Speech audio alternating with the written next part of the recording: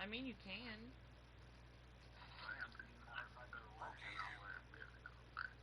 Yeah.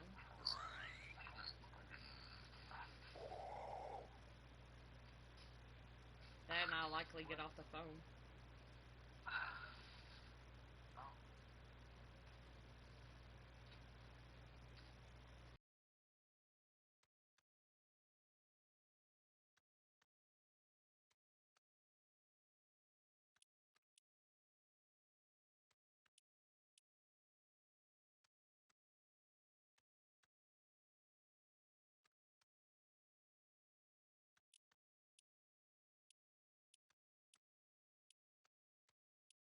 Time's back up, by the way.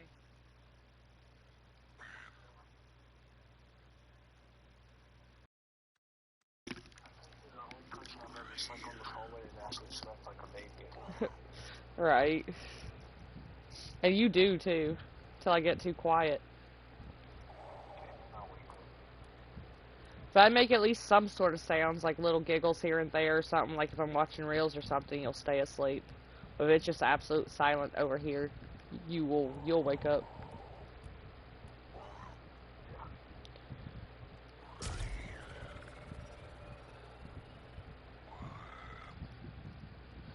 I'm so used to Blitz that I keep just dying horribly on fucking Battle Royale.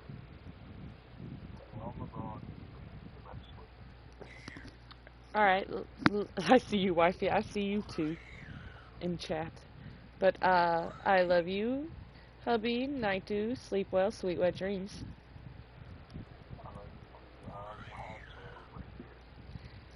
Good boy.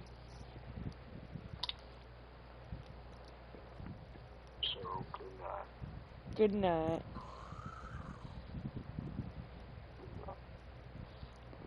I'm making bad life choices, drinking a coffee. There's normal.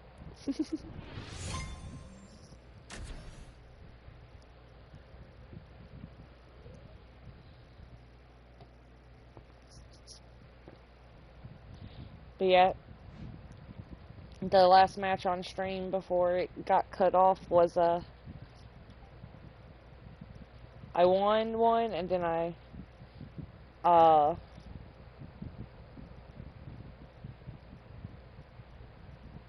lost one. Down.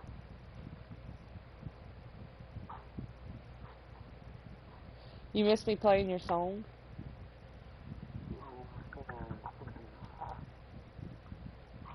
I'm going to cry. I celebrated the win by sitting here, doing a dance to, my ex's best friend. Or yeah, my ex's best friend.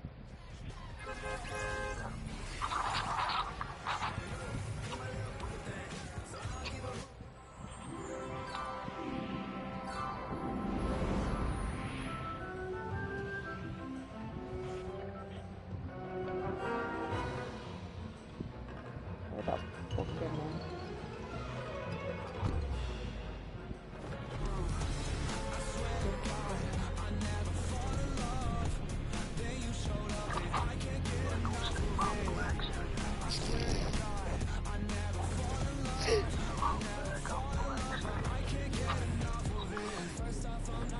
You're silly.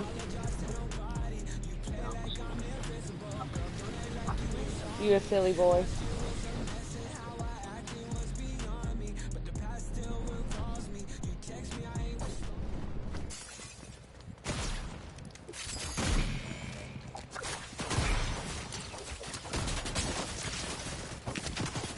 Not you getting your ass beat by some swords.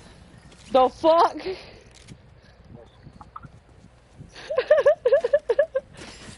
Motherfucker got his ass beat. You see that shit?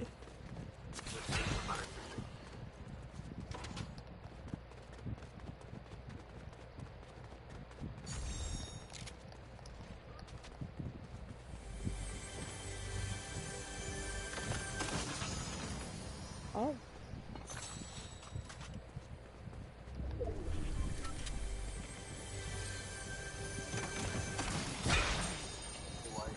Yeah. After this match, go to builds and then, What, you had to do it in builds? I mean, I think you have to do it in both. So how is it you do the glitch? I don't know, you really just go to a bunch of homers and then, like, you drive and then homer is not it. Oh. Speaking of, It usually just happens, honestly. that checks out. I guess. So, yeah.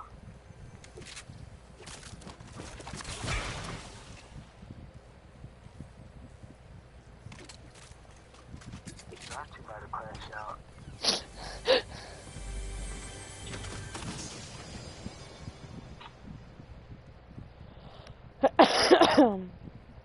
How the fuck you gonna get the same weapon? Fucking right. Typical. Bruh. Nah, who the fuck shooting at me? Not the toga! Toga, run!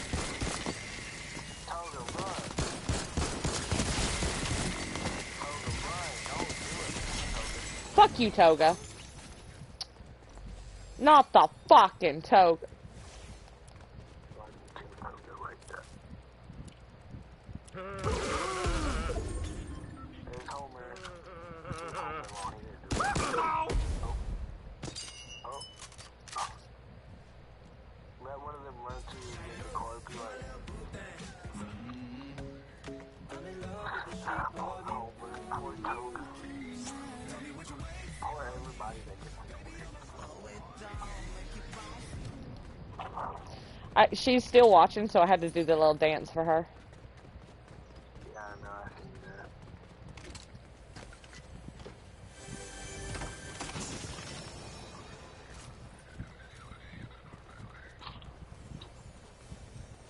I don't even need this money, man. Stupid ass fish.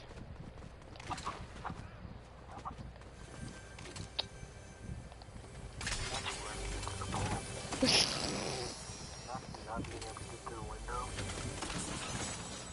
Not you getting smacked by one of those when I jump over them. You know damn well you would get hit by it too if you wasn't paying attention. Nah, you see, I jump over them because I've been hit by them too many times. And when I do it, it's not one, it's not the 3 to 4 times that you did it. Nah, you see, when I do it,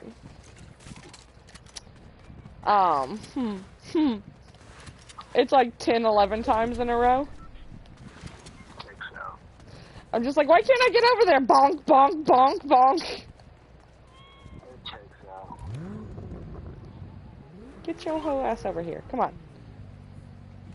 I don't know how to call it the Saturday correspond almost. Oh, look, it's toga stuff. Okay, now stop hating on the Toga. Not the toga. Don't you run into the wall.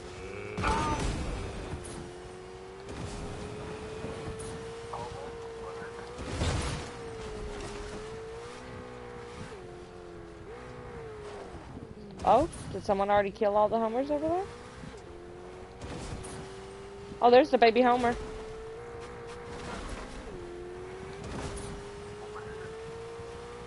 Out there in the sky. Oh, I see a motherfucking hoe.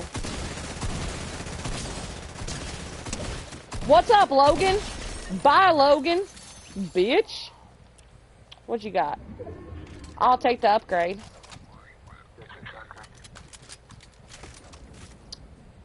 Mm. Looks like it.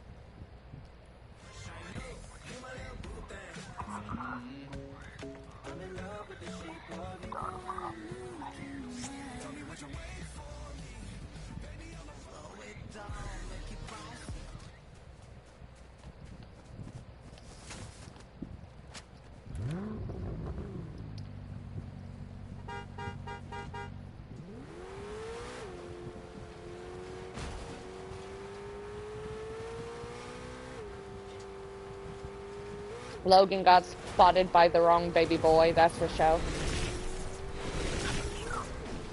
Let's be honest. On gorillas, yeah.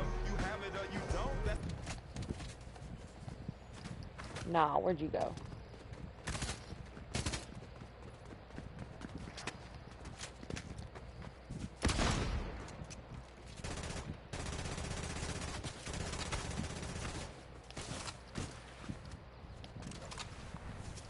Now get your pussy ass, pansy ass, motherfucking ass back here.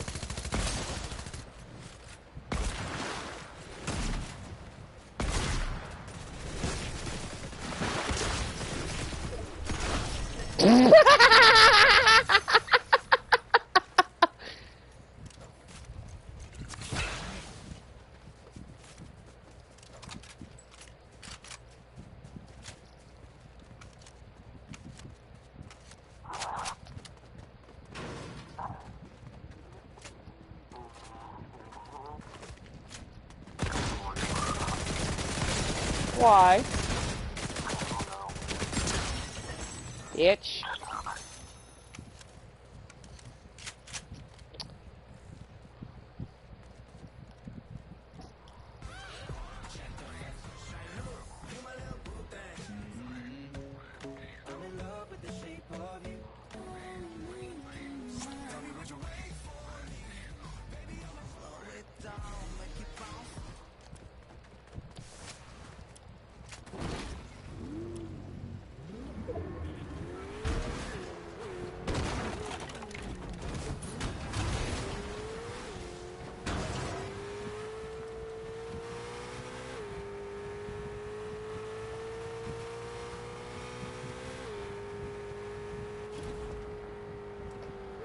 Mimi's finally doing good. I'm proud of myself.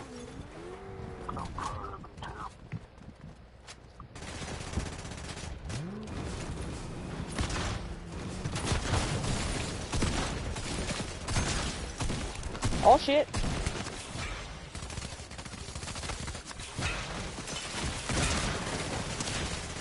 Damn, I got fucked by a cat. That checks out.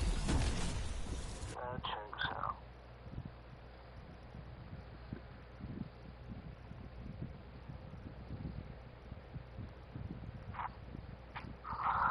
I'm going on mute now. Oh. Not you going on mute.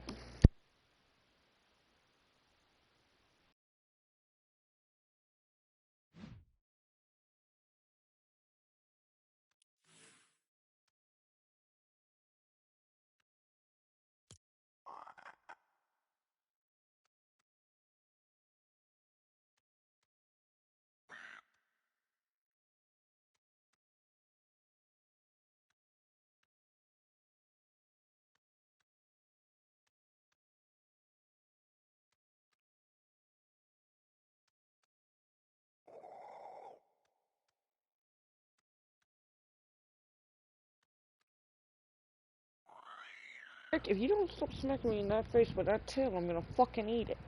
Yum, yum, yum, yum, yum, yum, yum, yum. Eat the pussy. Yum, yum, yum. Yum, yum, yum, yum, yum, yum, yum.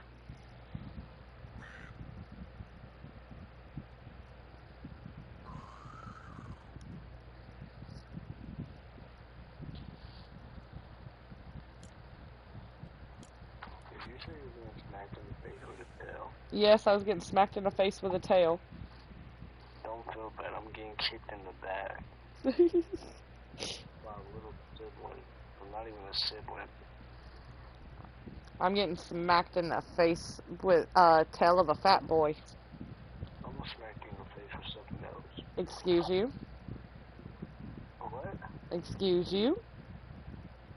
I didn't say nothing, people. Alright, Tandon. I'm joking. I know. Good night, y'all. I know what you're talking about. Yeah, I know.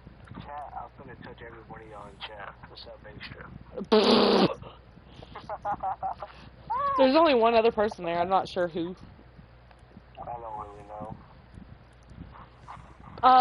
Before you mute your mic, pick 1, 2, or 3. Well, I'm watching stream, so. Pick 1, 2, or 3. 1, 1, 2, Or 3. A 1 or 3. 1, 2, or 3. Yeah. I'm gonna go with an even number. I'm gonna pick 2. Okay, I'll stay on who I'm on then.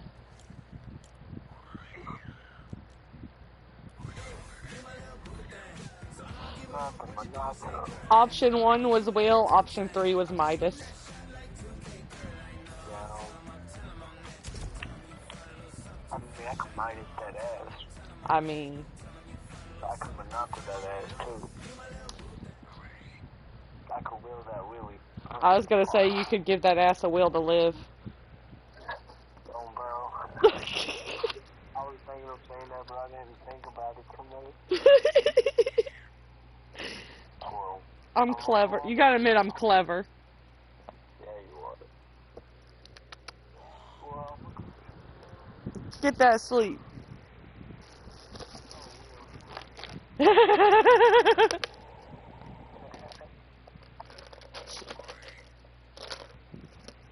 I wish I had Irish cream whiskey.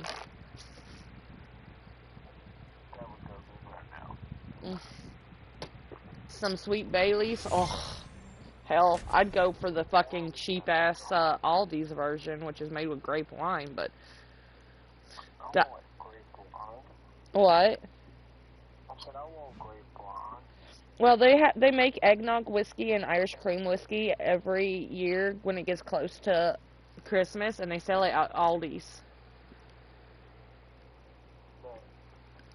And it's only like $10 a bottle. At least it used to be. I don't know now with the fucking recession bullshit. But it used to only be like $9.99 a bottle. Well, something else. I am hanging out at my sister's house right now. As you might tell, because I've got a kid kicking me in the back.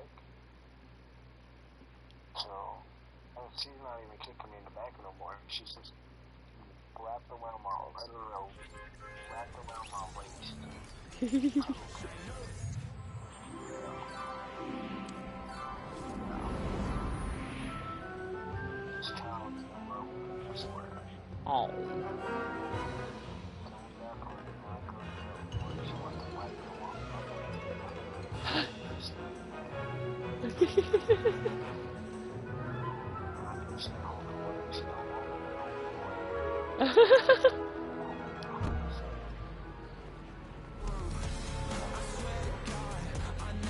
Well, to be fair, when you're getting up for work, you're getting up early, so it's interrupting her sleeping super early.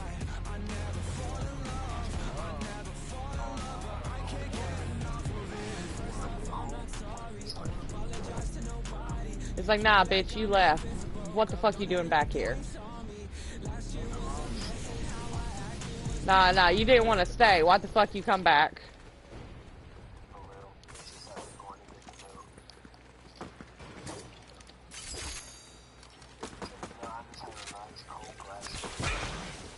Without a doubt, I'll kick your ass because I still ain't got no milk and I have cereal. Without a doubt, I will fuck you up. How do you drink milk with a fork? Nah. Who the fuck?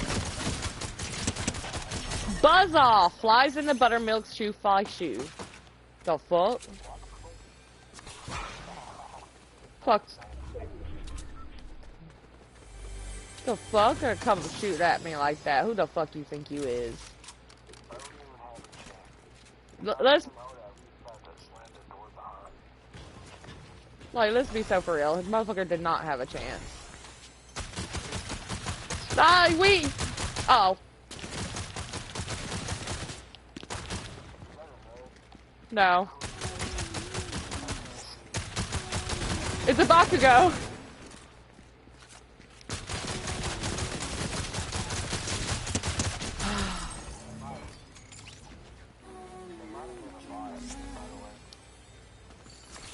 Nah, some of them just don't care, sadly.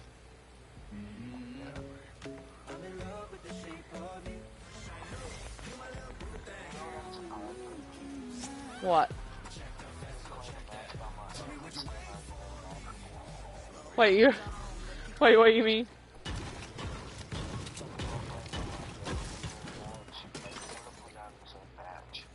It happened before. Yeah. Remember you said you were in the match with me on ranked, but I died before you could find me. Yeah. I probably was drunk at one point in that match. I'd check out. Can you imagine me just standing still, blowing him kisses, and he still couldn't really damage me?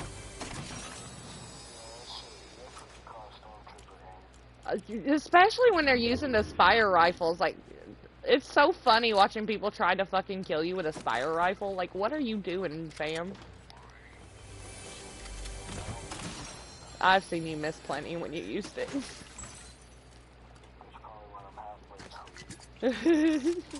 I've seen you miss plenty. I've come up and down the people for you, and then you're like, how dare you steal my kill?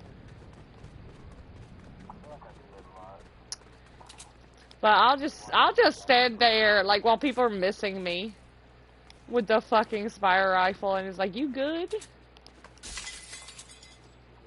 see how I am. Oh, hold up. My sister just texted me. Oh. How the fuck you gonna send me a message, but you're not gonna call me? You're not gonna pick up my phone. This is the shit I talk about. It'd be like that. What you just sent me? What kind of shit?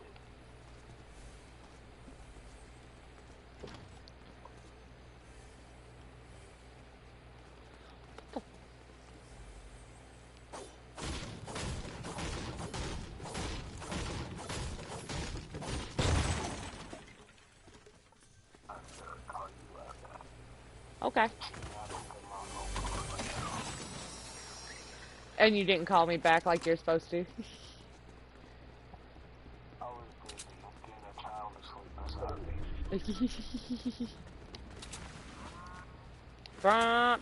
There she goes. She's calling me. Yeah, I know, I heard the phone buzz.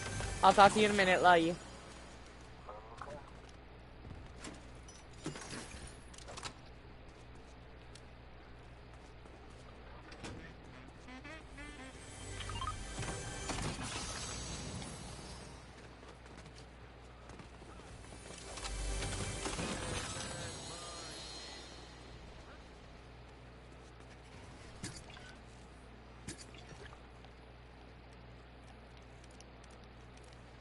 Why would they come to our concert just to boo us? You dumb cat.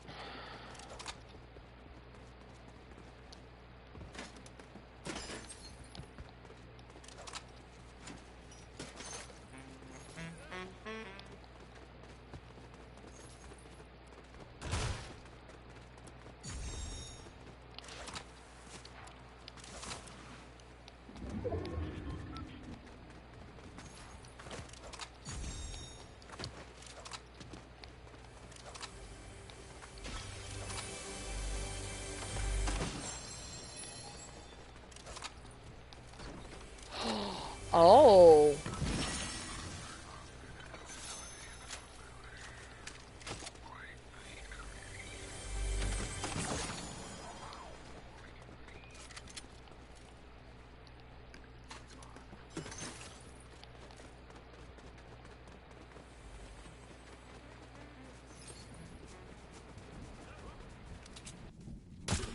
Donuts.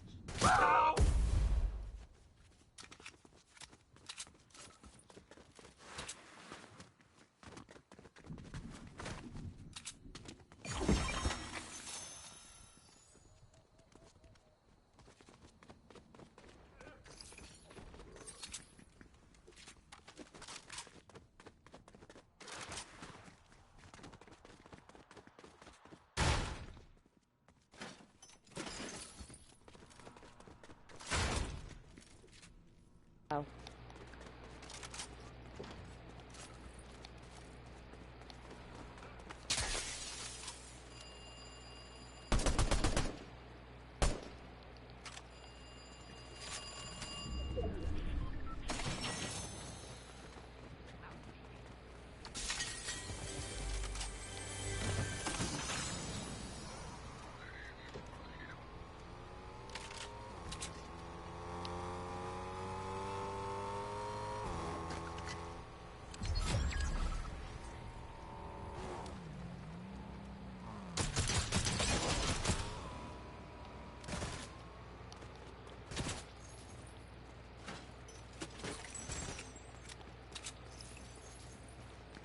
How'd that bitch ass car running off? Baby back bitch.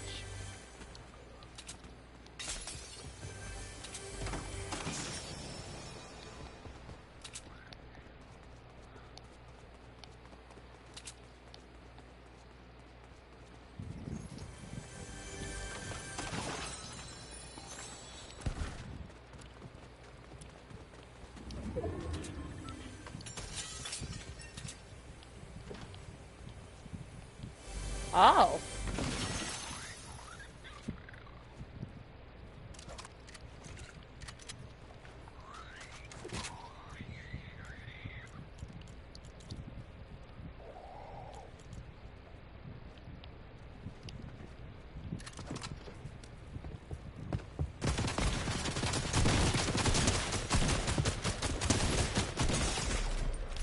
Shit. Not me getting fucked. That's normal.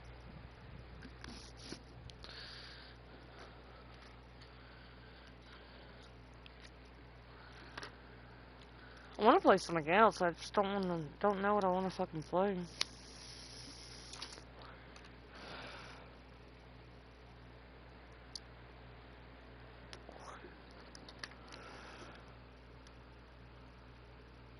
Get the laser pointer. Kitty. Get the laser pointer.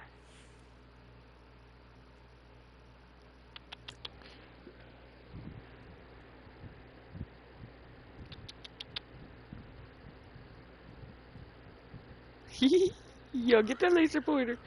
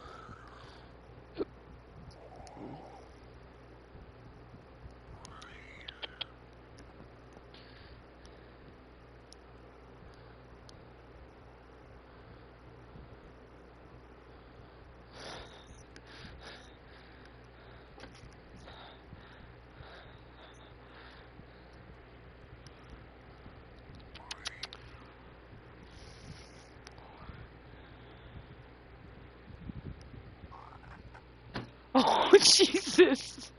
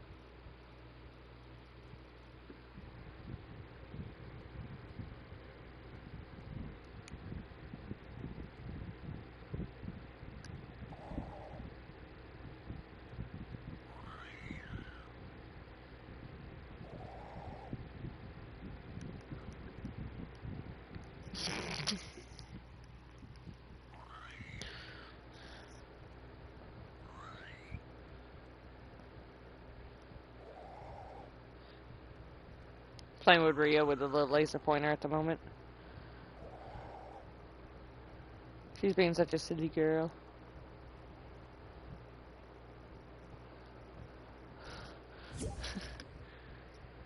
Who's that? I don't know who that is. Let's be for real. I don't know who half the people on my friends list. Oh shit. and got charged by a mini lion. Oh, gee, this a tiger. Oh no, lions, bears, and tigers, oh my.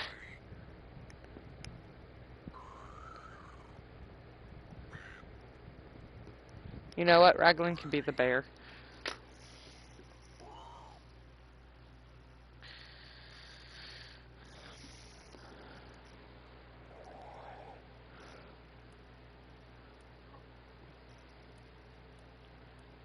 I hate being ADHD because I want to play something else, but I don't know what I want to play.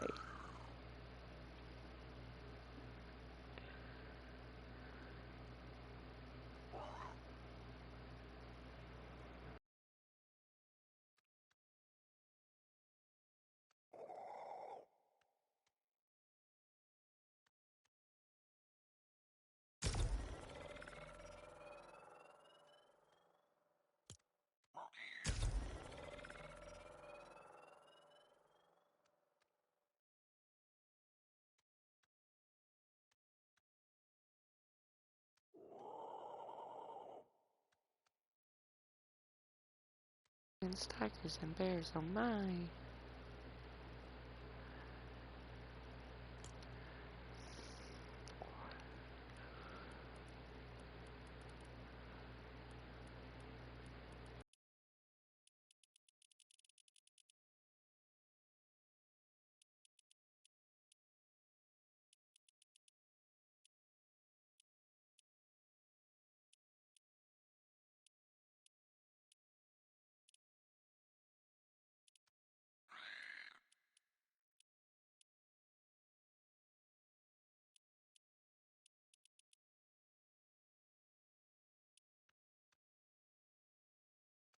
I don't want to play horror, but I also kind of want to play cozy.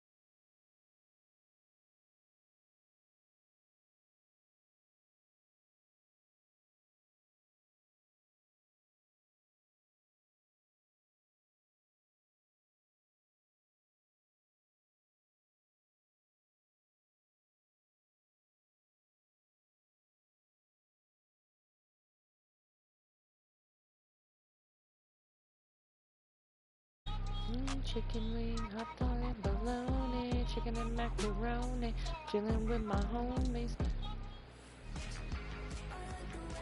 Kiss me, I can feel you miss me. I can feel it hits.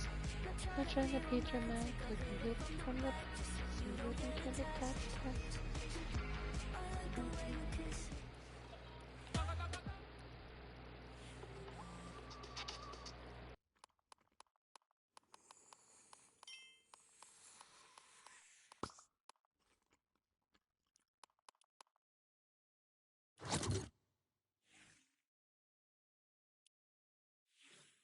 Sometimes all I think about is you. Late nights in the middle.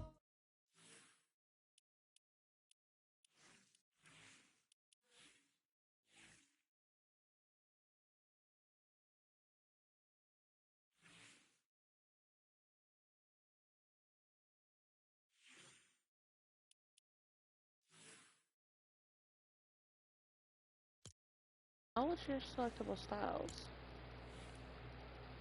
No glow. Okay. The fuck is that? What in the absolute fuck?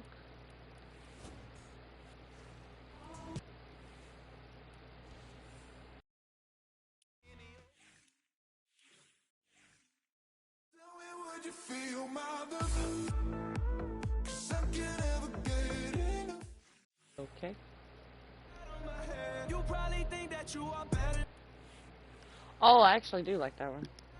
Wait, hold on. You probably think that you are better now, better now. You only say that 'cause I'm not around, not around. You know I never meant to let you down, let you down. Would've gave you anything, would've gave you everything. You know I say that I am better now, better now. I only say that 'cause you're not around, not around. You know I never meant to let you down, let you down. Would've gave you anything, would've gave you everything. Oh, I see you with that on my head.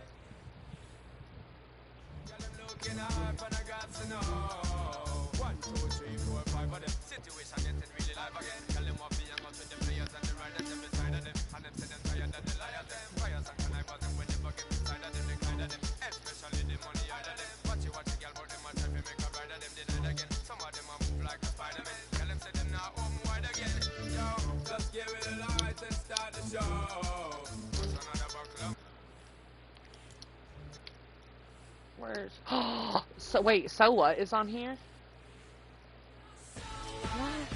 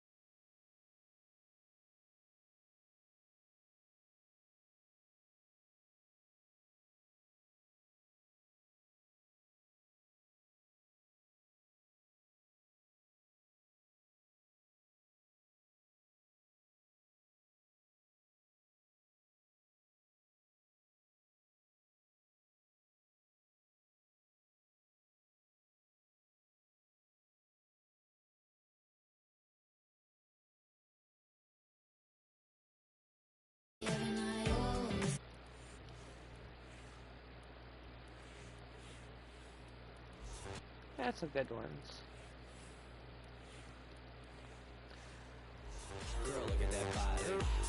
Girl, look at that body. Girl, look at that body. I work out. Girl, look at that body. Girl, look at that body. I work out when I walk in the club. This is what I see. Everybody stops and is staring at me. I got passion in my pants and I ain't afraid to show it. Show it. Show it. I'm sexy and I know it. Wiggle, wiggle, wiggle, wiggle. Yeah. Oh, the fact I used to get up and do that in school. Oh, God. Secondhand embarrassment for me as a teenager. Let's be so for real. I miss how carefree I was back then.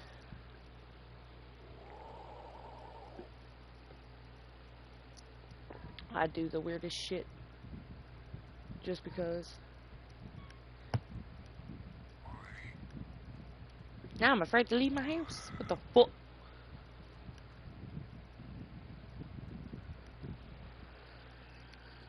I have agoraphobia. What the fuck?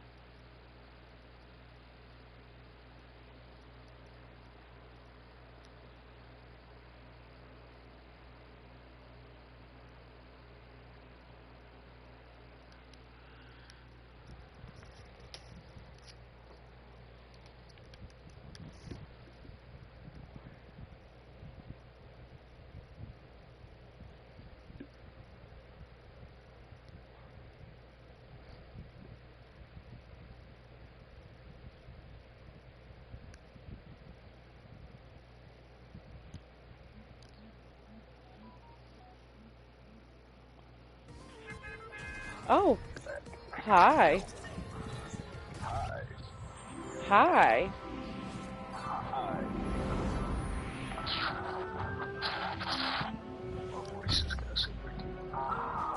It has.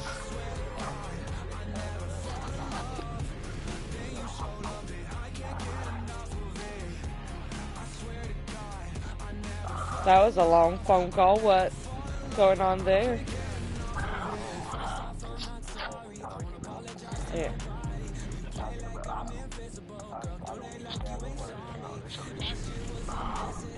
Yeah, that's what I said.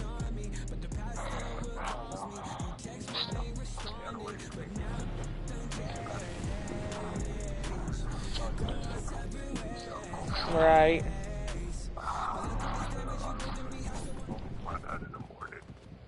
Oh God, someone hired her.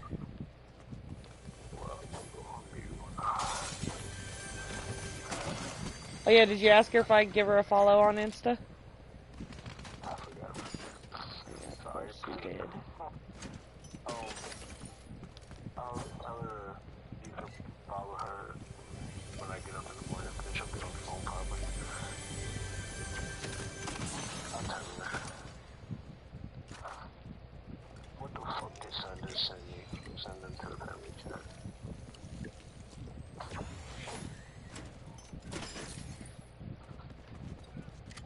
I'll tell her though. Well, you mean ask her? Or ask her.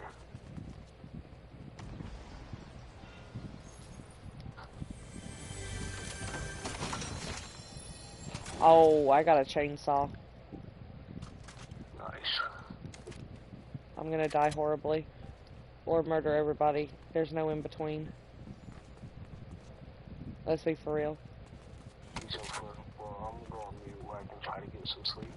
Okay. In case. Okie dokie. Love you. Sleep well. Love you too. Good boy. And I think Sun's on Fort. Or not. I'm not sure. I don't know. I don't really get into these types of everything. He said, up in the when the place up in Fort Knox, guess what? And then he said, playing FM. I'm not sure if it's Fort Knox, I'm not sure. You know how I can't do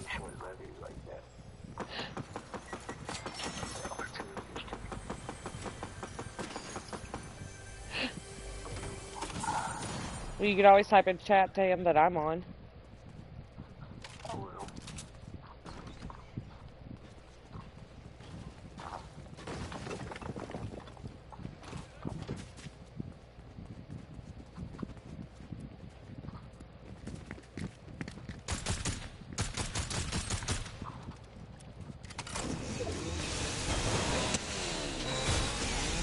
Got her in the air.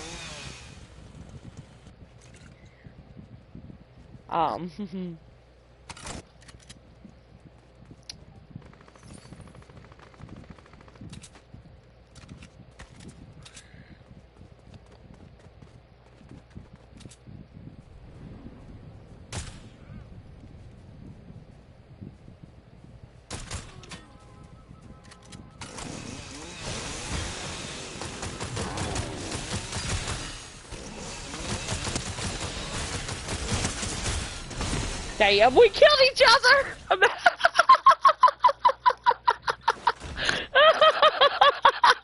Bitch, I'm taking you with me!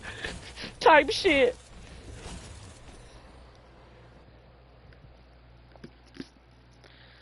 Oh, that's great. I told you I was gonna die horribly. Yeah. But get some sleep, you need it. I do need it. Well, I'm gonna go on mute now. Okie dokie, love you. Sleep well. I love you. I will sleep well. Thinking of playing something else, I just don't know what I want to play. You can play with me. I mean, what? Oh, I mean, show up. Don't think about it. Oh.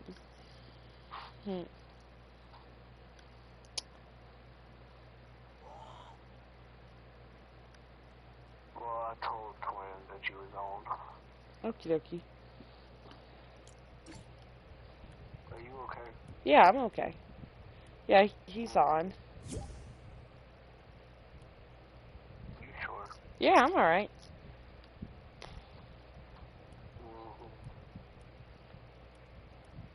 Well, I'm gonna go on mute. I'm gonna go sleep. I love you. I'll have sweaty dreams. I said that so long, I think. Good night, my love, my wifey. Good night, my love. Good night, hubby. Good night. Be a good boy. I am a good boy. Good. Oh.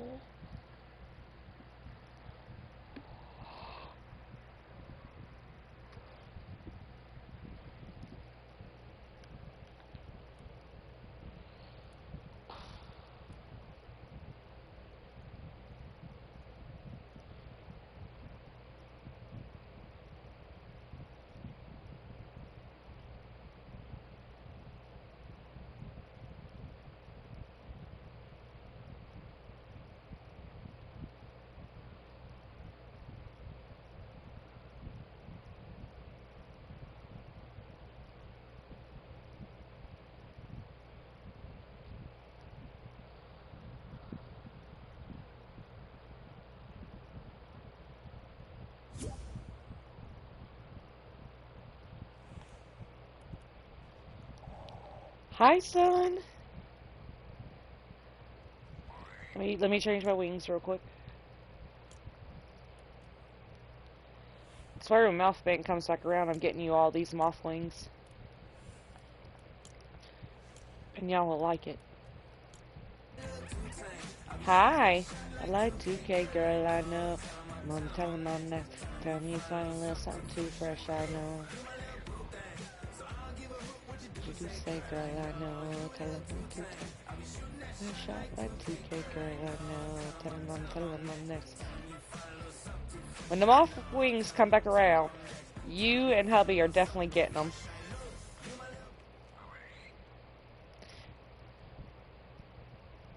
Did something happen tomorrow? What do you mean?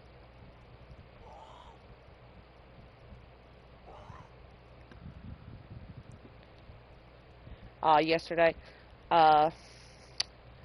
So, I was just a little, like, overwhelmed yesterday.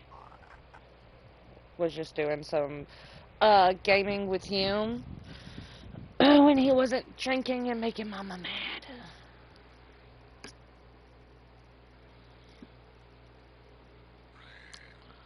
He was drinking again. So, best I just deal with it.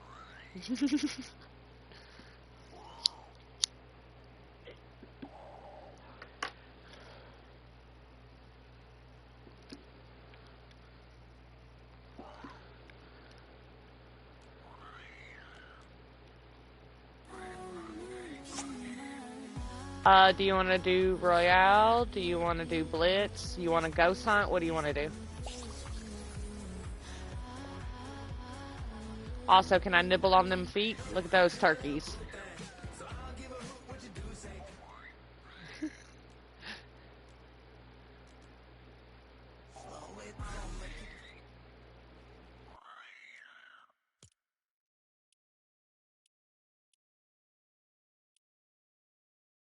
Also, yeah, I'm good. I'm just a little tired.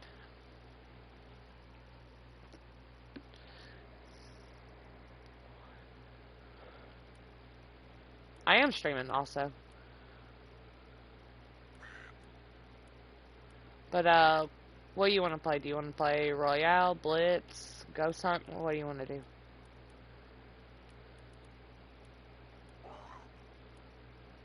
What emote should you buy? Which ones do you like?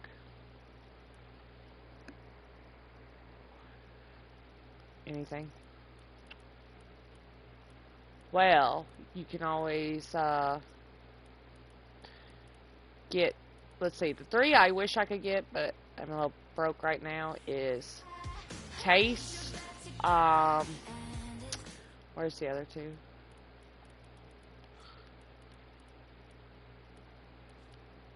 Chicken Wing and Smitten. Those are the ones I wish I could have. All I had enough for was to never play.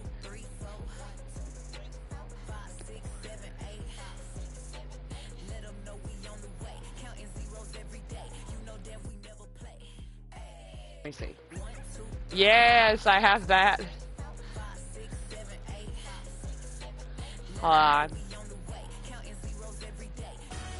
Ah! Stop glitching, you asshole. Where is it?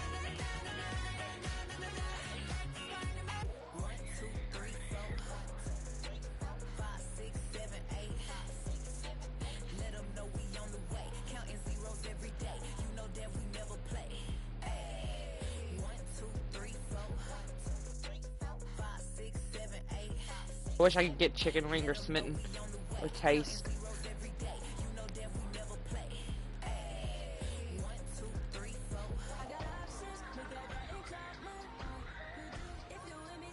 You know I had to get the throw it back one though.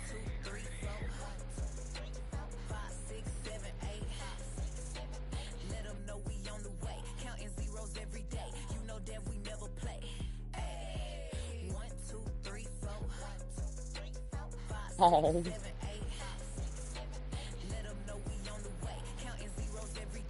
I don't think it's too hard to set up. So I was able to do it, and I don't have a phone number. But then again, I might also set that up when I did have a phone number.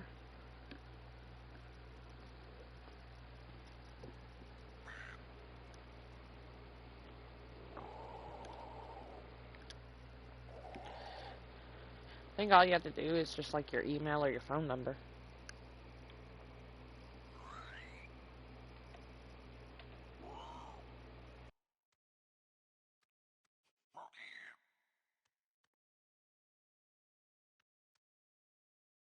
You ain't got to do that.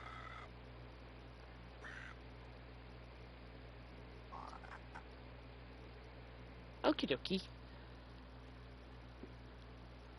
It's been so long since I did it. I don't even remember how I did it.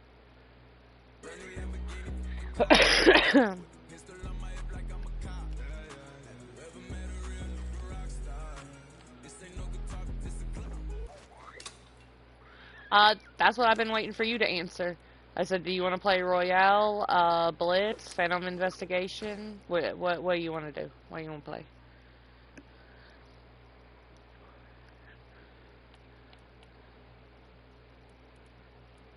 We can also private play Murder Mystery where we're going against each other. Me and Passive was doing that earlier. They now let you private a lobby. And I was scaring the fuck out of him. It was great. You want to do that? You want a 1v1 Murder Mystery?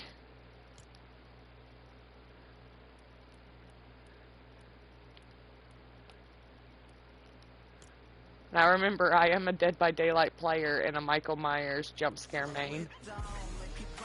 Also, go turn off your pet. I'm gonna turn off mine. That way it doesn't give you away. Because you can't do it in game.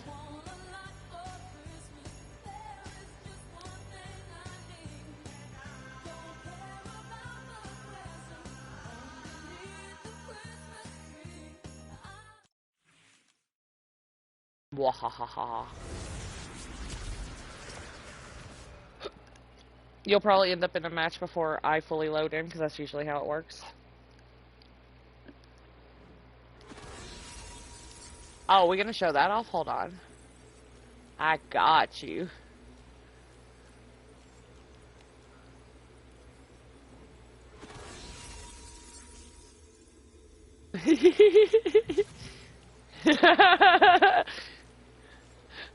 I like to show this off to mess with passive though. Hold on.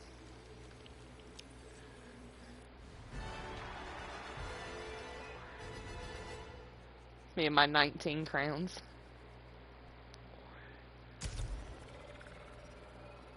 I like to taunt him with that. Because I have more crowns than him.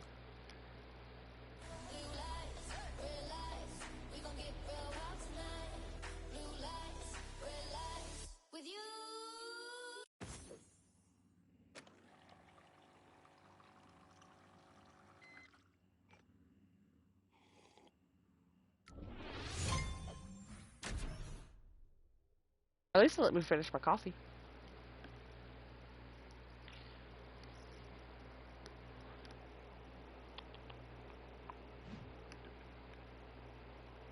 Pussy power.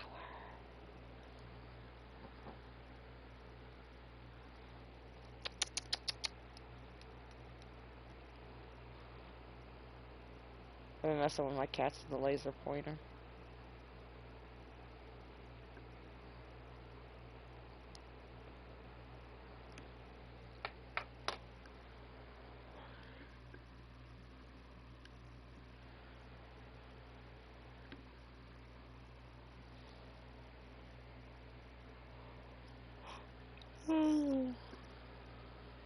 Nah, I gotta pull some. Wait, I gotta pull something up real quick.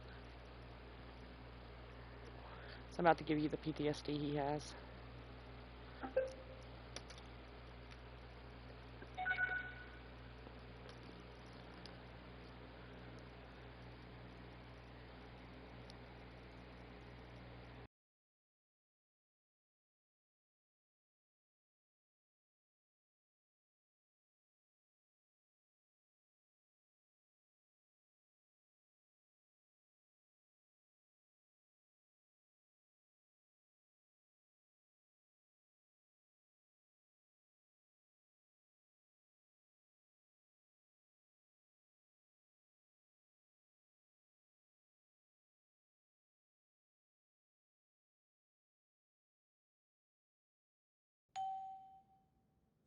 Oh shit, I actually made it in.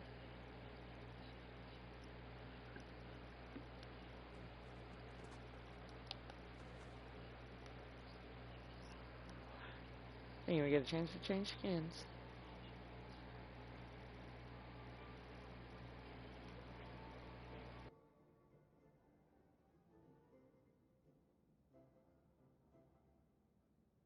That's set up for later.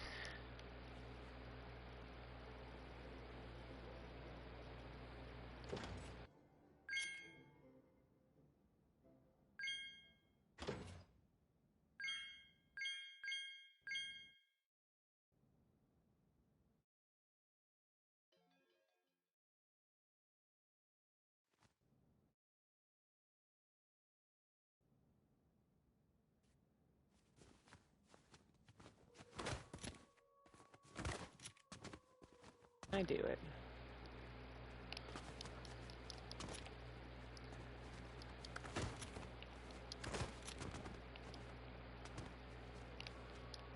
Fuck.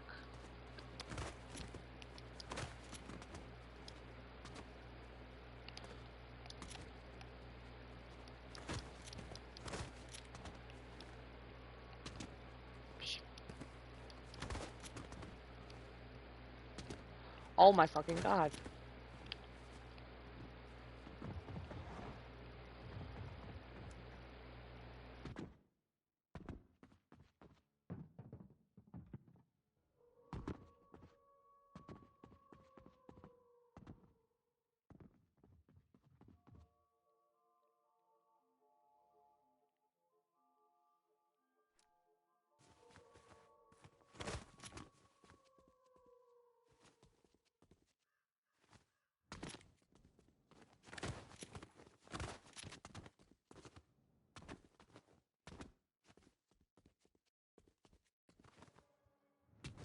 Fuck, I can't get up there.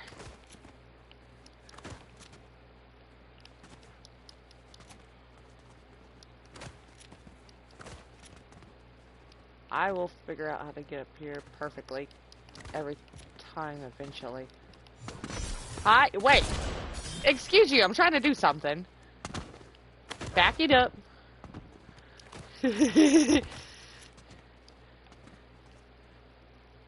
Okay.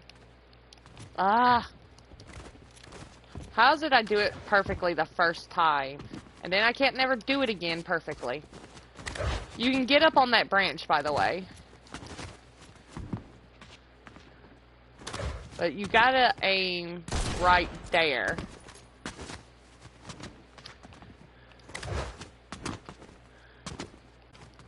Oh Jesus, what the lag. Oh, I almost had it.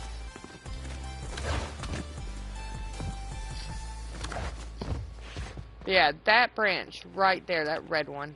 Okay. Now let me do what I usually do, which is go change my skin. Whee! Now it'll be on. Now it'll be us trying to kill each other.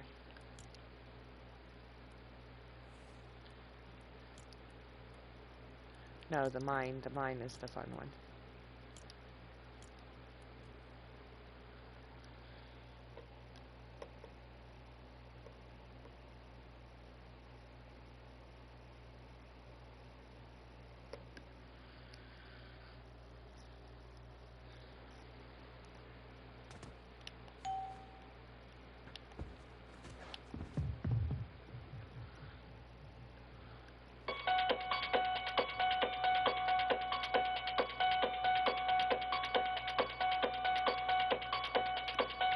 Come find me.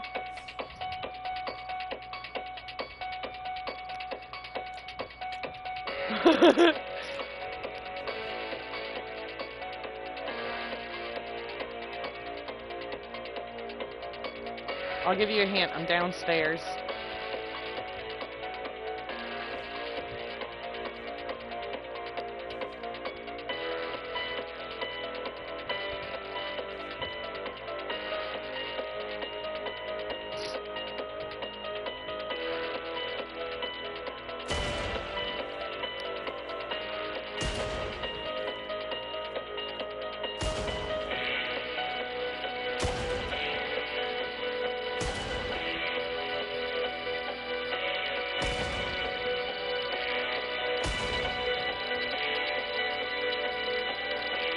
Look at that evil Homer.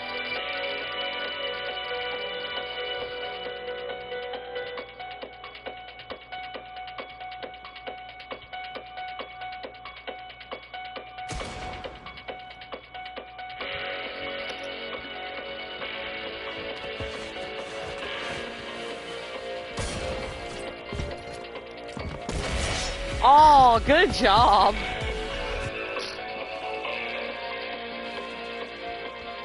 Good job. GG.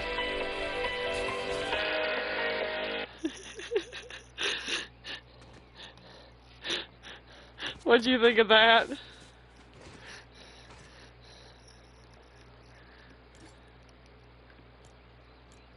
That was scary. You gotta admit it's so fucking fun though.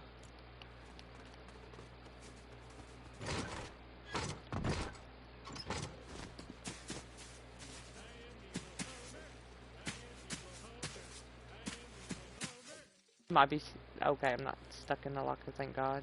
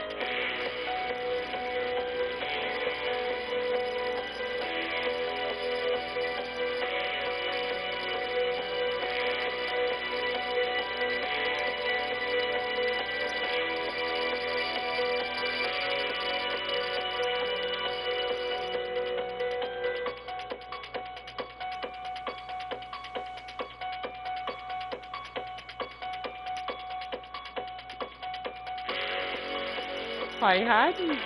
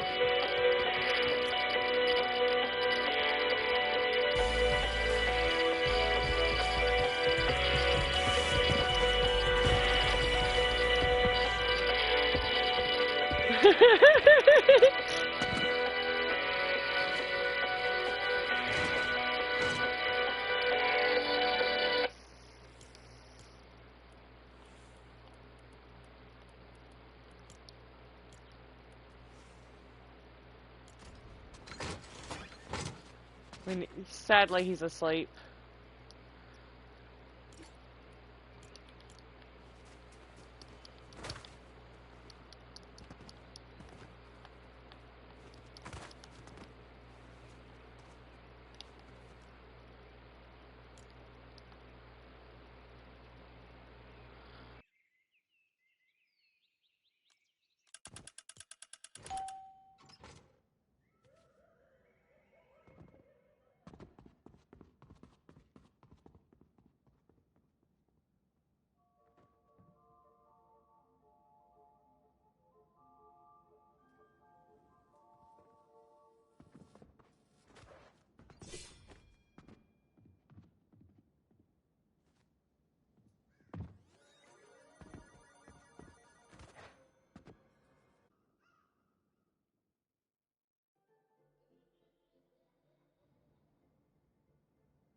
Nah, be. Why are you hiding? Come find me. Come shoot me.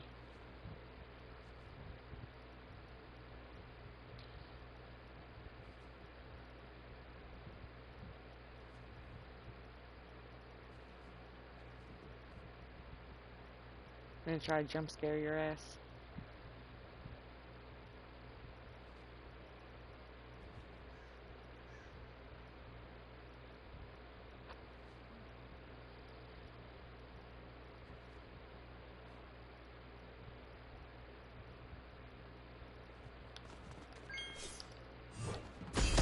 Hi. Good job.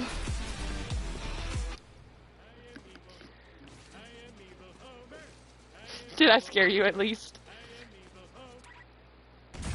That's my aim, is to jump scares.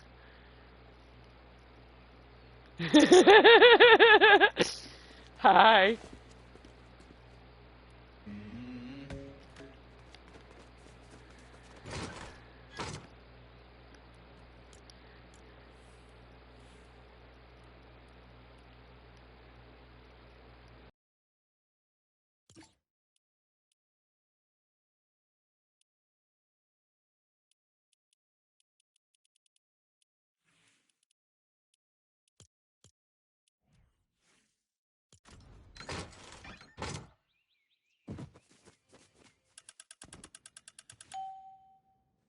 Yes.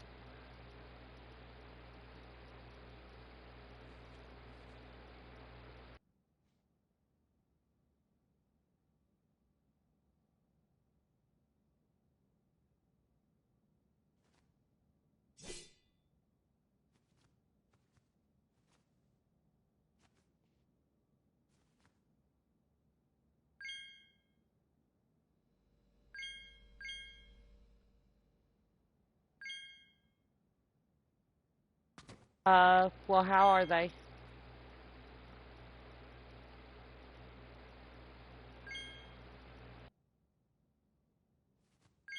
Wait, my bad, just us. What do you mean?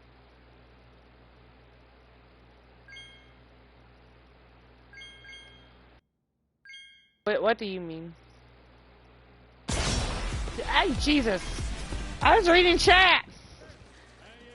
That's not fair. I wasn't even trying to kill. I was just walking around reading chat.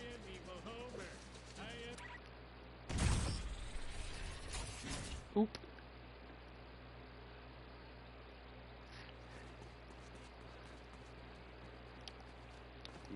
If you need to go play with a friend, you can, if that's what you're trying to say when you're like, my bad, just us.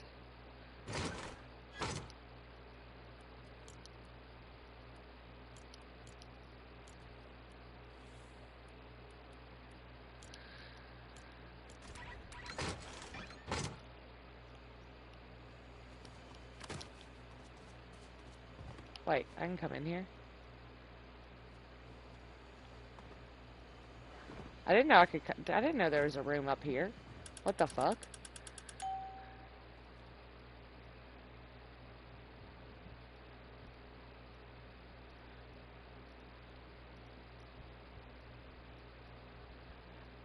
I mean, if you need to go play with your friend, you can. Hi.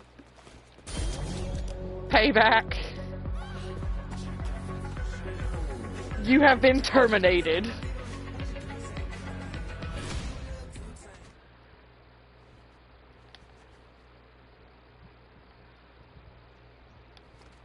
But yeah, I won't be offended. By the way, you can come into this room. Look over here. There's a room you can come into.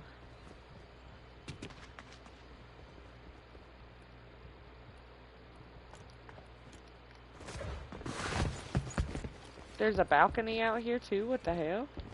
That's cool.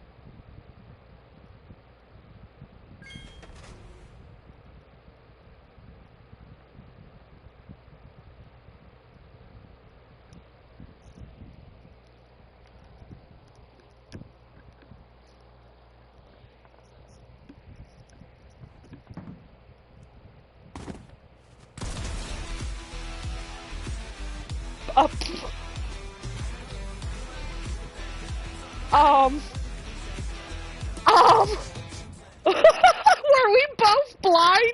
Were we literally in the same room and didn't know? Were we just both blind? I was below you, hopped down in front of me and scared the fuck out of me.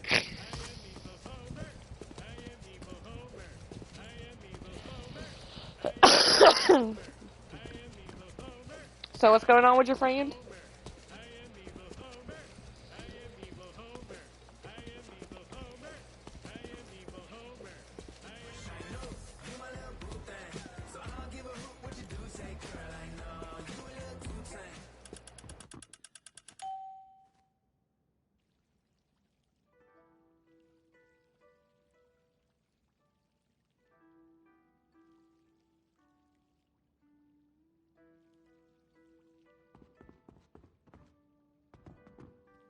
That's up to you. I was just doing some 1v1 stuff.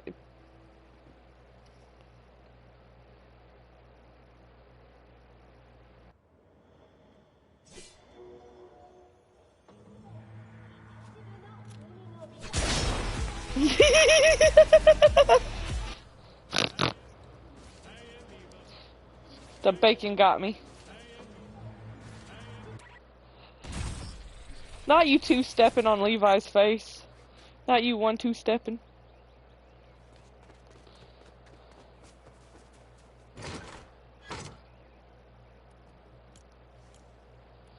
Are any more of those quests out yet?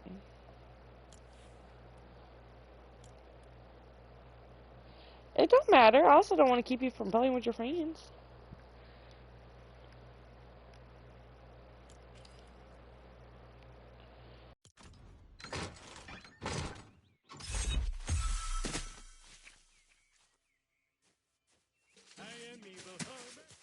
Hi.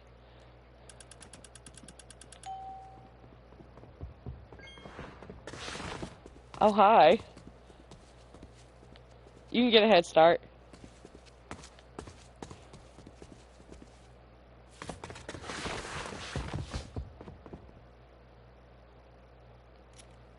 Hi. Oh, shit!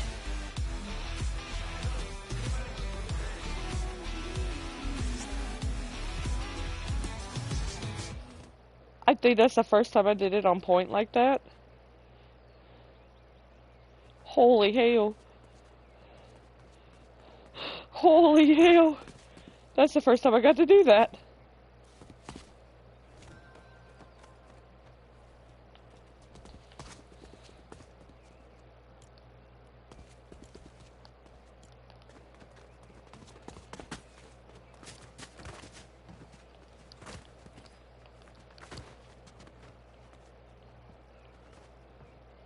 Hi, I see you over there.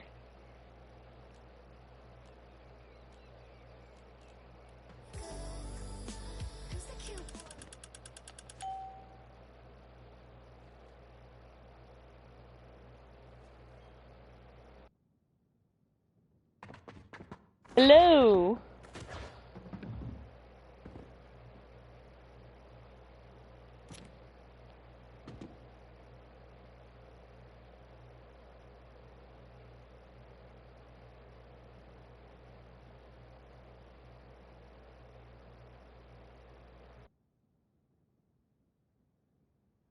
I am good. How are you?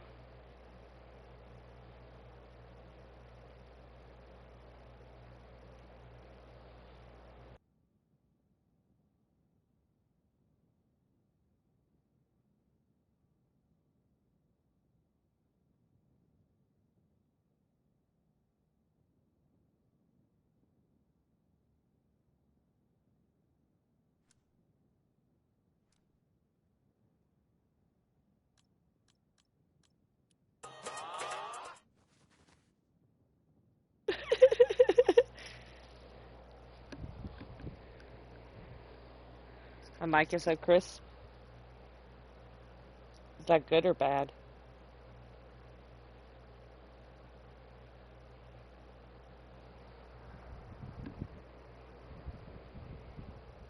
Okay, thank you, thank you. It's the only mic I buy. When it goes out, I get the same exact one.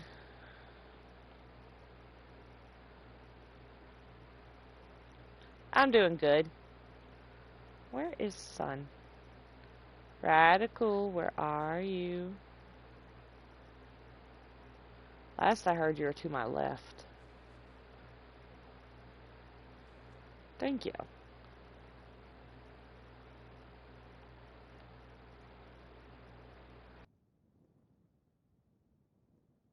I have, hi. No, Radical, what's crazy is I was in a different chest before I started looking for you. I was in a different chest.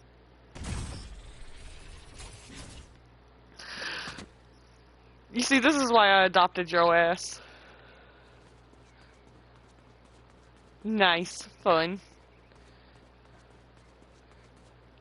We had the same idea, Radical.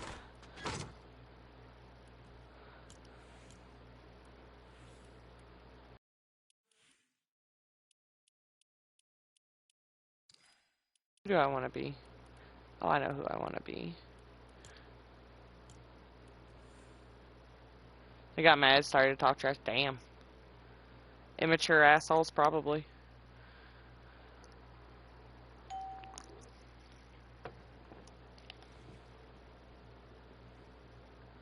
Oh, it usually is. I come from playing Dead by Daylight, so I get it.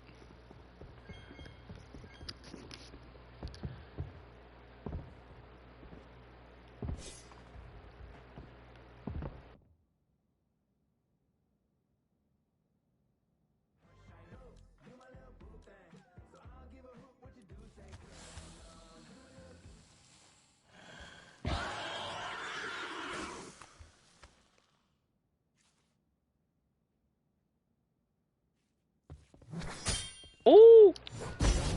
Oh, I got you!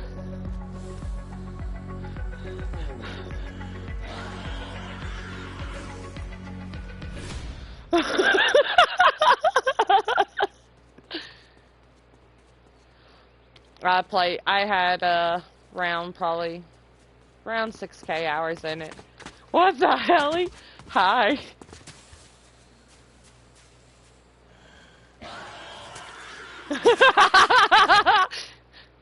I'm gonna eat that fish. I'm gonna eat that fish.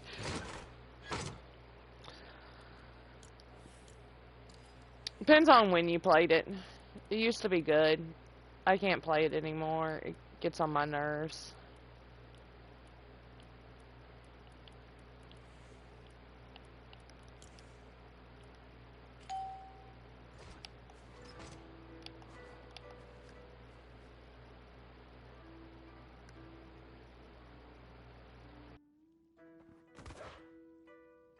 No, not really. I played for fun. When I played Killer, I let more people. I love the Mothman skin. When I played Killer, I let more people live than I killed. Like, I like to, when I played Survivor, I like to plot twist in the killer's face or try to friend them with a guitar.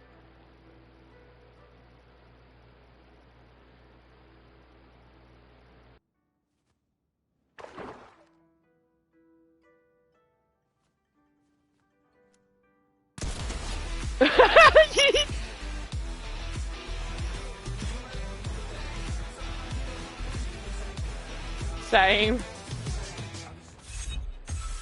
But you'll hear me autistic crash out at times. Oh my! I got the fish. The moth got the fish. Hi.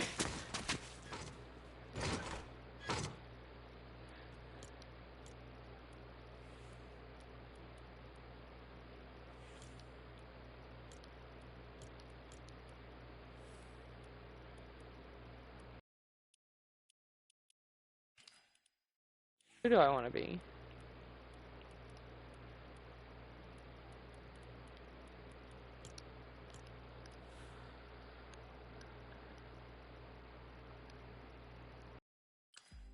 I have Ernie. I don't know what that means.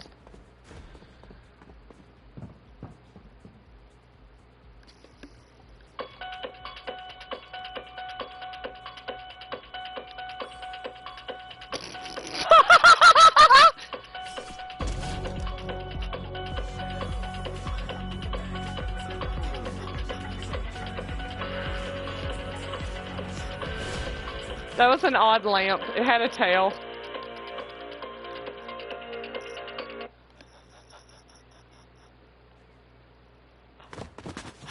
Do you want a hug?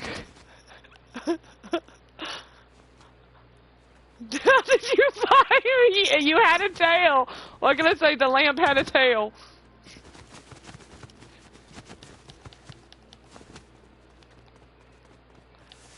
I got you. Hold on. Like Scoob. I totally got you.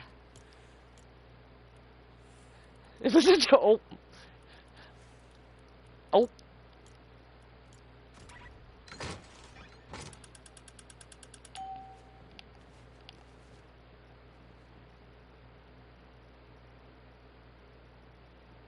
You play anything else? Yeah, I do occasionally. Right now my hyperfixation has been on Fortnite. Like Scoob, I'm totally craving this pie right here.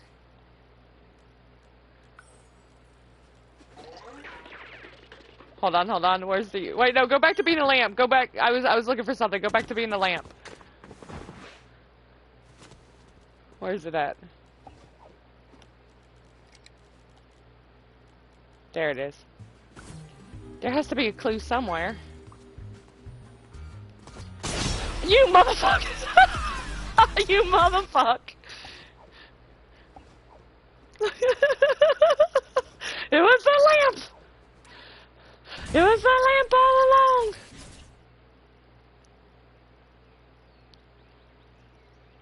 But I play Overwatch, Dead by Daylight, Monster Hunter Rise. There's your clue. Boy, I'm about to give you a clue up the ass is what I... Nah, okay.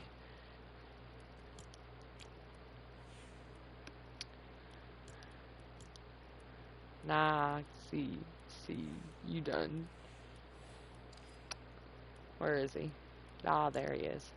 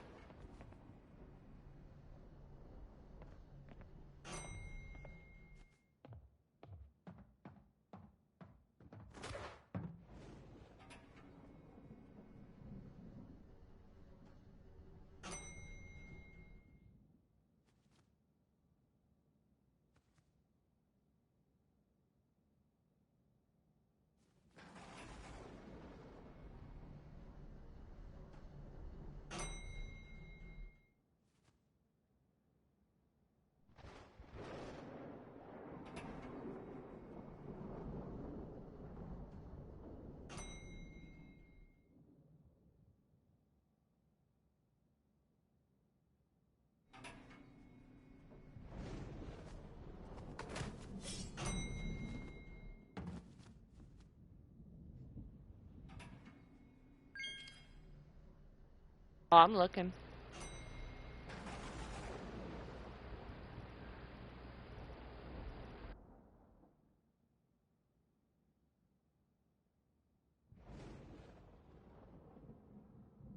Pretty sure I know where you are. Good job!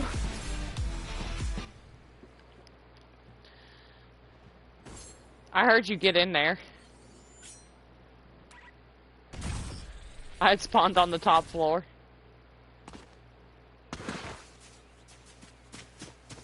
Hi.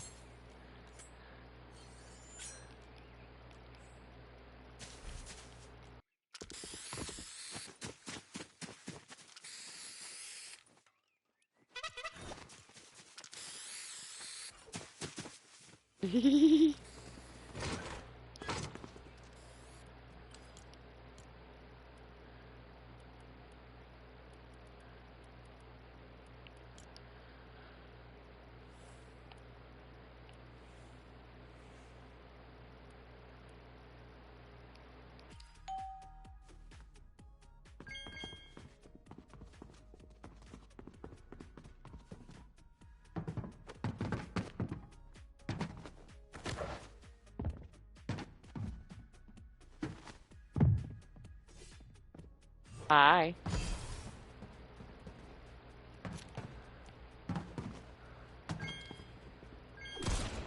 Good boy.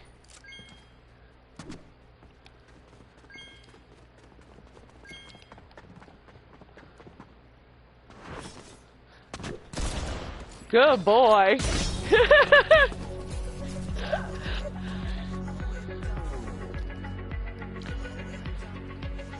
It needs to stop spawning us beside each other in that one, because I'd like to go get to my spot.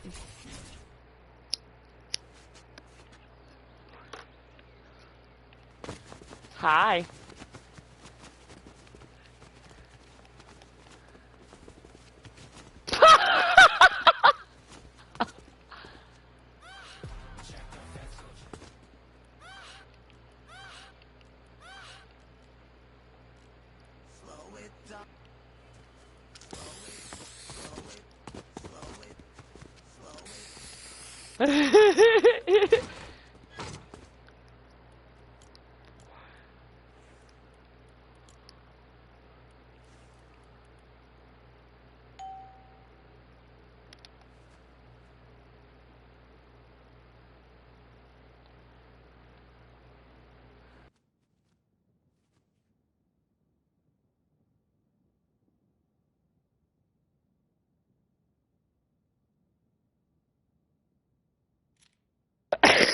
Come find me.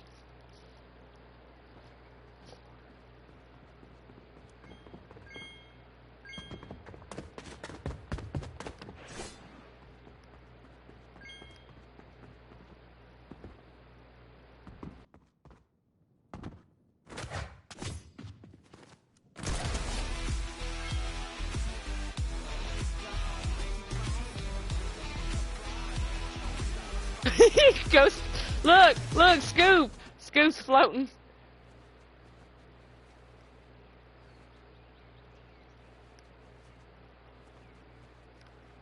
Where'd he go? Oh, you're over there. Hi.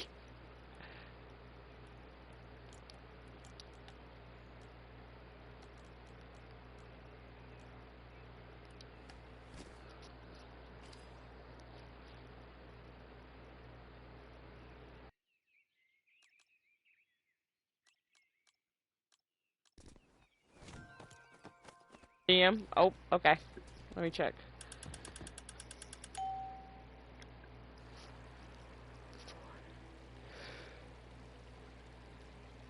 Yes.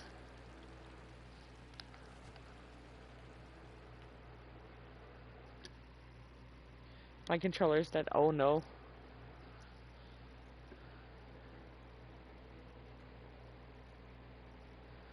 Are you not able to charge while playing?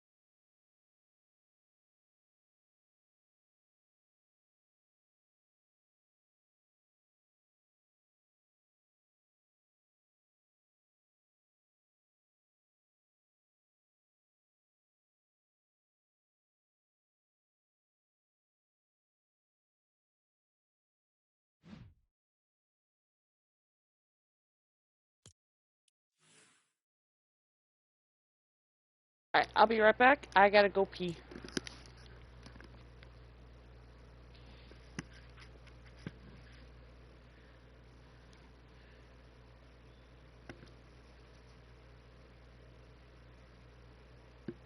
Oh, I can do that.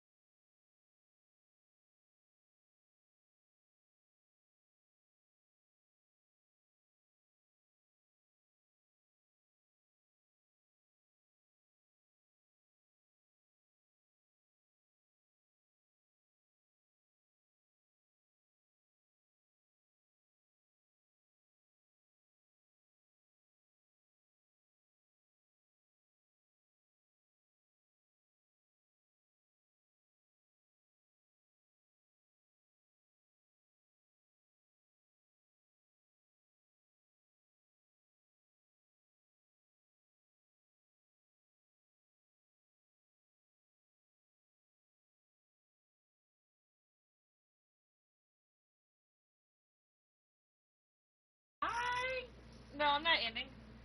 I had to go pee. Alright.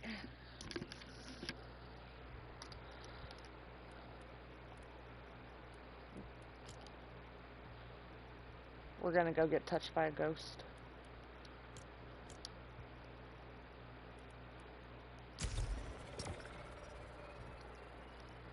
Wait, change my skin.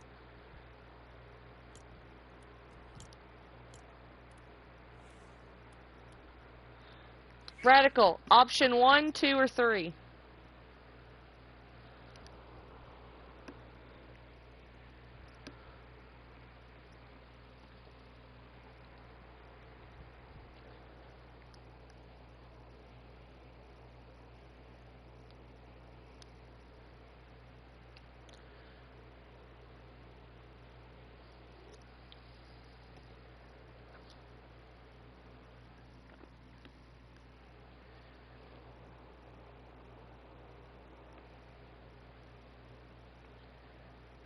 Or anybody. Pick option 1, 2, or 3. Just pick a number. Hi, baby. Give me some treats. Here you go. Here's some treats. Here's your pussy.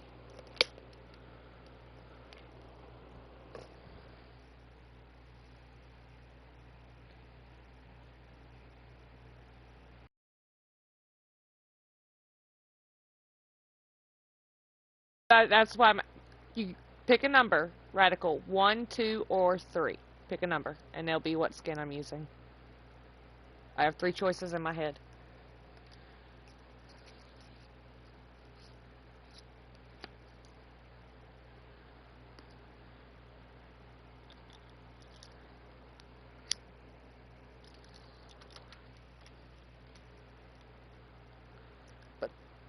It's not an option. It's 1, 2, or 3.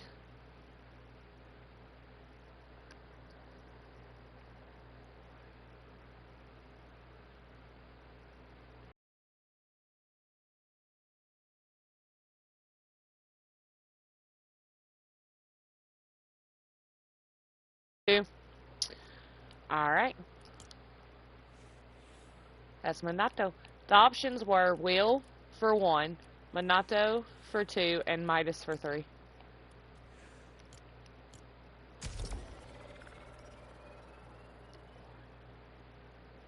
I didn't feel like scrolling all the way down to Outlaw. Midas. Gonna go get touched.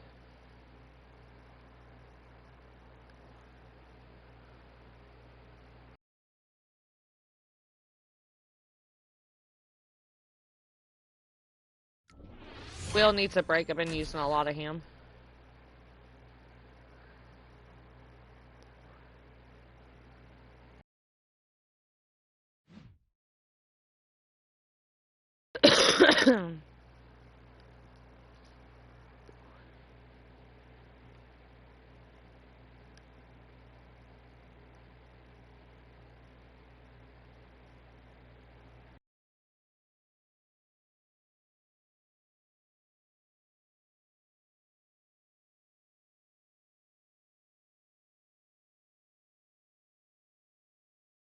This, by the way, this game has me so fucking mad. Radical.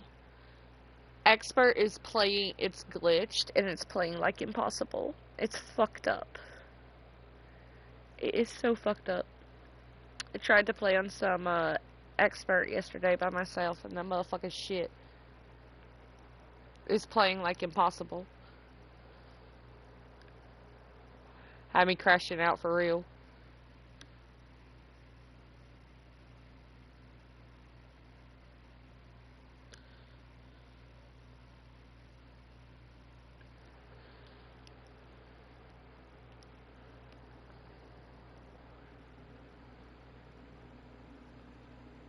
Glad to see you back.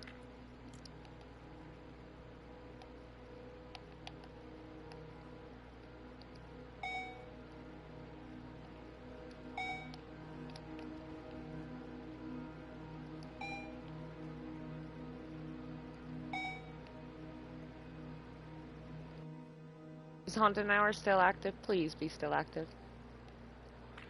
Oh, it's not. Rude.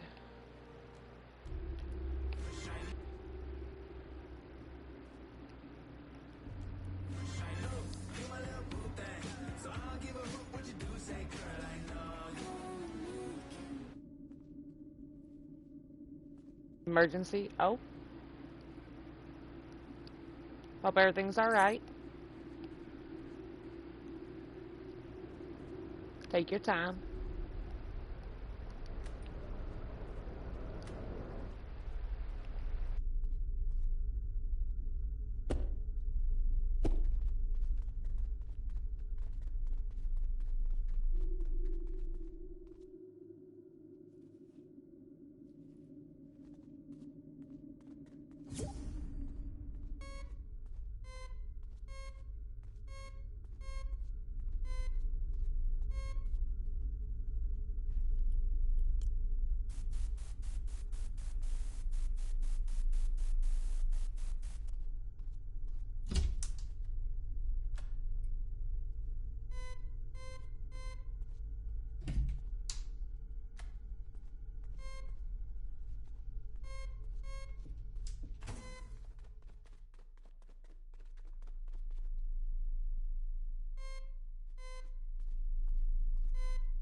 I'm gonna start hunting as soon as I get in this room, I bet you.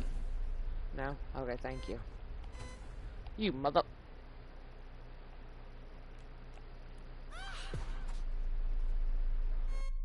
Oh, now you're haunting.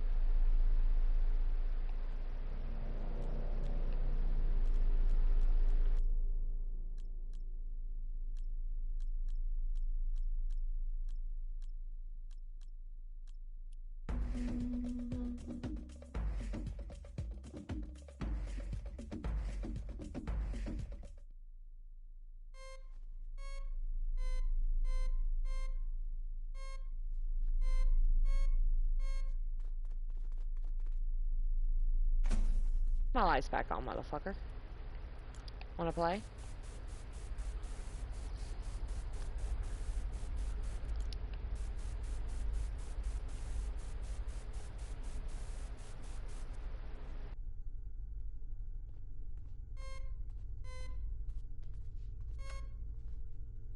I didn't want to go to that room anyway. Oh. Not you, motherfucker. Give me that back. So playful.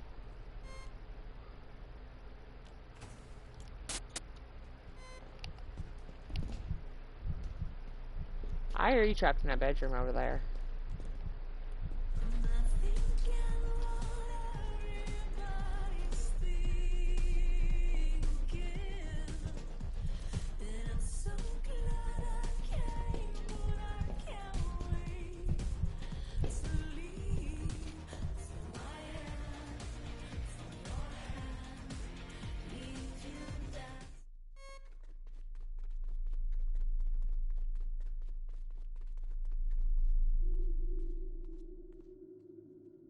Playful. Of course, the whiteboard is still fucking broken. Spirit, Basti, the book, Duppy, Shy, Demon. Of course! Of course those are the choices. Fucking of course. Oh, you motherfucker. Nah, fuck off. Not you moving shit in there.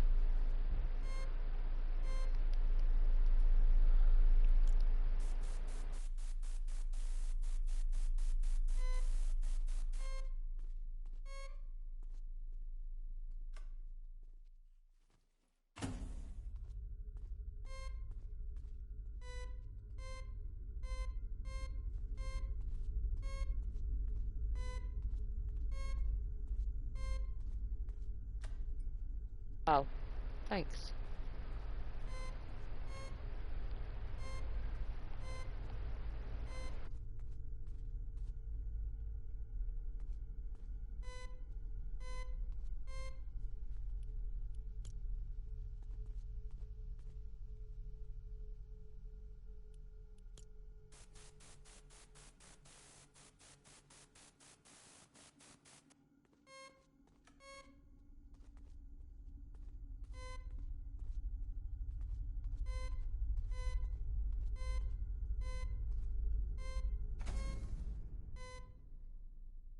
That checks out.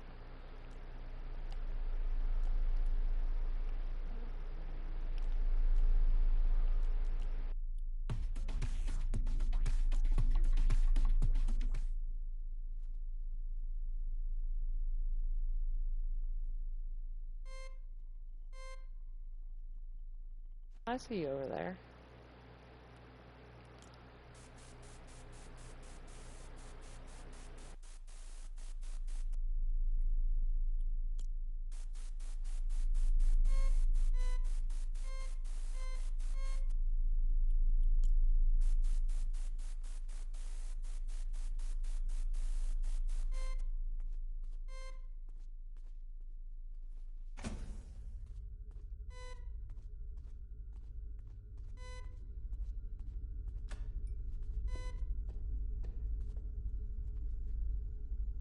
Are we not? You motherfucker.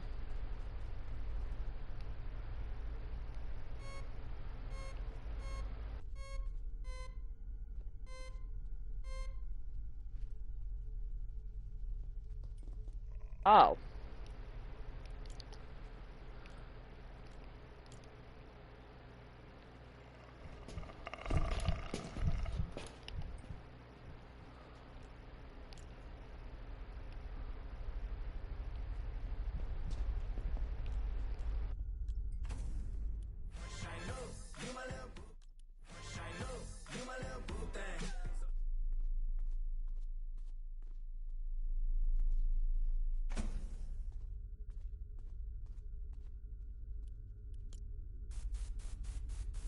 It's being fucking dramatic, I swear to God.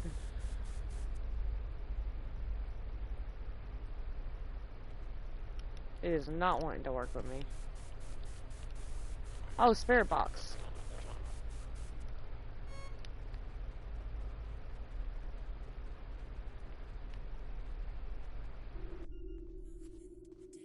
Oh, now you want to be on the grid? Okay, so spirit box and playful would be a Jumbie or a spirit. No, no, not Jumbie.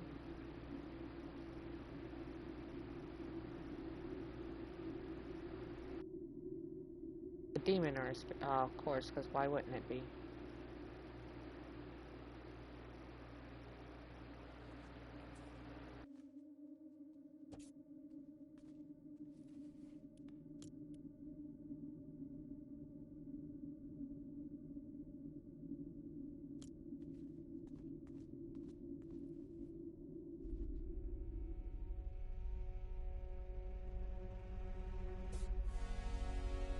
Yes!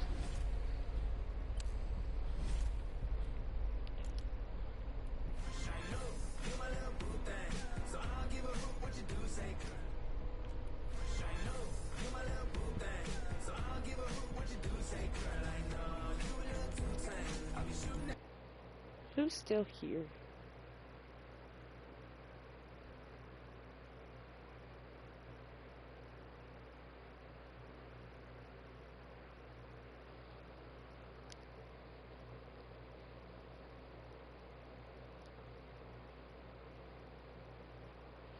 I'm gonna go back to my podcast.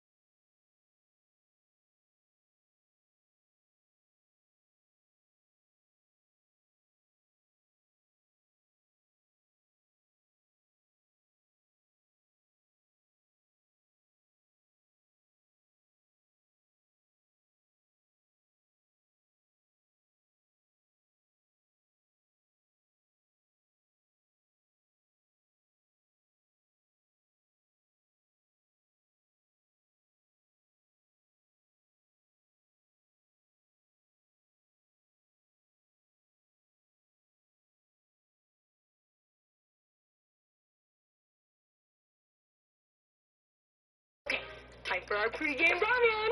Happy fans, happy hormones.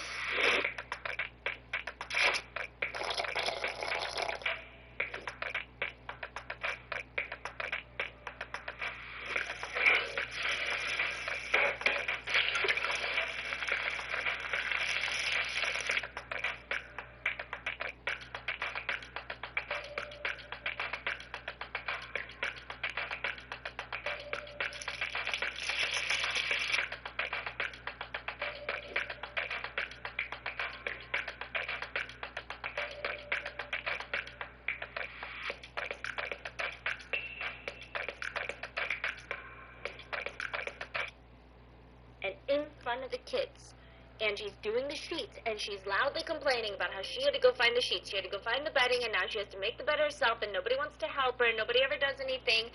And he claims that he was just shocked because she was the one that told him not to do the sheets. Eventually, Aaron does get a new job because he thinks things are getting better again. But he claims that Angie just started getting upset and reactive to the point where he would come home with paychecks from his new job, and Angie would just start spending them extravagantly. He states one time she went to Dick's Sporting Goods and spent over $1,000 worth of things that nobody needed. He secretly had to go back and return them, and even then she was freaking out. And it's not just that. He claims Angie would just start turning the kids against him and trying to convince the kids that he was abusive. As stated in his lawsuit, Aaron claims that after the divorce, he just wanted Angie to get better mentally.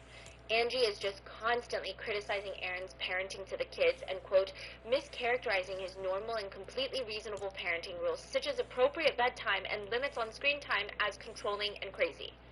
So he's saying he would make sure that the kids go to bed at a certain time.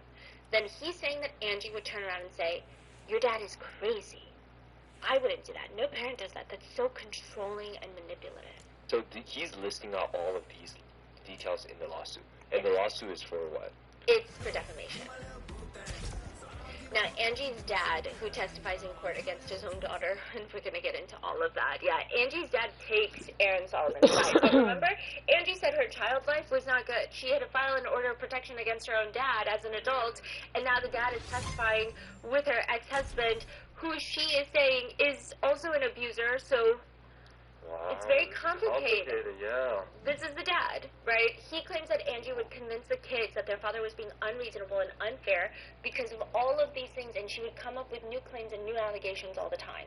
Angie's dad says that she would just start going around telling everyone that Aaron told the kids that she was dead. But, like, he never did that, is what he's claiming. So Angie would say, he took the kids away from me, and then he told the kids that I'm dead.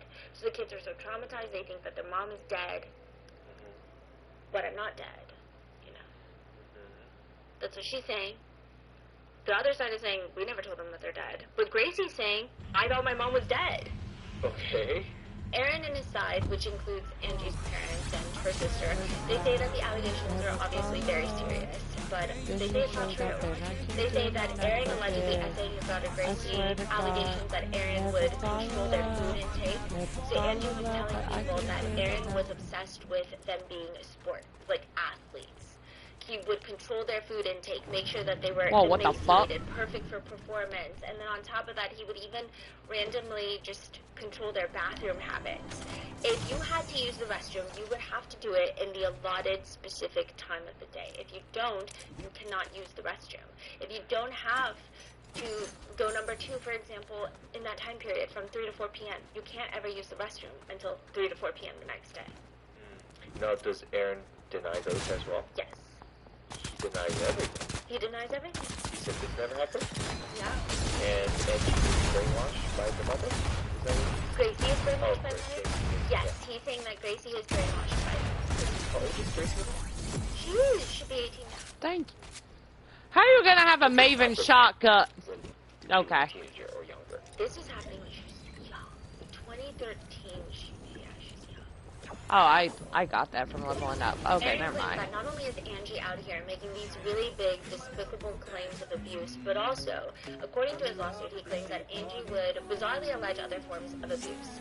Quote, she complained to a close friend that Mr. Solomon had abused the children by taking them to swim in a motel pool while visiting a relative. That's it? That's it. Just like taking them to a motel pool was abusive, is what he's claiming Angie allegedly told a friend. But at least in the early stages of this marriage, nothing is as contentious as what happened in the shower on May 9th, 2013. Depending on who you ask, the shower incident is going to sound vastly different. If you ask Aaron Solomon, he will say, it is the day that Angie tried to self-exit. If you ask Angie, she's going to tell you, it's the day that Aaron Solomon tried to kill her. Aaron says, that night, it was just the two of them in the living room. Angie's not happy, but what's new? He says he doesn't even remember what Angie is mad about. In the Solomon house, arguments are naturally occurring at any given moment. He's sitting there listening to Angie, and he claims just out of nowhere, she throws out a quick little, I'm going to end it. I've been thinking about it. I know how to do it, and I know what I'm going to do. And she just allegedly calmly walks out of the living room into the primary bedroom where both Grant and Gracie have fallen asleep in the primary bedroom, in the parents' bed. Aaron claims clearly this is making him worried because why is she walking in there after she just said this? She walks in, she locks the bedroom door. Then he can hear her walking into the bathroom, locking the bathroom door. So he says, quote, it took a couple of minutes to get through both sets of doors. When I opened the second door into the bathroom, I couldn't believe it. She had wrapped the hairdryer cord.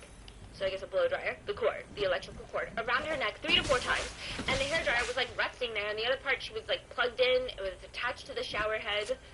Honestly, I was trying to map it out in my head. Oh, she tied one end to the shower head. Yes, and she was slumped at the bottom of the shower, and Oh. I immediately could tell that she had not snapped her neck. Her hands were turning purple, though. Her face was turning red, and so I immediately undid it, the rope, or the cord, and it took maybe 3 to 4 minutes for her to come to. She was breathing, she had a pulse. I got a cold cloth, I rubbed it on her head, and I tried to get her to come to. When she came to, she became semi-violent. She wanted to push me away, get away from me. She kicked at me. Don't try to help me. We went into the living room where she proceeded to get violent with me and said that she was going to beat the hell out of me for the next 2.5 hours until the kids woke up. She proceeded to attack me, tried to hit me, scratch me, pull me, all of that. At that time, I tried to defend myself, get away, got my cell phone, which was charging, and I went out the front door. I got in our car, I drove to Kroger, which is roughly about 3 to 4 blocks down Abbott Martin Road. He claims I never hit her, never struck her. I've defended myself physically. I tried to keep her away from me a number of times, but that's it. He doesn't immediately call 911 that night because he says that he didn't want to. Oh, yeah, I'm kids, good. which is an interesting thing because he also just like leaves the kids with Angie in this allegedly heightened emotional state. But I'm not a parent. I just thought that was weird. He argues that it's because, quote, she was getting loud. I was really worried that the kids were going to wake up and see this, and that's why I left. So he thinks Shit. that if I just excuse myself, I know that she's not going to. Second place, not bad. But I don't know. GG's. You can never be too sure. He says, that's why I left, to calm the situation, drive down a few blocks. I'm just sitting here, chilling with my podcast. How's you doing? Welcome back, welcome back.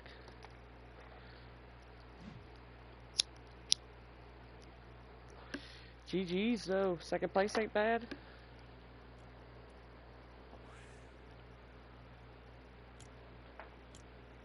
Nice.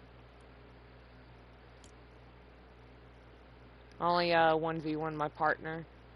'Cause it's fun to torture him.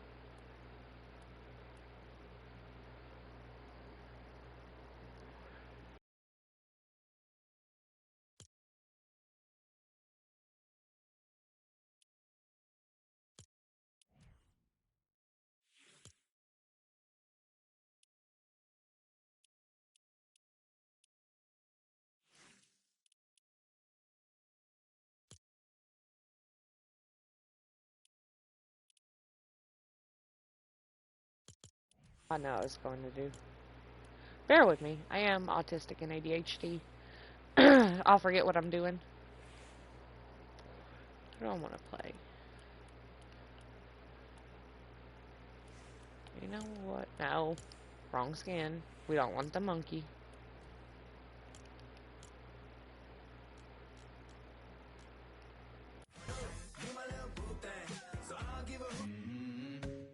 I'm in love with the shape of you. Tell me what you wait for me. Baby, I'm slow it down, make it bounce. 지금부터 check the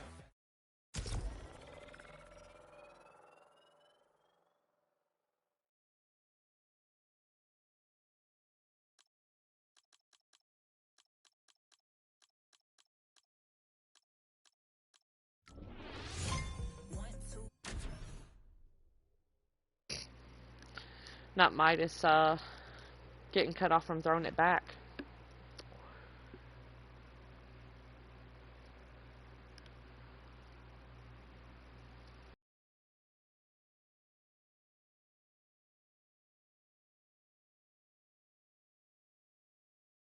Who won the 1v1? You or the other person?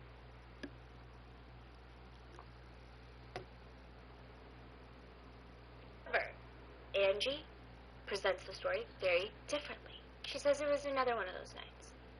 Aaron's eyes are yellow. Yeah,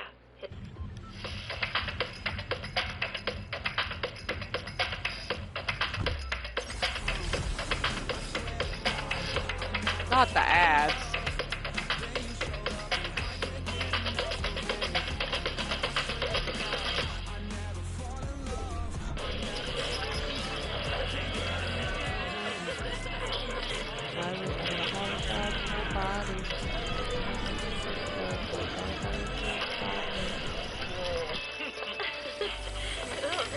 This is what it means to be a clan. Ah.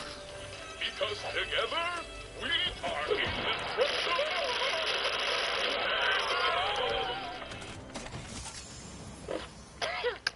That's Afterlife? more like it. No! Town hall! I promise you don't want to run around this corner.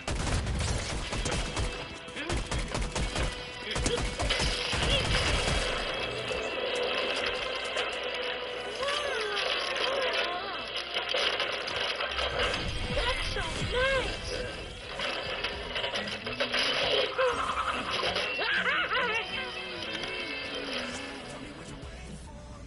His eyes get yellow when he is very upset.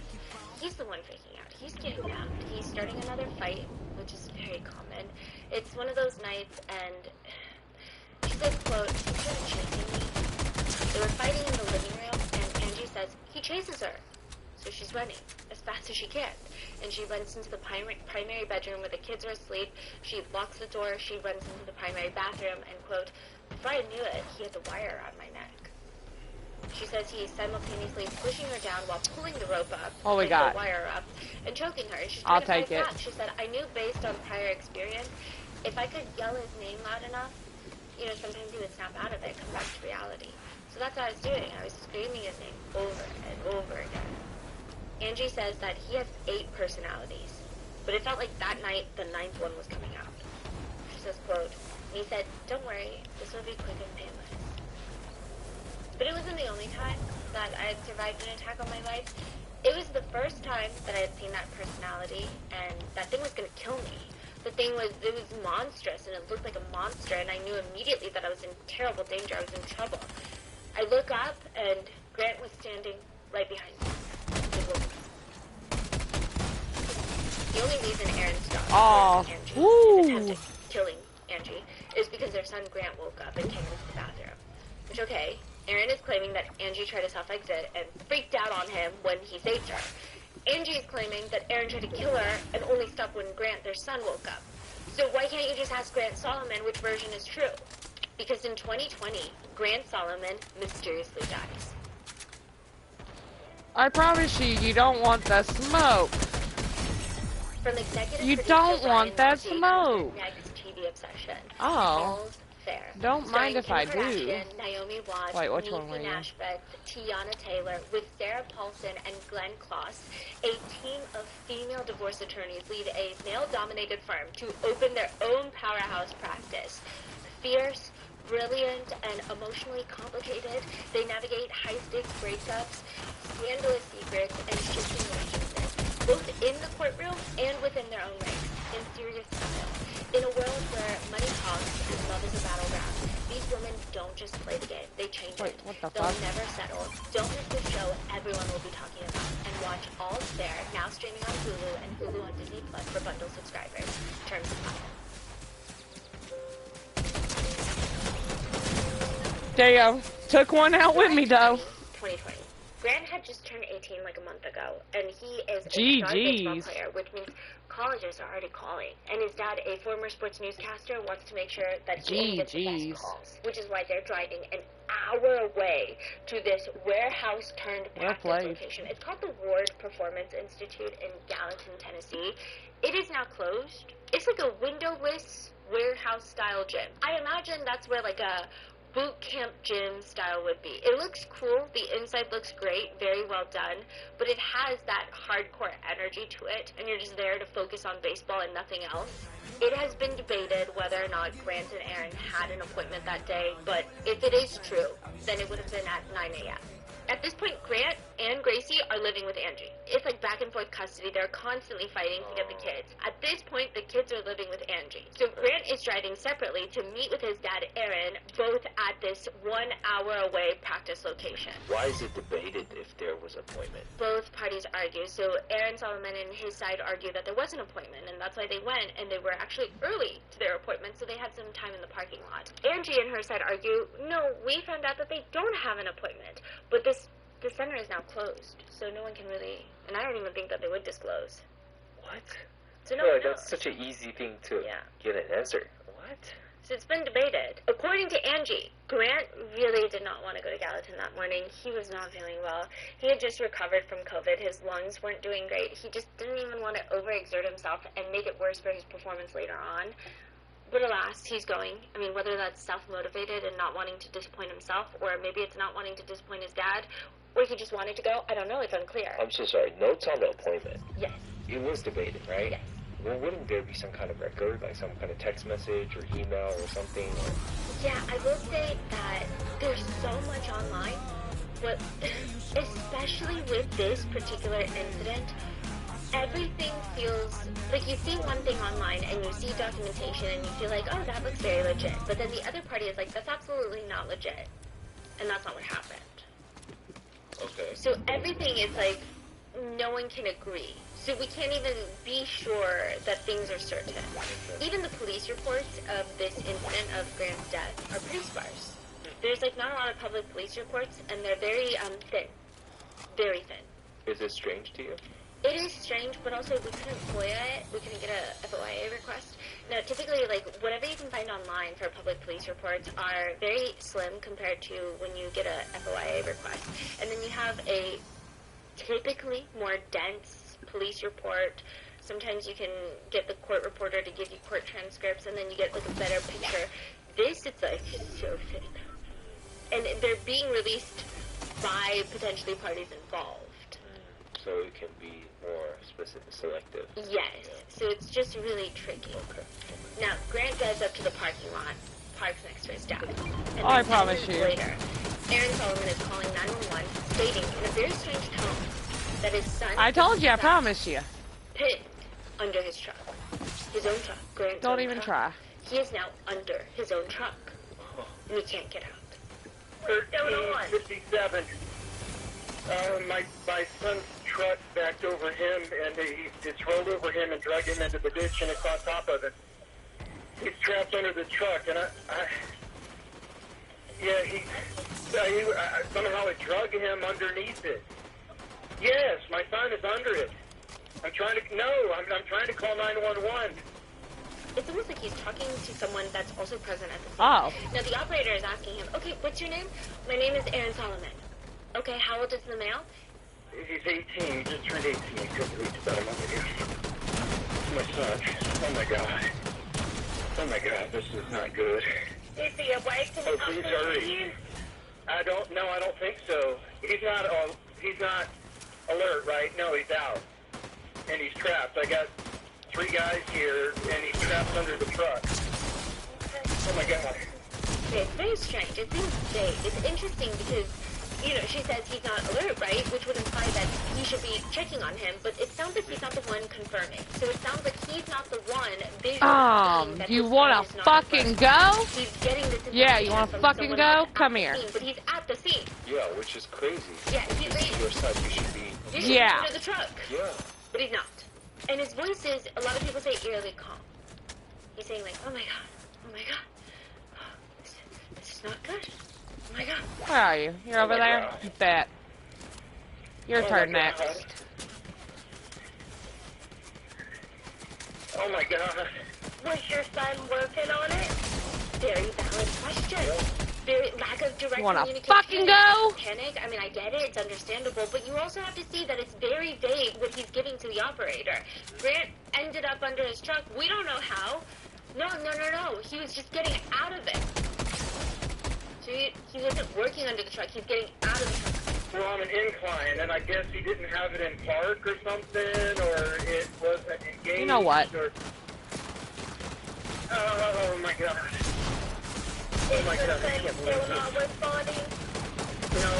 No. And he's still in his truck. No one can get Yes. from under it. Oh, nice shot. I get it from you. I'm just asking you questions. Date him, okay? Like I said, you wanna fucking go? Can you check and see if he's breathing? Somebody's telling me that he's coming to. Okay. Maybe. He's waking up. Maybe. Try to keep him still. So he is Well, he breathing. can't move. I don't think he can move. I don't know. Okay, I No, he just think... can't move. He's trapped. Okay, we got somebody en route. Now, when he wakes up, he might be telling him, scared. Send somebody I'm to telling down him. there and talk to him. Bitch! Yeah, somebody. Piss off. Shit. Hey, there's blood. Wait, is he facing up or down? He's facing up. They said he may aspirate. We need to hurry. What Oh is my God. going on? This is such a weird call. It's such a bizarre call. So does he have blood coming out of his mouth?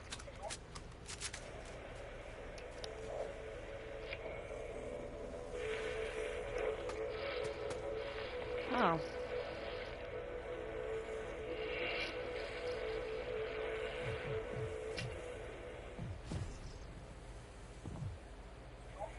Yeah, there's blood coming out.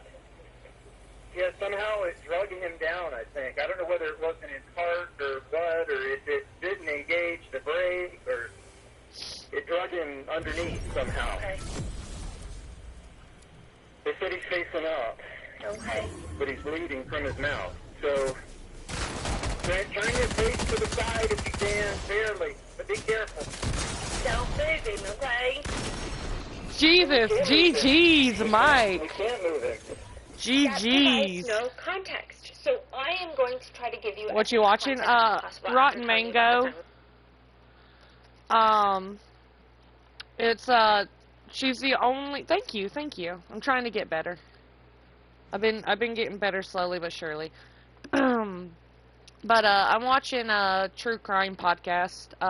Rotten Mango's the only true crime podcast person I watch. This one is about wife hires hitman to kill her husband. Turned out the hitman was an undercover cop.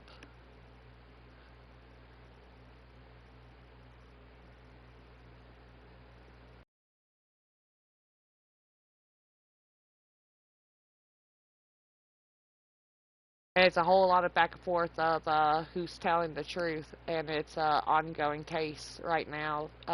This is one video out of 2 videos she has up about this case. This is the first one.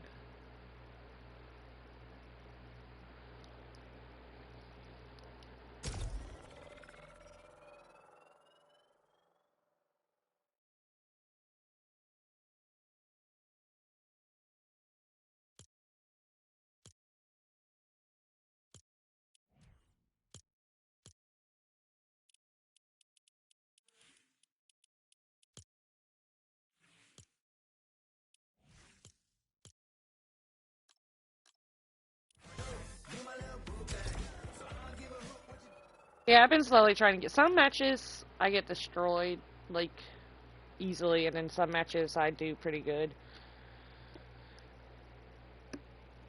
Call. The training But facility listening to is stuff like this located helps on me a hill. focus a So lot it's right better. off a pretty busy road. If I don't have Looking at, like, the someone I'm Google talking Earth view to and stuff, and it doesn't seem like a middle of nowhere road, which is on my intriguing later when you see all of the facts of this case. It's a road, then you turn right. I would imagine you turn right, and it's up this hill. It looks steep. It's a cement little pathway up the hill onto the little parking lot. It's not even a parking lot. There's no parking lot lines.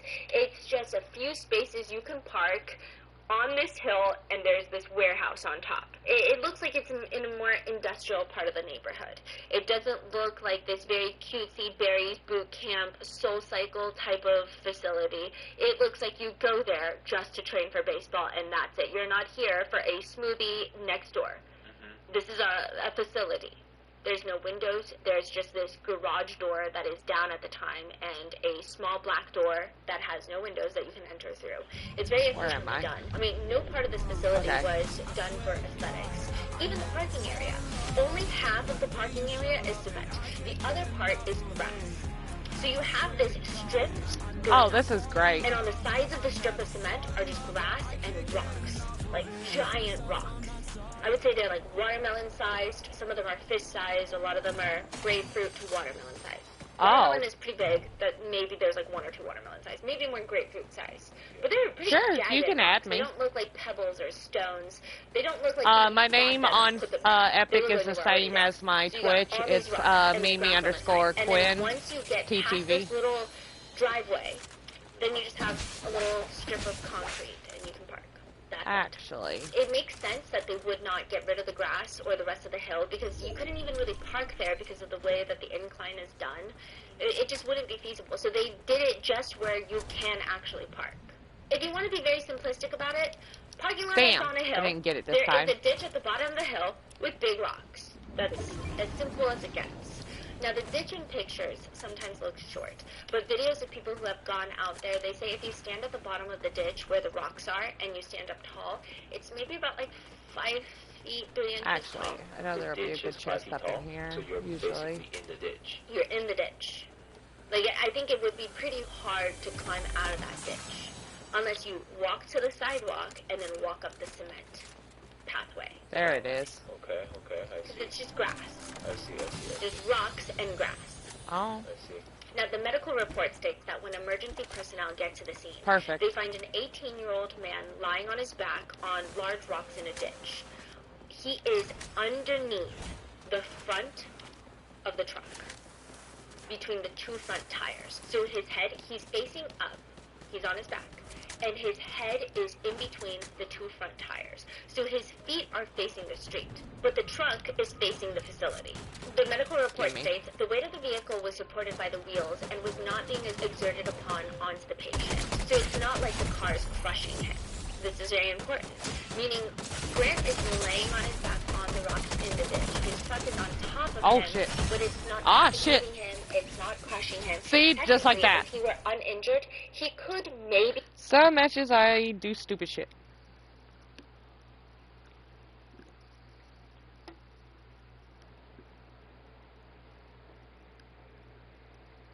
GG's.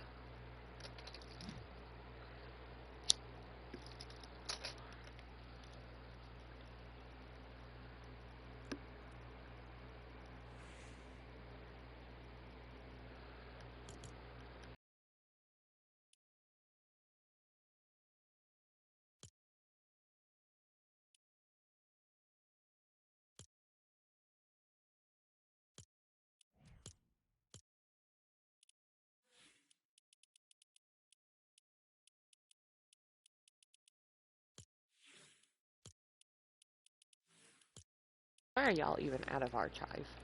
Y'all should be in archive. There we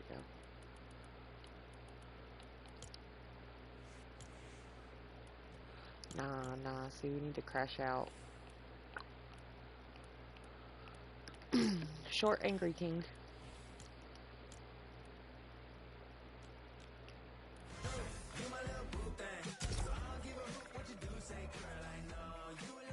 fall out of there. I don't know if he would because of the rocks being jagged, but maybe he could if it was flat land.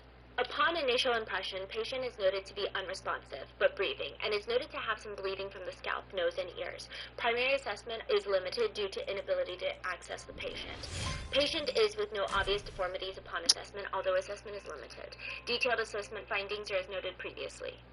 So they're able to move the truck off of Grant, rush him to the hospital, but he is pronounced dead. And so now everyone has so many questions. What was the cause of death? It was, cardiac arrest, actually. What? Yeah, so even just looking at the picture of Grant's car in the ditch, it doesn't feel right. Even that 911 call, netizens say it's very freaky. Like, why does the dad sound so cold? Why does he sound so distant? One comment reads, he sounds as concerned as somebody ordering a pizza delivery. Like, what the f*** is happening? Like, this is what evil sounds like. Another person comments, we need to hurry. That's what the dad said. Yet he isn't there to help him. Why isn't he near his son? Also, the part where he's like, Grant, if you can, move your head to the side. Grant, turn your face to the side if you can, barely, but be careful. That sounds a little Insane. performative. Yeah. Maybe. I mean, another comment reads, what the actual heck? I can hold my hand on my heart and swear on the holy Bible wild horses would not be able to stop me from trying to help my child. He is not the least bit bothered. No emotion in his voice, no words of comfort to his son, nothing. However, some people are defending Aaron. Some people write, conspiracy theorists are so funny to me. The dad is not calm here at all. He's trying to stay in control and communicate. You people are all so crazy. Not everyone is a sexual abuser. Not every female tells the truth. Which, I feel like that part, I mean, you can be on Aaron's side. We don't know what happened, but also, like, that tells me everything I need to know about the commentator, but Not every female tells the truth. Horrible accident, but it happens 210 times a year. This exact same thing. Victims are always between 18 to 23. As a mom, it's a very sad tragedy, but it's very disturbing how the internet thinks it's both the judge and the jury. And this dad is not calm. Just like that. As a parent, he's frantically trying to control himself. I will say, there was someone in my hometown GG's. that had actually Always a pig. was in a very similar accident when I was really young. This was like childhood times, but car ran over. Car parked on a hill, was not engaged in park, and it ended up killing him. I've also been on the gang 12 hours. Conspiracies, there were no whispers around town. It was So bear with me, I am clear tired. It was an accident. Like, it was very clear what happened. There were no allegations. There were not even, like, little bits of people being like, oh, that was weird. Actually, let me throw it back Like, you real remember quick. that? No one talks about it, but it was weird. Don't you think it was weird? It was devastating, and it was a lot. But there was no There was no Thank you. contention. There was no discourse around the events. Yeah. There was more discourse on, like, how can we prevent this from happening to others. But this is weird. Okay, question. Who was there? Exactly. Cigarette break, guys. Bear with me.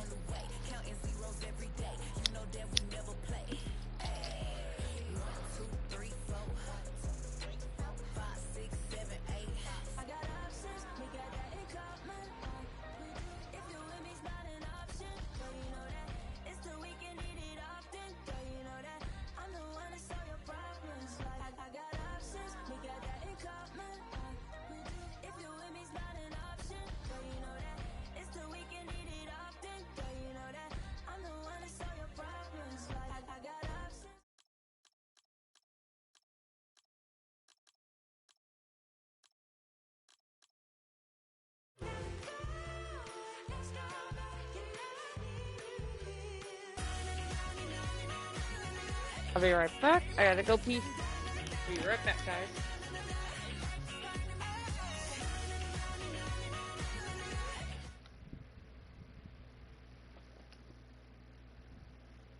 Aaron says that there were 3 witnesses that were there that were helping him talk to Grant, that were surveying, and they briefly were assessing if they can try to take the car or the truck off of Grant. One of the employees that eventually comes out of the facility, they didn't see anything. Also, there's no security cameras. There's no security cameras in this facility. There's no street cameras. So one of the employees that comes out of the building later on, this is, I believe, after the 911 call, they say that they saw 3 witnesses that were there, and they were wearing, like, construction vests, but by the time that the police get there, the witnesses are gone. You're kidding me. They don't give their statement, and they have not come forward to this day to say, oh, yes, I was there, and let me tell you what I saw. That is wild. It's wild. It's weird. That is wild. Who are these people? We don't know. What did Aaron say? That they were just passerbys, and then, yeah, they were there. I mean, they were there. You can hear some voices on the 911 call. Aaron is clearly talking to somebody, and then even the worker at the baseball facility stated that he saw 3 people wearing the construction vests, and then just gone. Just gone. We don't know. We don't know their side of the story. They're not really even mentioned in the police reports. The workers in the facility, they didn't see anything. I mean, by the time that they come out, they see the scene as is. They don't see how it happened. They don't see anything. They don't even see them arriving. They saw nothing. And according to a police report, Aaron's statement is given, and he says, my son, Grant, and I pulled into the parking lot separately, parked side by side. I was still in my car, but I noticed my son get out of his car to get his baseball gear out of the back of his truck. I look down to check a work email, and the next thing I know, I hear and see the truck rolling backwards into the ditch. I get out of my car to try and find my son and saw that he was trapped underneath the truck and immediately called 911. That's his version of events. His version would indicate that Grant either goes to the back seat of his car or the trunk of his car to get his baseball gear, presumably. But the car malfunctions, or was not in park to begin with, and starts rolling down the hill and dragging Grant with the car before he falls into the ditch, hits his head on the rocks, and the car lands on top of him. There's variations of, some people think that he was dragged down the parking lot. Some people think that he was like using force to push the back of the truck, but then it's like it's forcing his feet to move back. But I don't imagine. I mean, none of them make sense. And I'm not like a physics girl. I've never been a STEM girly, but I don't know how that The works. math ain't Like, I mathing. imagine a Toyota Tacoma coming down. I mean, I guess I could try to ask someone, an expert, about it. I don't know who I would ask. How does it drag him down if he was No, behind right? the truck and But it if went you were into to ditch come nose down with first? a Toyota Tacoma, I'm imagining that car is 5,000-6,000 pounds. That's a guesstimate. It would have to be coming pretty fast, no? No, not necessarily at the beginning. At the beginning will be a slow roll. But then eventually it's fast, correct? No, it's like jagged, like there's a lot of friction, but it will be moving. It will be moving and Do you think that someone could, stop it. or like have it slowly? That I don't know. I don't even know what it looks like in my mind right now. But I think if 6,000 pound is in motion, like if it's decide to, go down in motion, that means it's not gonna be easy. Because even that point is contentious. A lot of people think it makes more sense that he was knocked down by the car and then dragged down the parking lot and then dragged into the ravine. Because they're saying 6,000 pounds. There's no way you can try to even like Stop it. slowly walk it down and Oh, that's what you're asking. Yes. Walking it down, that's crazy. Not walking it down, but like still standing upright. Oh, like go down with the Yeah. truck at the same time Yes. as you're standing. Yes. Then people are saying it makes more sense that he was dragged across the pavement. But there's no blood on the pavement.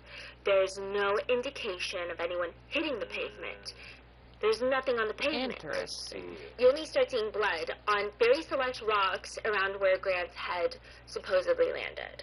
I mean, he could stumble back really quickly and just stumble, and then. So that's the first point of contention. And if it's just one point, I think it's fine. I think it's something that a lot of times unexplainable things do happen.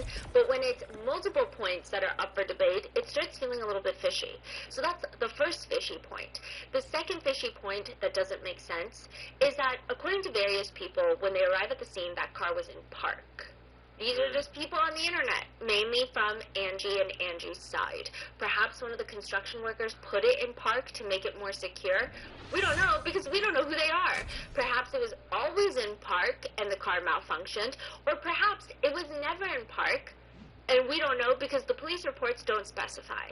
But it has been widely reported that the car was in park by the time that the police get there. Which, if that's the case, can't you prove it by getting the car's black box and figuring out what went wrong? Did the car malfunction? What happened?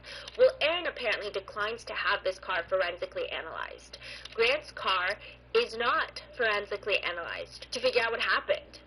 It is very, very, very, very unlikely that the car would be in park and still roll down the hill like that, wouldn't it? Yeah. Others argue that maybe the car was never in park, but that doesn't make sense. Because if the car was never in park, Grant would not have time to get out of the car and then get behind the car in a way that it would roll him down and drag him down. You're saying it's going to go down so much quicker? Yeah, it would probably go down while he's in the driver's seat. Right.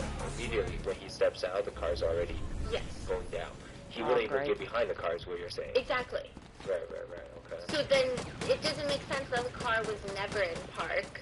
But if the car is in park and it's still rolled down, that doesn't make sense either. And you know what doesn't make more sense about that is I do think that, listen, I don't know what Aaron Solomon is, but if I had to take a personal gander, a personal guess, he seems a little litigious. He seems like he would like to sue someone. I think he would sue the out of Toyota is what I'm saying. I think that if he knew that the car was in park and it still rolled down the hill, I think that he would get his black box analyzed and he would sue the shit out of Toyota. That is such a good point. That is my opinion. I don't know. Don't bring a fire That is rifle such to a good point. shotgun fight. I would be so angry. At the car manufacturer. Yeah, I would be angry at so many people I for would- something like this to happen. I would be Right. on a campaign against the manufacturer. Yes. Which also, I do love a Toyota. They're very reliable cars. So that's also another point that people are like, Toyotas, especially the Toyota Tacomas, in Yeah. recent production, they're like really reliable because they're made for working cars, but he doesn't. He doesn't get it checked out. He never talks about Toyota ever again. He's never like posting on Instagram like, don't buy a Toyota. Nothing. I mean, maybe he does privately, or maybe he has and I just haven't seen it. It's my personal opinion that I would assume that he is someone that would like to take legal action against a massive corporation. But more than that, even in both versions, the end placement of Grant's body is very strange. He lands on his back with his face facing the street. The car is facing the facility because it's reversing down. So he parks with his front facing the facility, and now it's rolling downhill. But his body is facing the street. So you would have to imagine there's some sort of tumbling that's happening.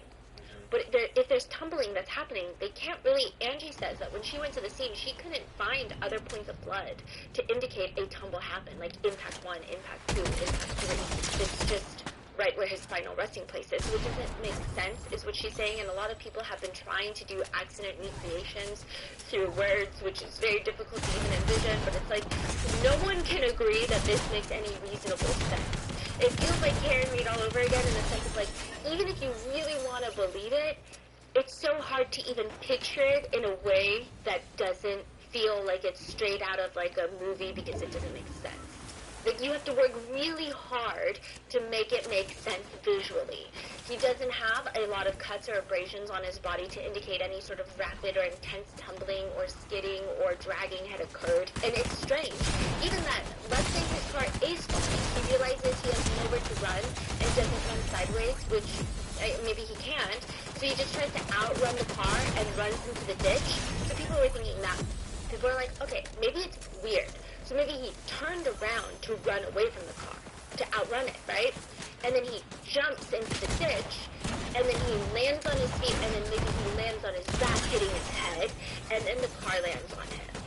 But, did he fractured ankle? Is he broken ankle? Oh, hello, Darth Vader. Trauma to the ankle? I mean, Goodbye, Darth Vader. It doesn't make any sense, especially when you're landing on jagged rocks. I do believe that you can probably jump 5 feet down and you'll be fine, but on jagged rocks, there's no way. A lot of people are having a hard time. How is he staying on his back away from the building? Additionally, Aaron is apparently sitting right there in the car, right next to Grant, and he doesn't see what happened. The next time he looks up, his son and his car are just gone. So he looks around and he finds them in the ditch. All that's happening while he's just sitting in his car checking work emails. Angie says when she goes to see Grant's body in the hospital, Aaron has already rejected an autopsy. He has rejected donating Grant's organs. And alarmingly, she claims, Aaron keeps telling her, we're going to be a family now. We're going to be a family now. Angie has a lot of questions. Angie says, this is what she knows. We know that the car was in park.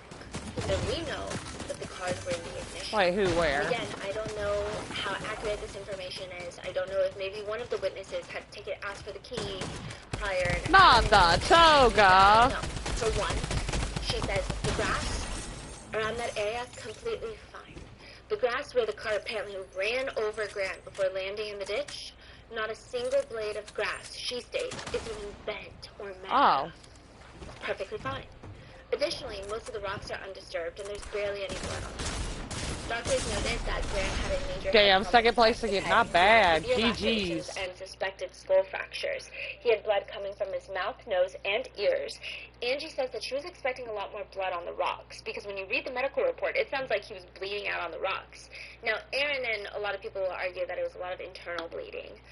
But Not the ads.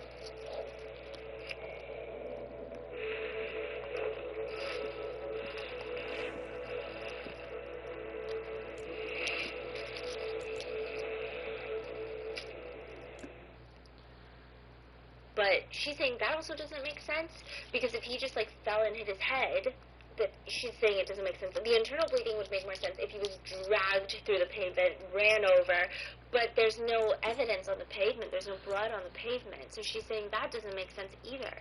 There's no scratches on his skin, according to Angie, no abrasions, and she's confused by all of this. Further, it's been questioned how Grant doesn't have burns.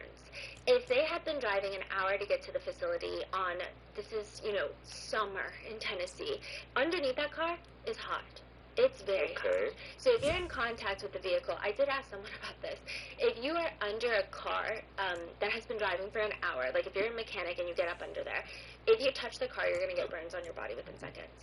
perhaps the argument is that Aaron wasn't physically touching any part of the car, but the person that I asked, they said that a lot of mechanics, they still would recommend not because there's radiant heat.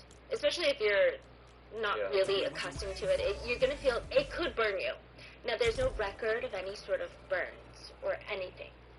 According to a Instagram account called Freedom for Gracie, now this is the contentious, highly argued Instagram account. Aaron says Angie is operating it. Angie says, no, I'm not. Aaron wants there to be a subpoena for the IP for the operator of the account. It's a whole thing, but it does appear that whoever is running it is very close to Angie because there are a lot of documents that they're able to get their hands on and post on that account that only Angie would have. I don't know if she's the one operating it. I don't know if she's one of the people operating it, one of the many people, but it's very, I don't think it's highly debated. Why can't she be operating it? Well, because there's a lot of potentially defamatory things on there. Oh, okay. Yeah. I see. Okay, so he's like, if you're talking about me under your name, I'm going to sue you. Yes. But instead, it's an Instagram account that's talking about them. Okay. And Angie is like, that's not me. Now, this Instagram account states that a Summer Regional Medical Center document reads that the medical examiner stated his cause of death was cardiac arrest. Shit. Cause unspecified. I actually Blood made it to trauma this arrest part. with traumatic brain injury. The caption for the Instagram post begs the questions. Why does Grant's body not have bruises, scrapes, lacerations, burns all over it if he was dragged across the pavement, riprap, and rocks while being dragged under a truck that drove for an hour? Wouldn't it be hot under that truck, causing burns on his body if he's stuck under it? If someone is dragged across pavement under a truck, wouldn't there be a bloody trail? Wouldn't Grant have yelled, screamed if his truck started moving if he was out of the truck?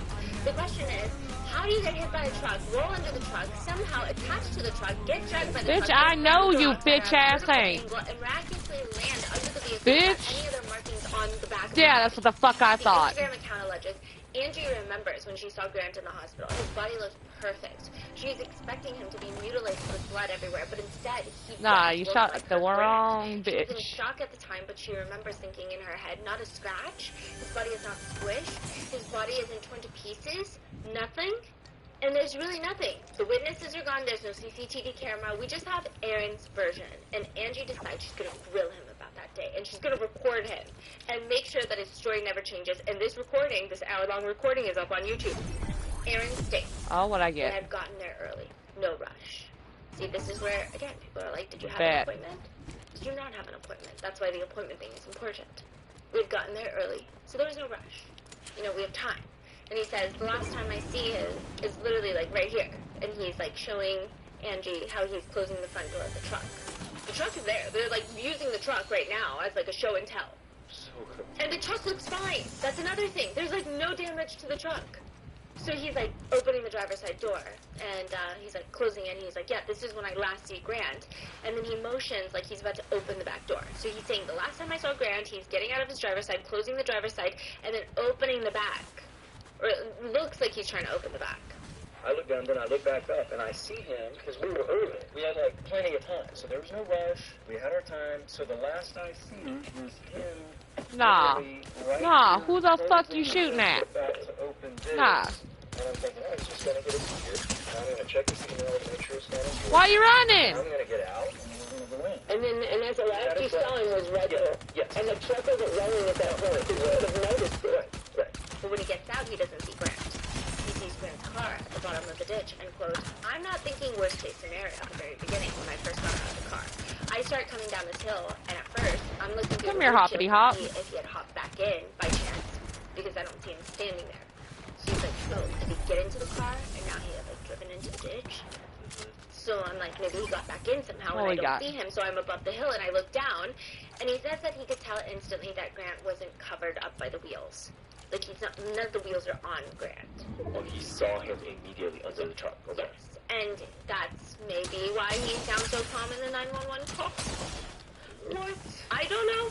In my mind, in my opinion, in my personal personality and my panic for loved ones being in danger, I can't relate, but He said that that's why? no, he lists a bunch of other things. he says he didn't see him being crushed by a wheel. Damn.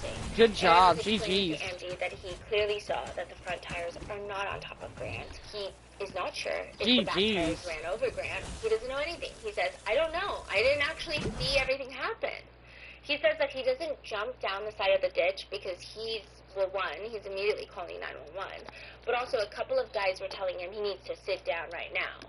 I was more in the front of it, and I'm calling 911 immediately. You know, people are like, man, you need to sit down because you're... Indicating that he's so distraught that maybe it's best for him to not go down into the ditch. What? What is going on? Aaron theorizes out loud. Also, like, are those guys just happen to be there at the right time? That doesn't make sense. If he's calling the cops and they're already there before him, we know 100% there were people there because it's on the call. We think that there's 3 guys. The employee could have been wrong, but we can at least hear one other voice. Aaron theorizes out loud. Let's say by chance the back door caught him. So he's saying maybe by chance he opened the back door and the car starts sliding down. Let's say by chance the back door caught him and he gets knocked out somehow when he first hit. And it drags him down the parking lot, down the ditch, and he tumbles down through the ditch. His head could hit 2, 3 times. He states that the car bumper was basically on the street because it fell down the side of the hill with so much force that it just like went bloop back up onto the street. Back up on the street? Okay, to give you an idea, the ravine, the little ditch. It's like a tiny incline back up onto the street. So like down the ditch and then like a tiny little speed bump. And that's the street. Okay, so he's saying it just fell with so much force that it almost went back up onto the street. Because when you look at the picture of the car, the weird thing is the head, the nose of the car is going down into the ditch from the street. That's almost what it logically looks like if you just look at the picture. That's what I thought happened when I just first came across this case back when it happened. And I saw the first picture, that was my initial thought. And then I quickly realized that's not what happened. It backed up. But when you think about backing up, I just imagine it landing very differently. And so I think to come up with a logical reason, whether it be true or just him even trying to understand the situation or, I don't know, something more nefarious. It reversed all the way back onto the street rather than driving off. People think it's like driving off the street into the ditch. My descriptions. Okay, let me be a little more clear. Like why does that detail matter? I guess that's what I'm trying to understand. Yes, so another theory is that Grant is either placed into that ditch or someone hit him on the head with a rock and he fell into the ditch and then someone drove the truck from the road into the ditch, covering his body. If the car were to reverse down the hill and run Grant over, it's a steep hill.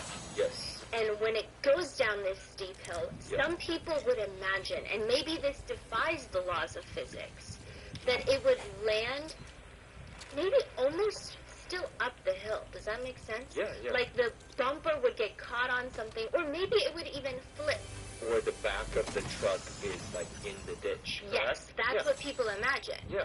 But Aaron is saying perhaps it went down the hill with so much force because the back of the car is not in the ditch. The front of the car is in the ditch, and the back of the car is kind of No, it's on the opposite sidewalk. side. It's onto the other side of the ditch now. Yes. That makes sense. So I envision a V. Instead of, the back of the truck is at the bottom, right now the top of the truck is at the bottom. Because it's reversed into the other end of the V now. Yes, but it's like a very, small incline for the Right. I see. But people are saying it is very weird. Yeah, so one the theory is the truck was never up there. You just drove straight from this side. Yeah, into the ditch.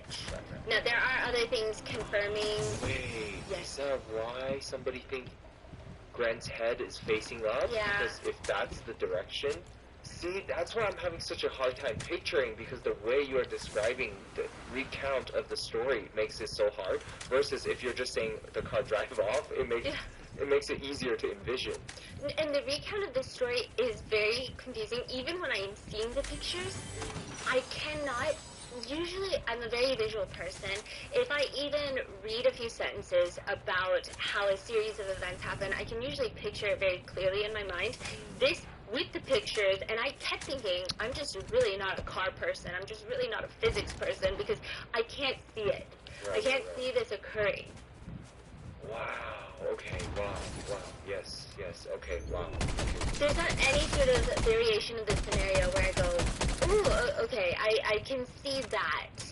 It just is weird. I can't see, it's like fuzzy. Wow. This is insane. Okay.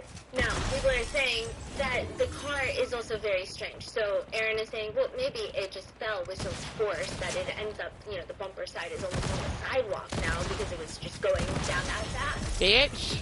Aaron states, but, and me being there makes it even worse for me. Because what if, I wish I had. He says, in hindsight, he wishes he had just gotten out of the car right when he had gotten there. And he says that it just makes it so difficult for him because he was there when this happened. Then he says something that rubs Angie and everyone the very wrong way. He says, there are so many what-ifs. That's why I said it has to be a God thing. And there's so many what-ifs, that's why I said it had to be a God thing, because it's so freaky.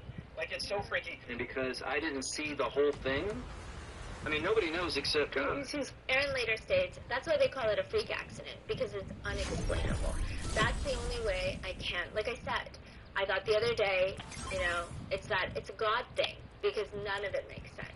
I guess it's, I don't know, even people who are religious were just saying, this is a very weird.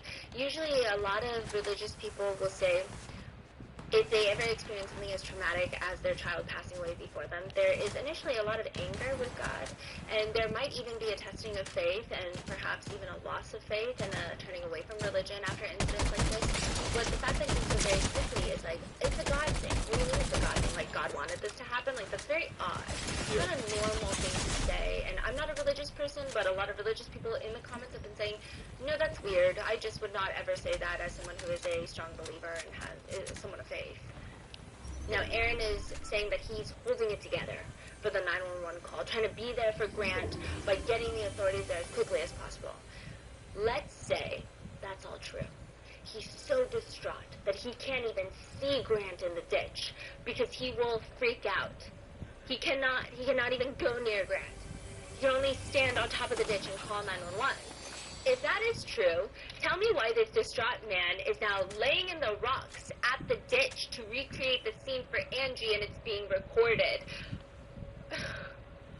Aaron straight up gets down on his back on the rocks, head up in the clouds, just staring blankly while Angie is filming him and Aaron is placing his body where he states Grant's body was. And one of Angie's friends, who happens to be there, you just hear her say, Aaron, you don't have to do that. You don't have to do that. Oh, Aaron, you don't have to do that. He's like this. You don't have to do that. But Aaron just keeps saying, like, he's like this. The 911 call, I kind of understand a bit more. I do think that when things get really, really high stakes, I actually can present more calmly than when things are just kind of high stakes. Like, when things are just going wrong, I'm full panic mode. But then when things are, like, really severe, I Damn, second place, not bad. So I can understand why Killed by the storm. Can come off more cold in these moments. So, like, that part, the 911 call, it's weird. I will say it's weird. I'm still in the ditch. I think the voice is less of a problem for me. A lot of people don't like that he sounds calm, that he sounds cold, that he keeps saying, oh my God. That part I can kind of understand, but the fact that he doesn't get in the ditch, I don't understand that at all. That's the part where the 911 call throws me off. Sounding calm and trying to be effective and outcome focused with your communication is not the biggest deal breaker in believing someone is innocent or guilty. But this part is weird. That's the level of calmness in the 911 call that he depicts because he states that he's trying to keep it together. But now that he's had time to process it, and now that he knows that his son is deceased, there must be some sort of unraveling of emotions, and almost like the shock and the grief is now hitting you, and you must present something, right? But no, he's just laying in the ditch, in the rocks, being like, oh yeah, he was just like this. And this is recent? Yeah. Right after? Yeah. Huh. And he didn't seem emotional about it? No, he seems like he's trying to explain the situation. I don't know if it was like the day of or the day after, but it seems, at least the insinuation is that it was very close to the incident. Because they're talking about the grass and how the grass is not dented and bent. Oh, they're at the site checking out the condition. I see. I imagine if it was taking place a week later, they would not be able to point out those things in a way that makes it a deal. Was police investigating right away? I don't know what the police were doing. They said they investigated, but they very quickly closed the case. And they don't really give us factual information on why they closed the case. They don't tell us, hey, we did A, B, C, and D. We've come to the conclusion that there's no foul play. They're just like, no, it's a closed investigation. Naturally, after this, everyone, especially Angie, is more confused about what happened that day. She said, 1, there was really no investigation. 2, wasn't Grant's truck found in park? 3, so it went out of park and then back into park and then was completely fine to drive after that? I would want to put the car up there again just to see if it will go down in park. Or that's true. Right? If I'm the dad, I would do that again. Just to check and show, like, okay, there's something wrong with this car that killed my son. Okay, I think, in my personal opinion, if Aaron Solomon has nothing to do with Grant Solomon's death, which legally he has nothing to do with Grant Solomon's death as of right now, that's one thing. I do think that, personal opinion, I don't think he's a good dad, just for the sole fact of, like, when you watch Angie's video of him trying to figure out what happened to his son, he's, like, in the car, in the Tacoma. He's like, I guess it, like, popped out of park. And it's just, like, I wouldn't even take this half-baked answer for if my utensils went missing in the house. I'd be like, I gotta investigate. I gotta figure it out. It's gonna keep me up at night. Like, what do you mean? And he's a news anchor. Yeah, but he's just like, I guess like, it's very quick to accept that this is a quote-unquote freak accident. Yeah, that's weird. And usually, a lot of people, I mean, I was on Reddit too, a lot of people were saying that with freak accidents, it's actually difficult to accept. Because you start, there's a lot of, like, oh no, that doesn't make any sense. No closure. Yeah, it feels very, like, unsettling. You don't feel settled with what's happened, and it takes a longer time to get to the grieving stage. Oh, so shit. It's like, you're very quick to accept, like, okay, well, something happened, we don't know what, but it's that. Odd. And, like, not to compare anything, but a lot of people are like, I wouldn't even accept that closure if this were, like, my dog. But you would want to get to the bottom of it. Like, who, what? Yes. This is my loved one. Want to fucking what do you mean? go? I'm not just going to move on.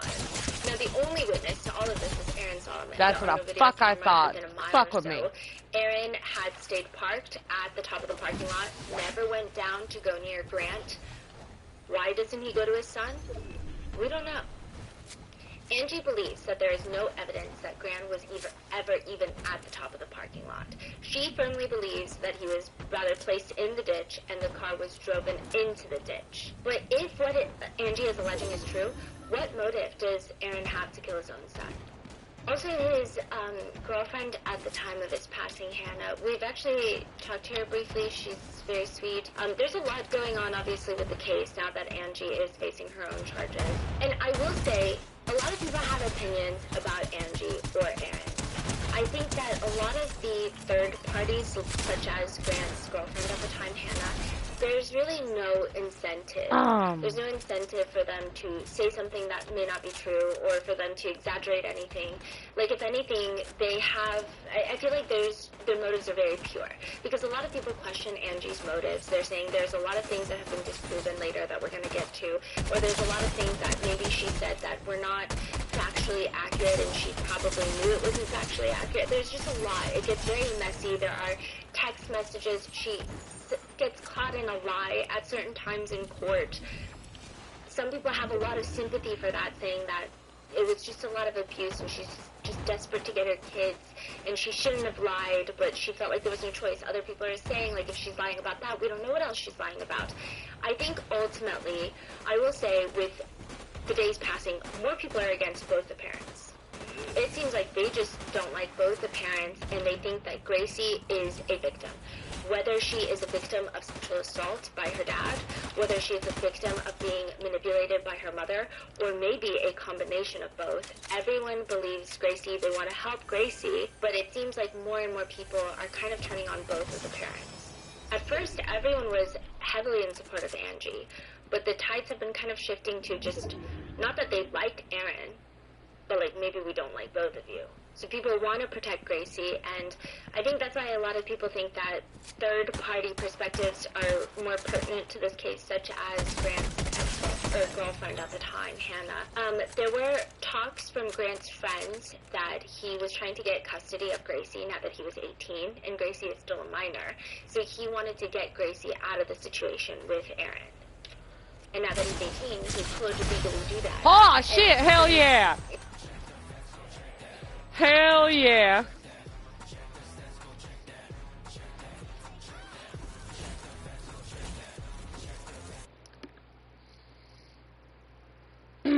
That's what I'm talking about. GG's. Holy hell. I am a god. Yep.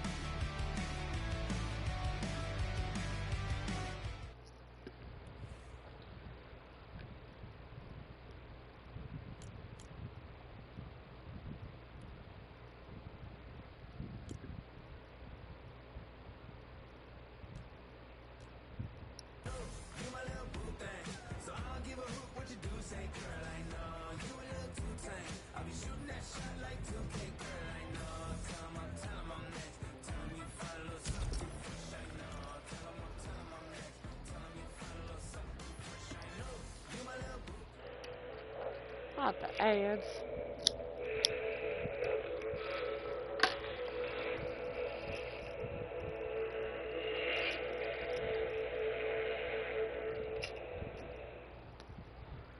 You know, this conversation that he saw that his mom was not getting believed in the court system.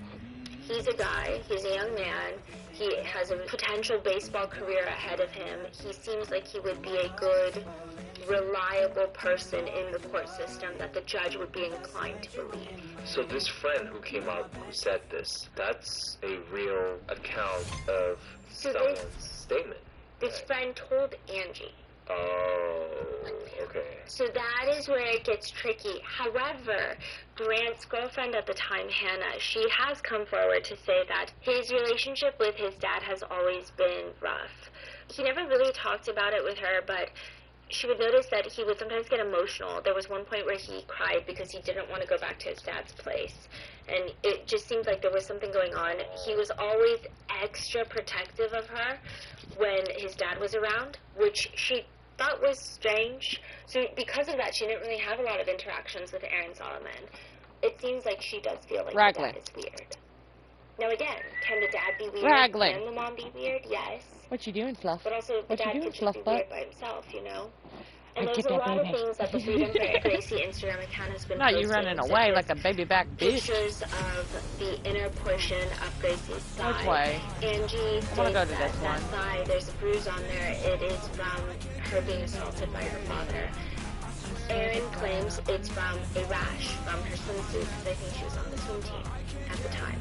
So that's been up for debate, but there's another Instagram video that Angie claims that she took when she went to go see Gracie at a baseball game, like at one of the high school games. Can my And it's dragon talking about actually? how Thank you. Erin would put soap in her during bath times, and it hurt, and she didn't like it. How far, you know, Oh, that's what I'm talking about. How far did it go up there? A lot of people have problems with this video being posted. The video of Gracie's talking? Yeah, you can hear Gracie talking. You can't see her. It's almost like Angie was hiding her phone. It's so hard because I do see people's own perceptions and stories tainting their version of events. Some people who have had very narcissistic parents growing up say this is exactly what my mom or dad would do. They would plant these stories in my head, and the way that Angie is leading these questions and saying things like, tell me what your dad would do again, it's exactly like trying to get ammo on camera and use it against everyone. And so those people are pulling from their own anecdotal experiences, which, I mean, are completely reasonable, right? All human. And then other people who have been essayed by family members or in general are saying, I mean, this is what happens. This is the only evidence you can get because you can't really gather evidence. And, like, you would be surprised at how often this happens in family units. And so I think it's just really difficult to say. Yeah. It's just hard. And then I start getting in my own head of like, okay, well, am I tainted by my own personal experiences on how I personally feel about this case? Not that my personal opinion even matters in any sense of the case, but And there's also this video of Aaron where he goes to pick up Gracie from her school. Gracie does not want to go with Aaron. She's like, I don't want to go with you, Dad. I want to wait for Mom. I want to ride with Mom. Alright, so and for the party, you go with me and Grant to Mississippi. I don't want to go. Please. I just want to. At this point in time, it seems that Aaron has custody of the kids. And so he's saying, we've had this conversation a number of times, but it's going to stop. Gracie will be coming with me at some point, whether you like it or not. He's talking to even the school administrators. It will happen because I'm not Sorry, Miles. to allow us to be breaking the rules, and you shouldn't be allowing it either.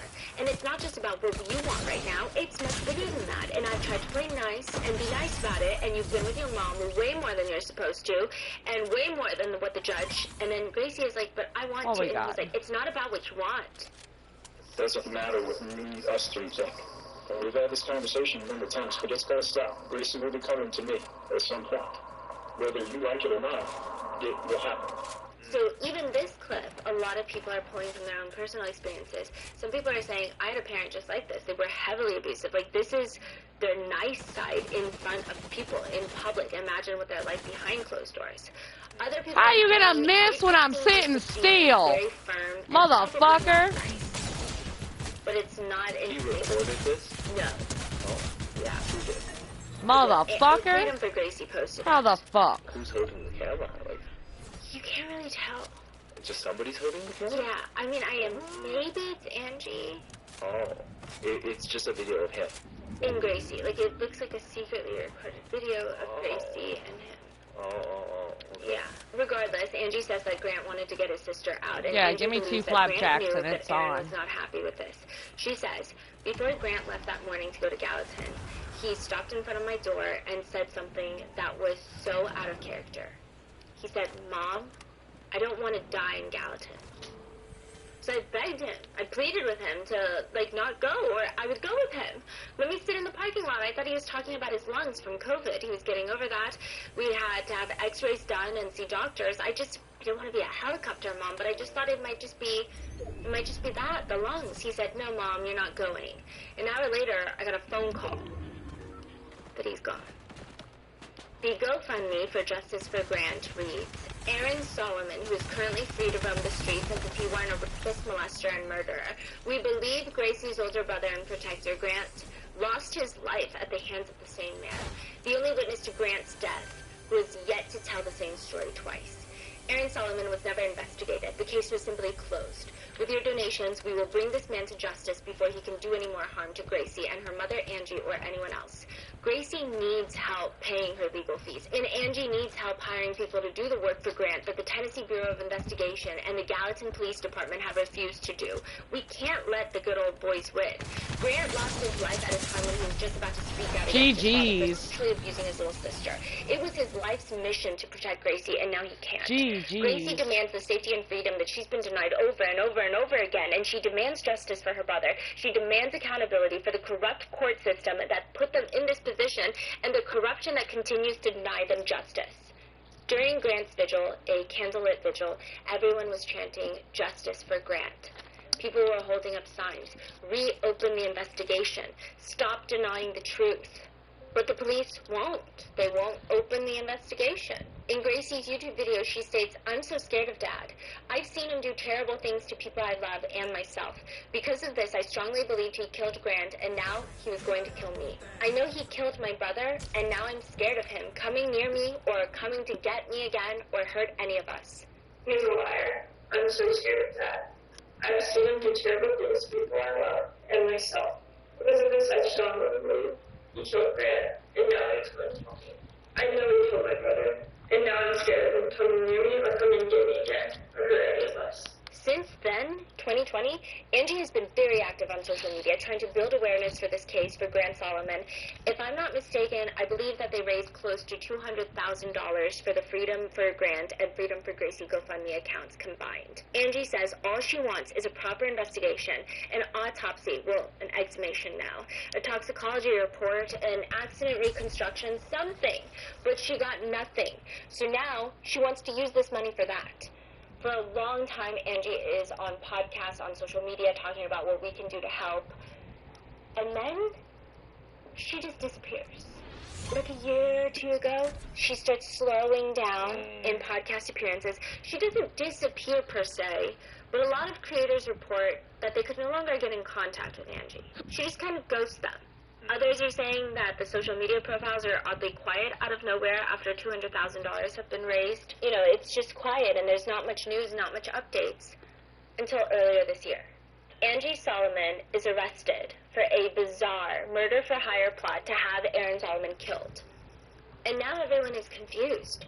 Because is Angie Solomon a desperate mom who is just trying to get justice for her own son and take justice into her own hands because nobody's listening to her? She's going on podcasts. Nobody's listening to her. She's going on News Nation. The police aren't reopening the investigation. She's going on doing on all these things and nobody is caring. So maybe she felt like she had nothing else to lose and this is what she has to do for her daughter.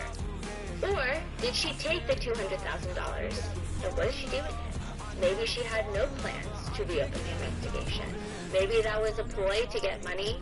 Maybe she brainwashed Gracie into believing that her dad abused her, also that she can get Aaron Solomon's $1 million trust. Or is Angie Solomon unwell, and has she brainwashed her daughter into believing in all of this abuse, and now that they've raised $200,000 from the GoFundMes, which, by the way, she doesn't have anymore, clearly, because she couldn't even pay the hitman, where did that money go? That's a big question. Where did that money go? And now that she's run out of that money, supposedly, is she after Aaron Solomon's $1 million trust? What is the motive? Is it justice or is it money? That's what they're arguing. So with that is where I leave you with this part of this case. I will be back for the next part, and let me know. Don't bring a fire rifle to a shotgun fight.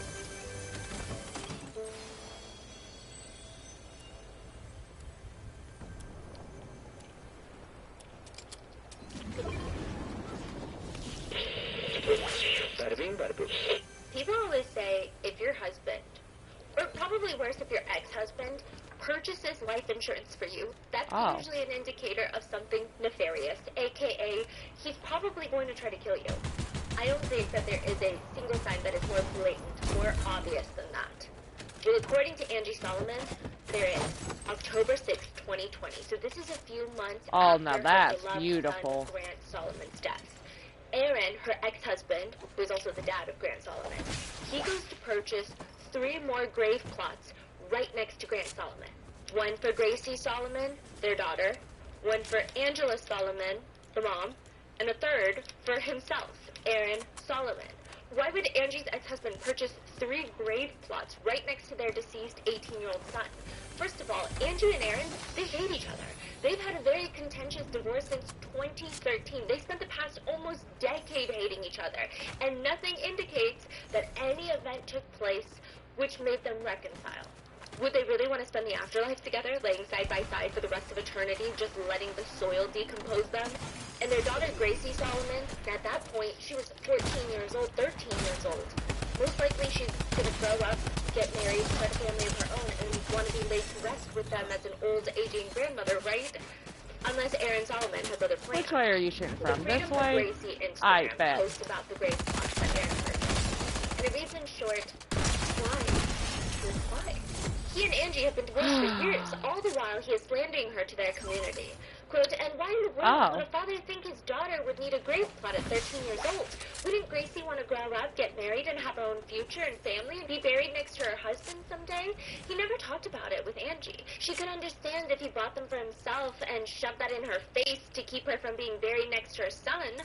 But for Aaron to put her and Gracie's name on it sent chills up Angie's spine. Aaron has a motive with most everything he does. They're friends, and Angie's thought was, quote, murder, self-exit. Maybe that's dramatic, but a life with Aaron is a life with fight or flight. Every fiber of their being believed Aaron had something to do with Grant's death. And now Angie and Gracie believe that they are next. What was Aaron Solomon's plan with the grave plots? Did he kill his own son, Grant Solomon? And is he trying to take down the rest of the family next? If that's the case, why is Angie Solomon the one in jail for trying to kill Aaron? This is the case of the Solomon family.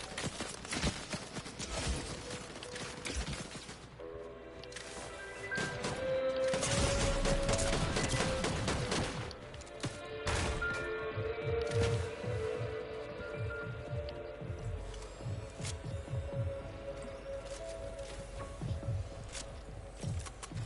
would like to thank today's sponsors who have made it possible for Rotten Mango to support the Georgia Mountain Food Bank. Now more than ever, with SNAP benefits being paused and holidays coming up, their work to end hunger can be life-saving. This episode's partnerships have also made it possible to support Rotten Mango's growing team, and we'd also like to thank you guys for your continued support. As always, full show notes are available at RottenMangoPodcast.com. A few content disclaimers. There's allegations of DV, childhood essay, and incestuous abuse, so please be careful. Today's case is very complicated. It's a situation where I do think everyone on the internet, they've got their own opinion about the case, and there's no Hell yes! It doesn't matter what you say, it doesn't matter what other pieces of evidence arise from the opposing side, nothing matters. They're sticking to it. There have been a lot of accusations that have not been legally proven in court. It's complicated because legally we want to protect our team and we want to protect ourselves from any sort of lawsuits, but you have to remember that just because something is not legally proven in court doesn't mean that it isn't true. It doesn't mean that it hasn't happened, but because of that, it just gets messier. There was also a defamation lawsuit against many different parties. There were cease and desist being sent out, so just for the purpose of that, we're going to be pretty careful with our wording. We're going to do our absolute best just to compile and aggregate the allegations made online, the netizen opinions, I gotta go and pee. even I'll be right conspiracy back. theories online, so that you can come to your own personal opinion about this case. Any alternate theories, opinions, accusations are put forth by either parties involved or by netizens I found online, their comments, and people that have made everything public. Like, everything is publicly available. These are not representative of our own opinions regarding this case. And a small disclaimer here, if we show any sort of documents, if there's any annotations, highlights, question marks next to those have been done by whoever originally uploaded the document. So that was not done by the Rotten Mango team. Additionally, one other quick thing, there are lengthy social media posts, lengthy podcasts, lengthy interviews, and an even lengthier defamation lawsuit that was filed in civil court. If there is a statement that I'm reading by quote, again, these are all publicly available information, but some of them have been condensed for brevity without losing the original purpose of the exact statement. So with that being said, let's get into the recap. There's really no effective way to recap what happened in part 1, so please go watch that video or those podcasts first, but I'm going to give you just a timeline refresher. In 2013, Angie and Aaron Solomon go through an exhausting divorce. Angie accuses Aaron of trying to kill her. Aaron accuses Angie of spreading lies and trying to self-exit and then blame it on him, and trying to defame him as well as brainwash the kids to turn them against him, their own dad. Angie's own father testifies against her, and that becomes a huge point of contention in the whole divorce proceedings. It is an exhaustive legal battle. Angie and Aaron continue to fight over custody after 2013, with Angie claiming and alleging, along with their daughter Gracie Solomon, that their father Aaron has been abusing Gracie ever since she was a little girl, primarily essaying her during bath times. That is the primary allegation. There has been multiple open child services investigations against these allegations, and they have been closed without any significant findings. Does that mean that the abuse never happened? That's not what I'm saying. A lot of the time CPS or DFACS or DCS will close investigations just because they're overworked, understaffed, or sometimes you just get a social worker who just doesn't care. That's all you get. That's it. So it doesn't mean that these things didn't happen, but there are multiple open and shut investigations that have found, I guess, no damning evidence against Aaron Solomon. There are other big allegations placed upon Aaron Solomon, such as essay against Gracie, physical abuse against Angie, as well as potentially a human trafficking ring that involves mega church leaders, the governor of Tennessee, a senator of Tennessee, as well as Gracie being a victim of that ring herself. So this is all happening after the divorce. Then in 2020, a few weeks after Grant Solomon turns 18, he passes away. At this point, Gracie is 13, so Gracie is their only remaining child left. And now one version of the story of Grant's death is that now that he was 18, he wanted to get custody of Gracie and expose his dad for everything that he's done. The other version is that the truck rolled down the hill, rolling him over before landing in the ditch and killing him. A year after that, in 2021, Gracie, the 14-year-old remaining Solomon child, posts a YouTube video exposing her dad, Aaron, and claiming that her dad has killed her older brother. Then in 2025, this year, Angie Solomon is arrested for trying to hire a hitman to take down Aaron Solomon, her ex-husband. And it gets complicated because Aaron Solomon does have a potentially in the seven-figure range, at least $1 million trust fund that would go to Gracie If he's dead. if Right. he's dead. But we don't know the exact amount. Yeah, we don't know the exact amount. There's an incentive for both parties to either play it up or play it down. So even that's up for debate. Angie Solomon likes to insinuate that there's millions of dollars on the table. Aaron Solomon states that he only really received like $1 million and most of it was already used. I think the reason that it gets confusing is once his aunt passed away, this is his aunt's inheritance, she passes away, he gets a trust fund, and I think half of it was in land that he stated at least a few years ago that was not sold. So he's saying, I never sold the land, so I never realized any profit from the land. It's just there. It's a sitting asset. I'm not liquid for that land. And then the other portion of it, he received in payments of $100,000 a month.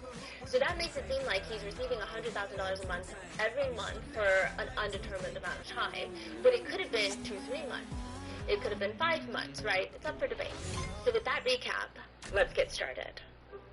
Divorces are the one thing where people consistently spend a lot of money to spend a lot more money. There is no rationality behind a divorce. It's, hello lawyer, I would like to pay you $150,000 so that I don't have to pay my partner $50,000. Or, hello lawyer, I'm going to secretly try and commit tax fraud amongst other federal crimes just so I don't have to give money to my partner because being with my partner feels like I'm being in prison. Yes, I understand doing all of this could put me in real prison. That's completely beside the point. That's not even what I'm talking to you about. One divorce attorney says, the craziest request I ever got was the client was asking me to get her half the shampoo bottles she left behind in the family home. She was kicked out of the house. I asked her under the sink, like, where are the shampoo bottles? And she said, no, the shampoo bottles in the shower. There's 2 to 3 bottles. Half the bottles are full. I want half of each remaining half. She's trying to be petty about it, right? Yeah. So 2 to 3 bottles in the shower. They're half empty already. And then she wants half of each half. I ended up telling her that she paid me $50 just to read, receive, and respond to this email. And I will waive the $50 if she just takes that $50 to CVS and gets some goddamn shampoo herself. Another says, doorknobs. It was a regular house. They were not special bronze doorknobs, brass doorknobs. Y'all quit it. It was a regular builder-grade home, regular doorknobs. Yeah, they fought over it. I offered to buy them new doorknobs if they would just settle. It was bad. Obviously, some people say it's not about the shampoo. It's not about the doorknobs. It's about pure spite and winning. One post online reads, a divorce lawyer told the story of a rather well-to-do couple. They spent months and months and tens of thousands of dollars fighting over absolutely everything, all the way down to a single ceramic ashtray. I can't remember the significance of it, but I think it came from the husband's family side. I don't know, but even after everything that had been decided, they spent many more months, and I think they totally spent $100,000 fighting over a singular ashtray. Then after a court hearing, the wife finally won the ashtray. She promptly strode out to the white courthouse steps and smashed the ceramic ashtray, left the pieces all over for the husband on his way out to see all of it. That is crazy. Yeah. Oh, shit.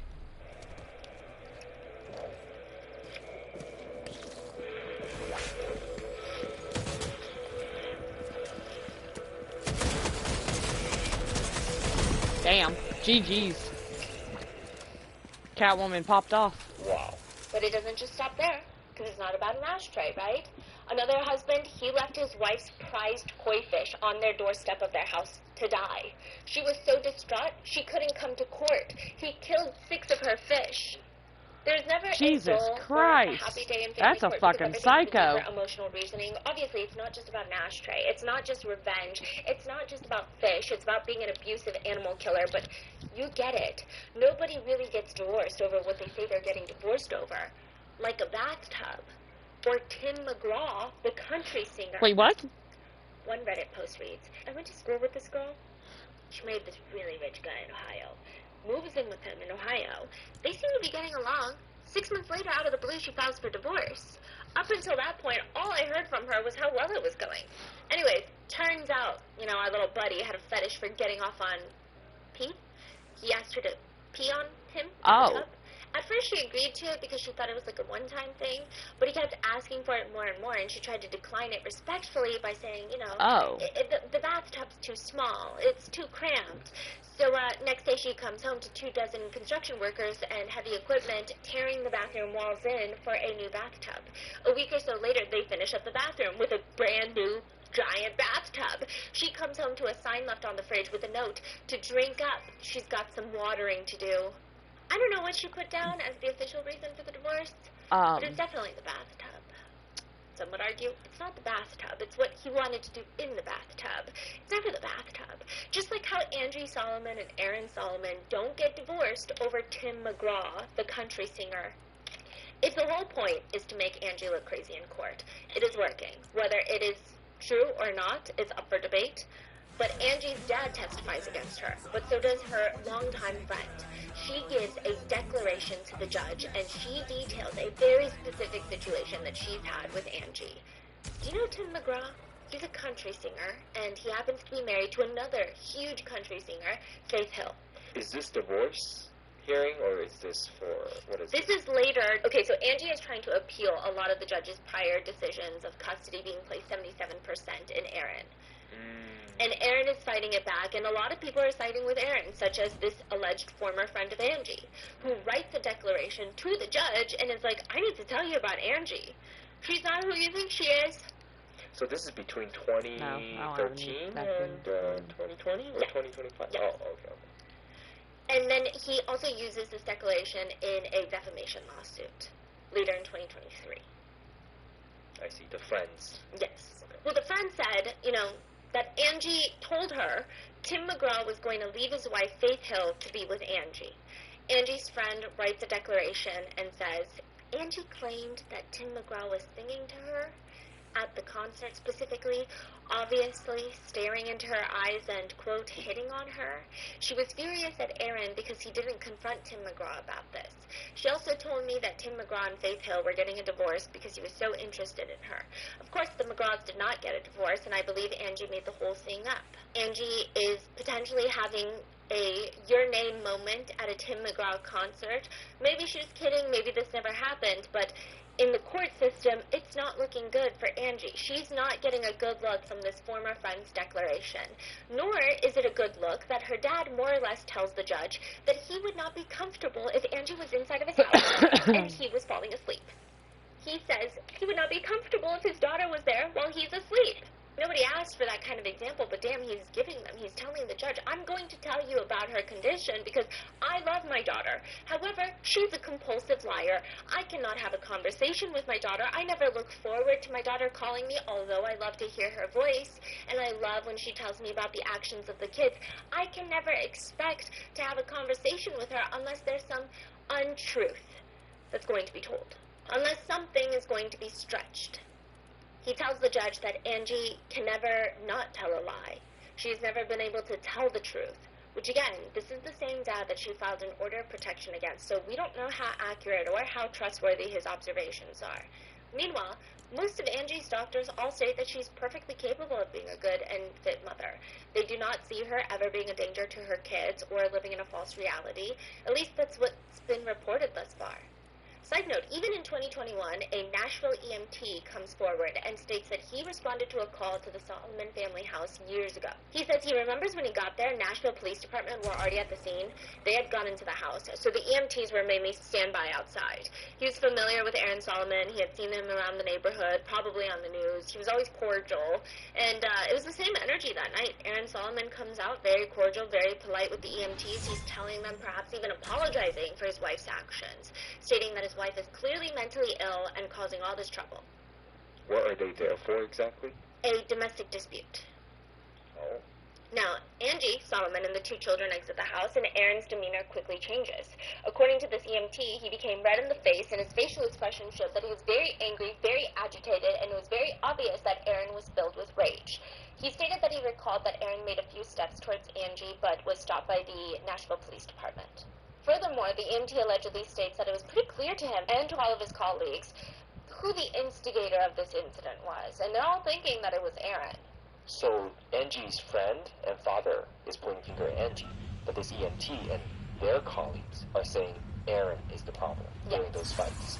But I mean, you know, a lot of people have been disputing this EMT's version of events because he only came forward a year after Grant Solomon's death, and a lot of the coverage after and during Grant Solomon's passing in 2020 was very anti-Aaron.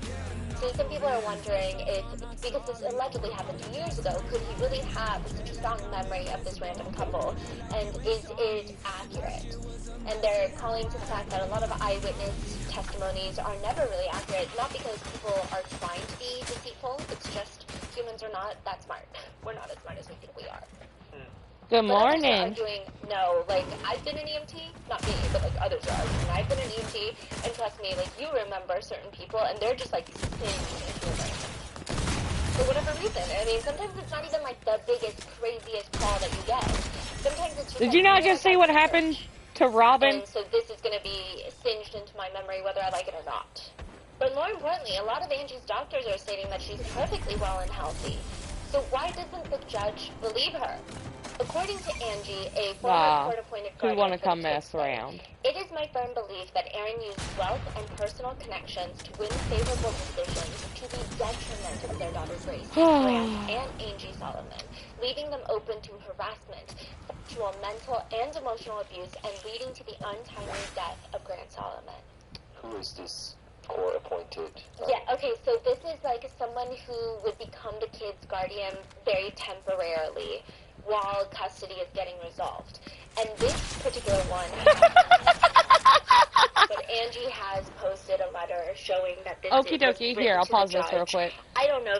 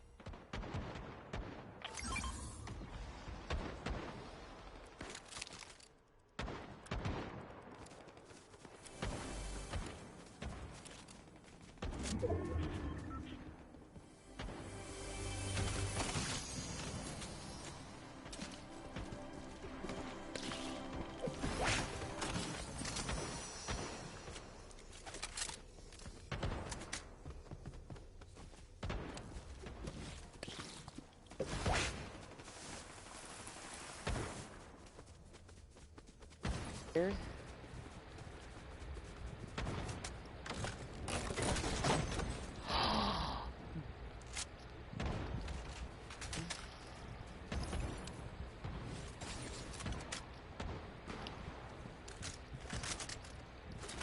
I want that. At least I got Shadow Midas's gun. I mean, bat.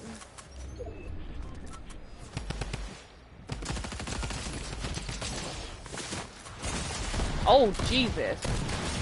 Oh, Jesus. Good job. GG's.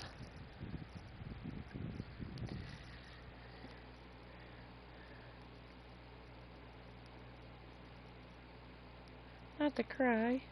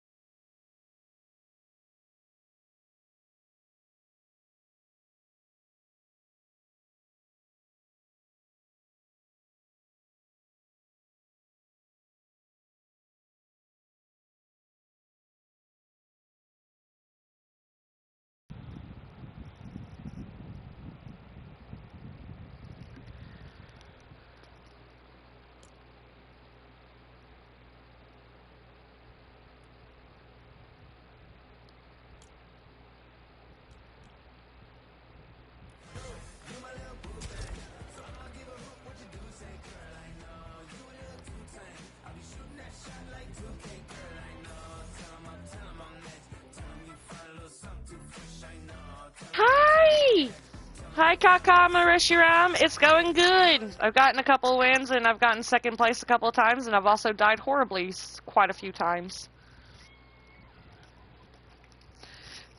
It's chaotic, as always. How are you?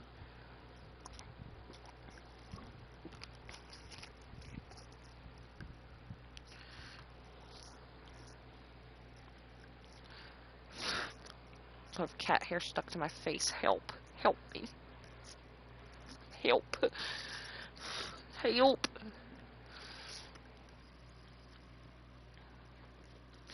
I've been playing Fortnite since 3:34 p.m. yesterday, and it is now about to be 6 a.m. Tired as fuck. Mood. Help me. I got cat hair stuck to my face. Help. Help. Help.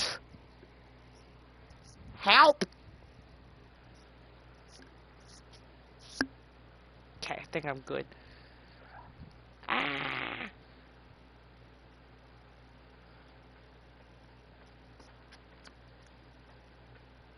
Oh shit, have I moved on to the next video? I didn't even realize. Imagine. I did.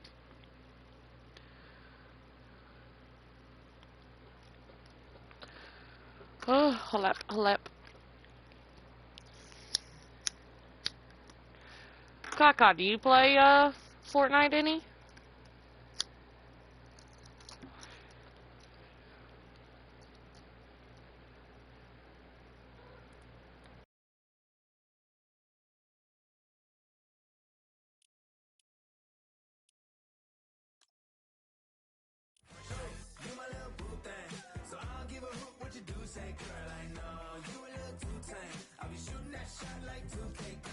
Here, let me throw some ass for you.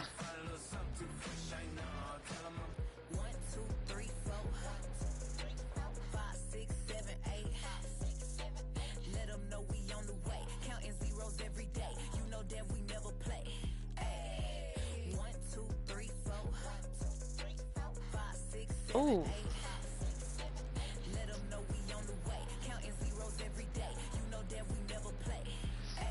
You should add me on if you ever go back to playing. I got several good maps to go to besides just normal.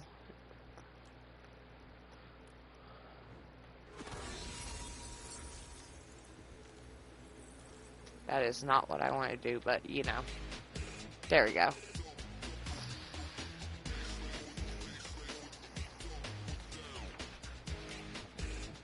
Oh, you do? You already have me on it? Oh, I didn't realize.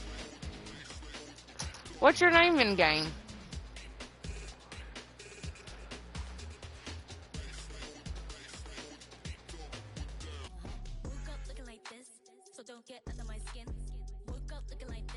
Actually, I've not done this emote yet.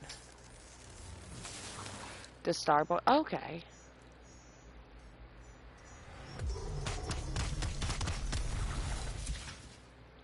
That was my first time actually doing that emote.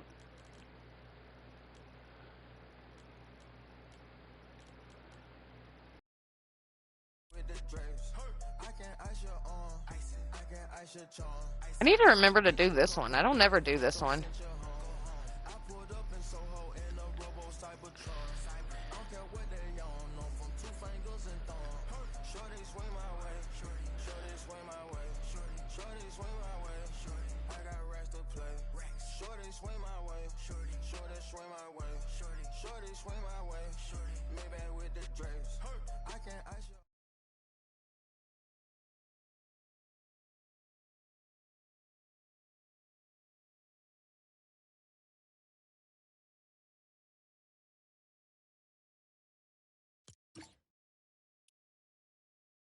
So my gamer tag is different now.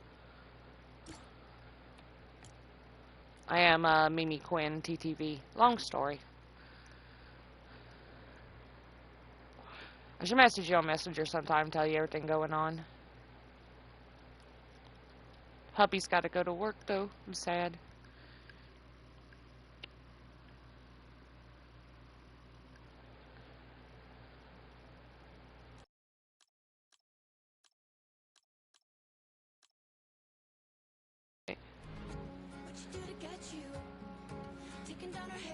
Oh, I forgot I had this one.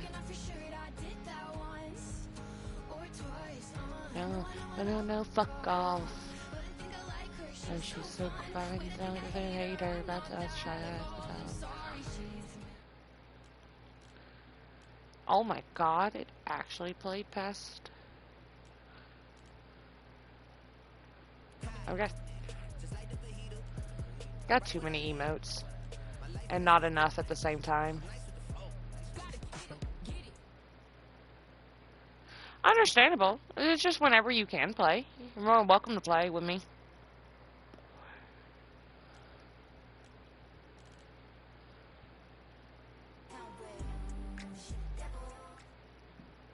I'd love to introduce you to my Fortnite kids and my hubby.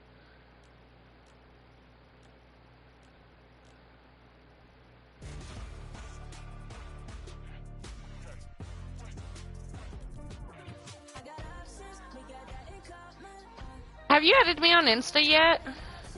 I'd love to throw you into the family group chat on there. That way you can meet them all.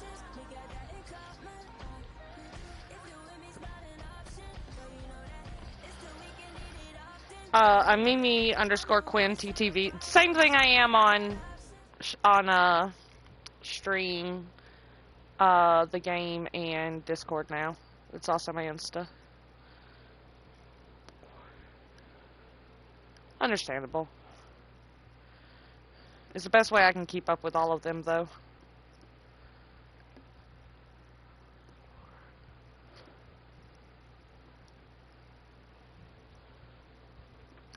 I need to message you all the tea at some point.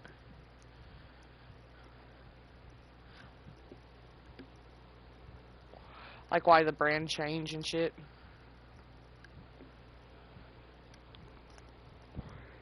Pussy! I just scared my cat, I'm sorry.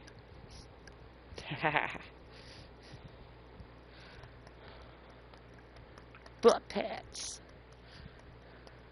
I get that paw. Give me that paw. Give me that paw. Give me that paw. I get the nose. I get that ear. I get that belly. Good boy. Good boy.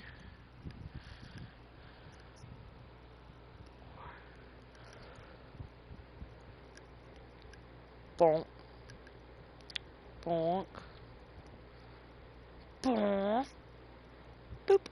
Boop, boop, boop, boop. Sorry. Cat. Eric's up here for attention. Good boy. Got that ear. I get that ear. I get that ear. Boop.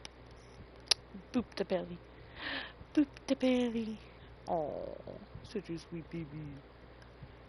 Get the nose. Get the nose. Anya, nya, nya, nya, nya, nya. Anya, nya, nya, nya, nya, nya, nya. Boop.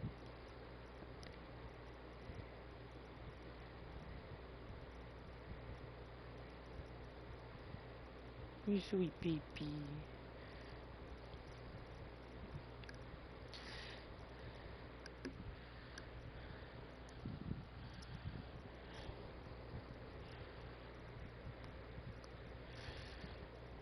You've had enough treats. You don't need no more. You don't need no more.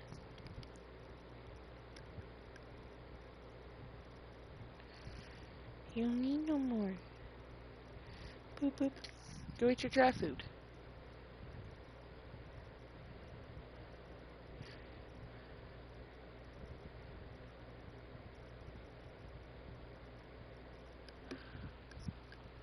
Okay, sorry. When the kitty cat demands attention, the kitty cat gets attention. Ain't that right, Eric? Ain't that right, Pussy? Pussy, Pussy. Get that news.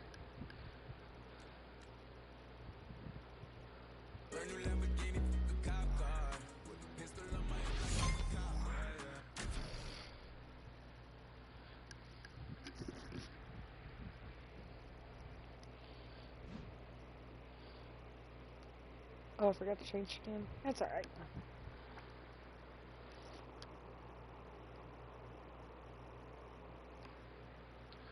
It's alright.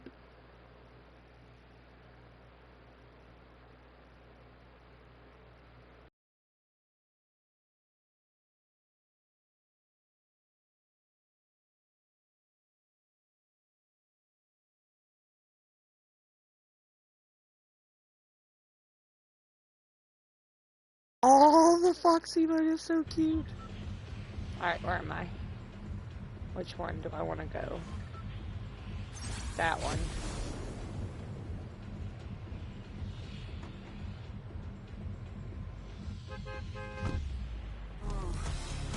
I swear to God.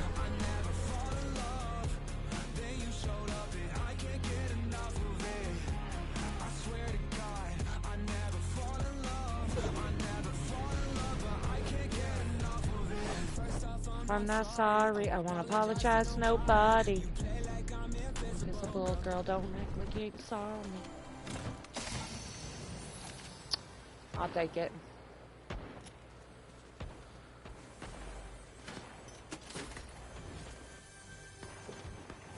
Oh, that's a new one.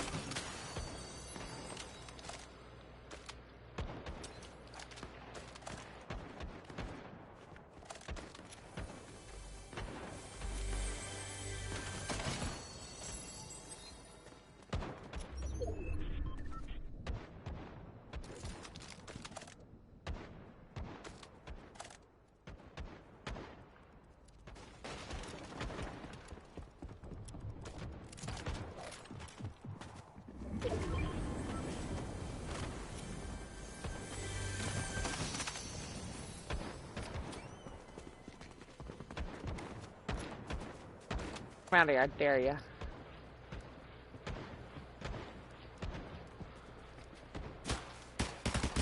Oh, hi, Pam Santa.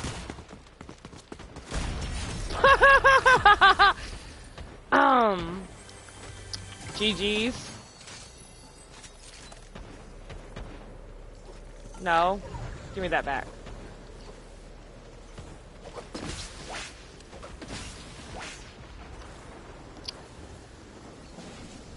No one saw that.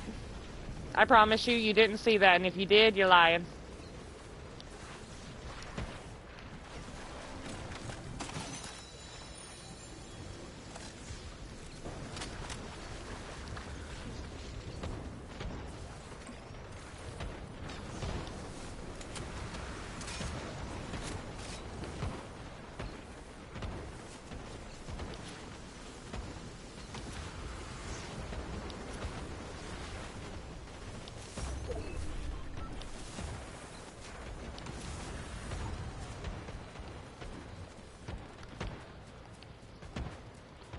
Not Eddie's trailer being next to me.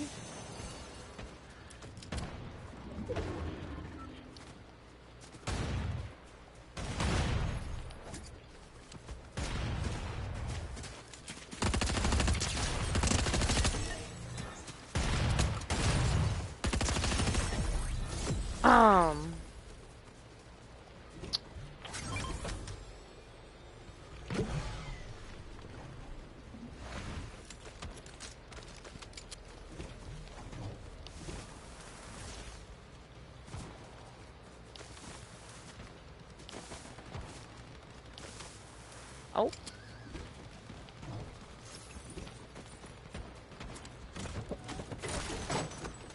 Oh, you see, now that's what I'm talking about. Give me my boy's gun, Shadow Midas gun, and I'm playing Shadow Midas. That's what I'm talking about.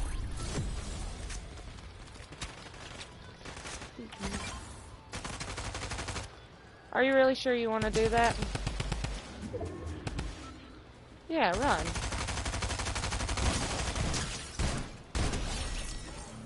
Ah, silly.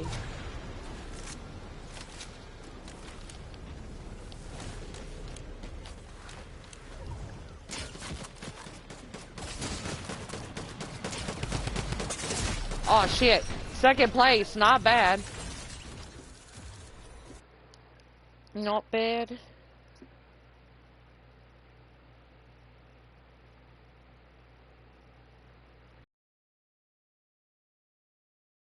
GG's.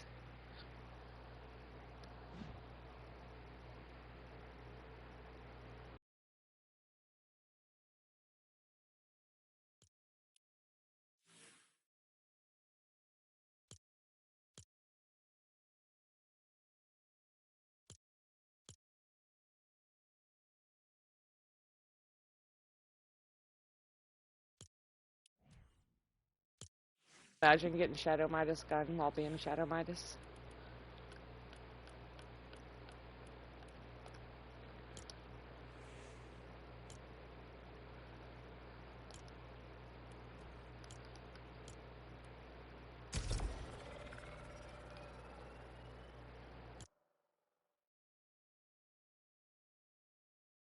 Was written to the judge. I don't know if it was submitted. Technically, anyone could put letterhead and write whatever they want. I do think it's difficult because on one hand, you can understand why someone is wanting to stay anonymous in a situation like this, but on the other hand, it definitely doesn't add credibility.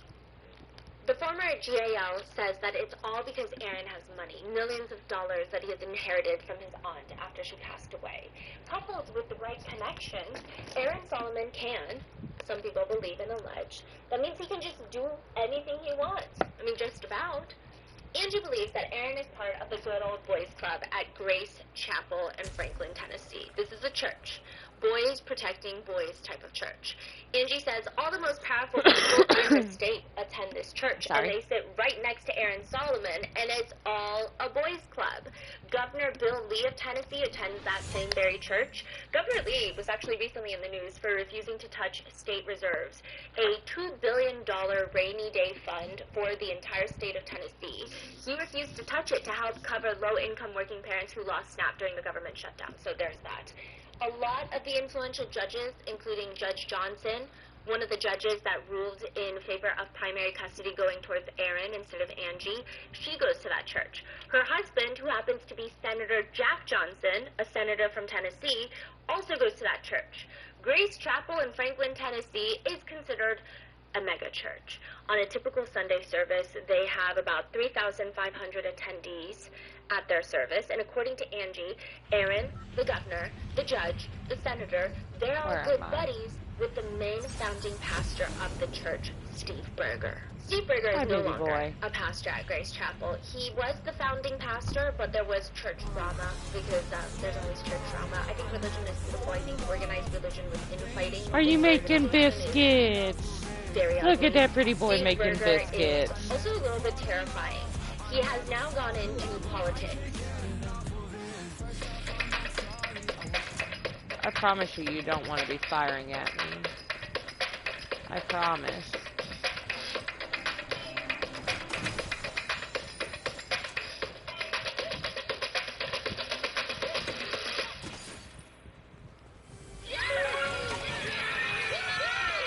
Take that, Face Rocks. You nailed it. All right. I think they should be okay. We made all the upgrades we could. All those beautiful memories together.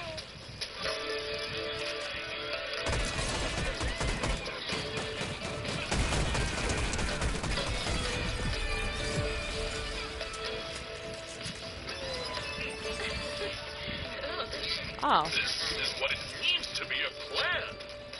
Because together, we Gimme. I can't look. Is it bad? Well, it's not good. Is this the afterlife? Who the fuck? What is that thing? I promise you, baby, you do not want to be firing at me.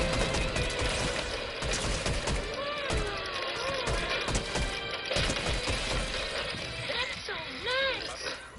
I mean, I kind of warned you. About this. Town Hall 18 has landed. Upgrade now.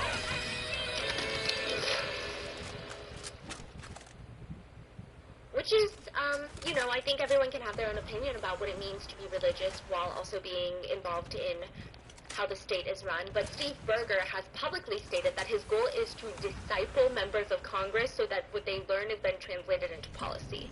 No separation of church and state is his entire dream. Yeah.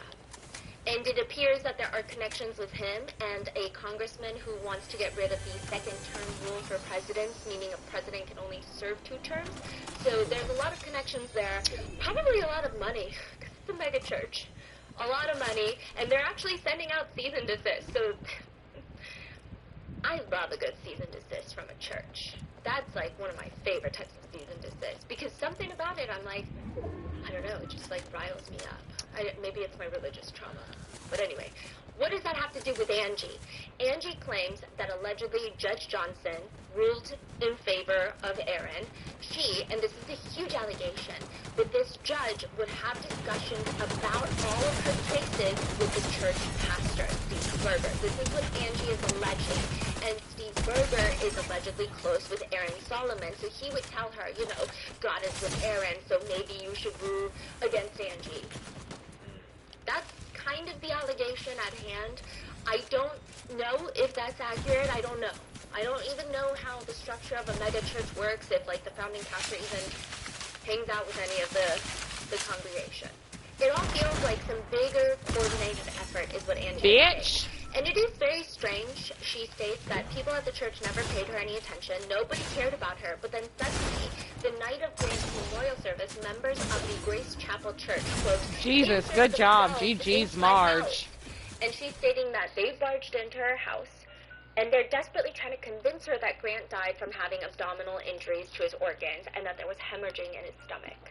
She basically states more or less that they're trying to gaslight her into believing that Grant Solomon died naturally from this accident.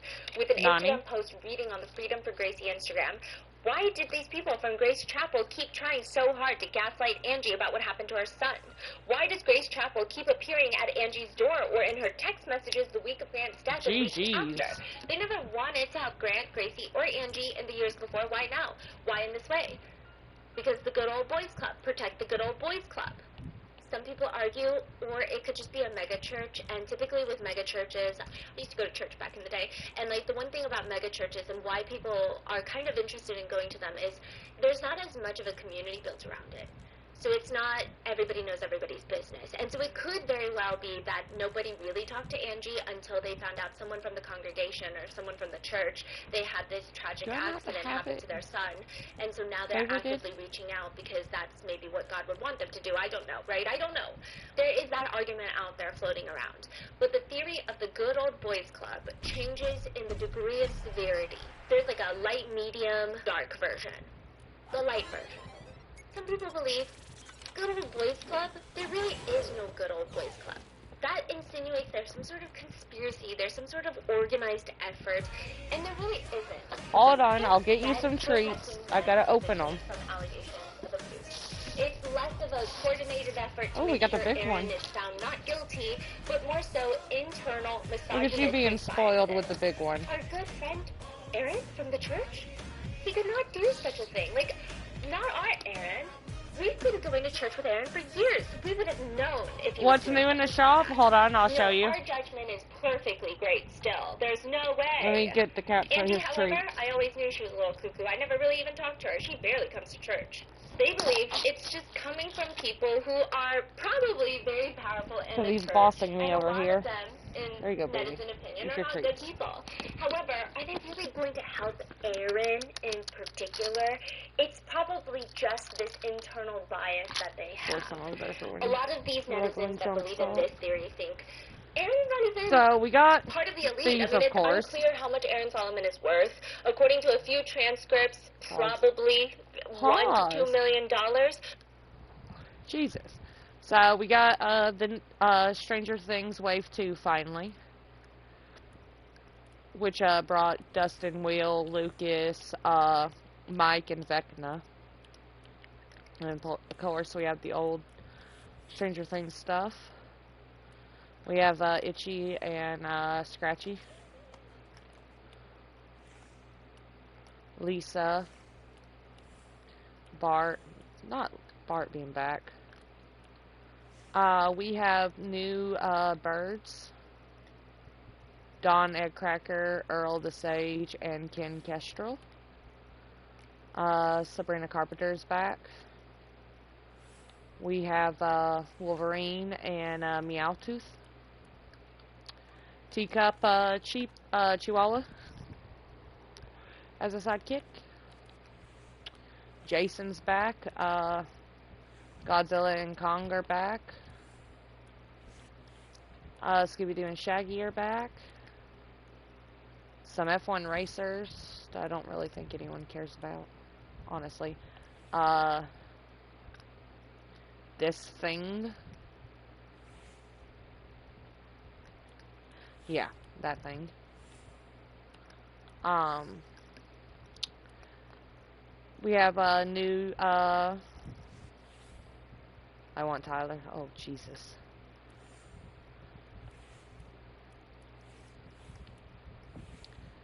Bob, Cleveland, Hank. I don't get the big deal about Tyler, to be fair. And a lot of people get upset with me over that. I really don't. The music is horrible. Horrible. Hurts my ears. He sounds like the Sheen version of if Andre 3000 and the Lil Wayne had a love child.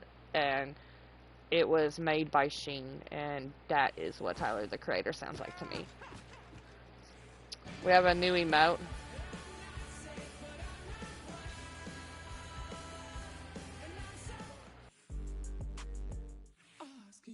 But it's like, people like what they like. I know I like stuff people don't like. I bought Tyler, the Creator, for one of my Fortnite kids.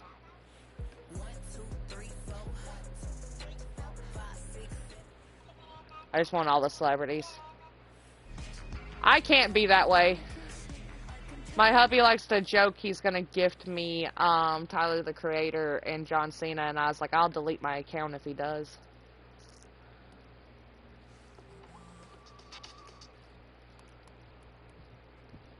We got these skins.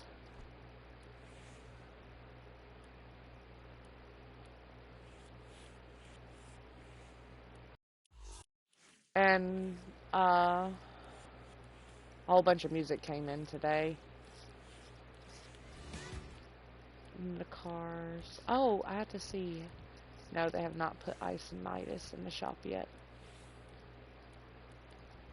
They need to.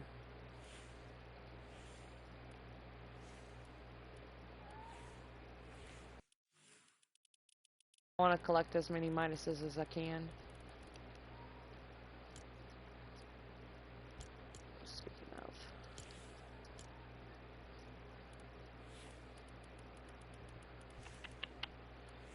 Who do I want to play as?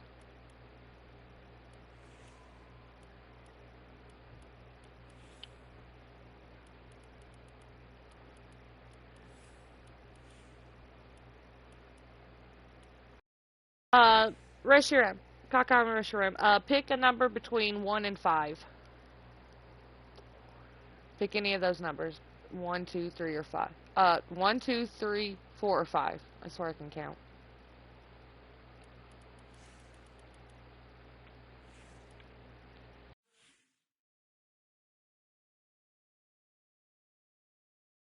Four.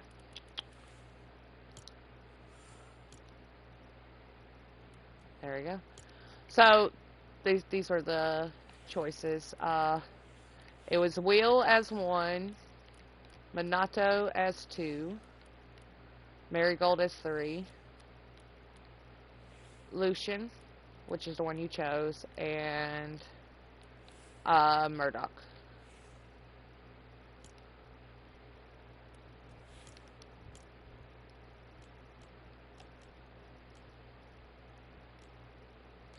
Lucian is my, it's a dangerous thing to take him into the shop when there's new emotes. It is very dangerous. He makes me buy emotes. Because he's got that ass. Hold on. He is! Wait till you see that ass.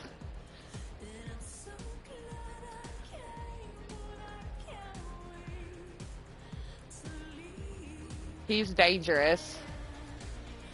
He's dangerous in the item shop. Hold on. Let me, bust out the one emote.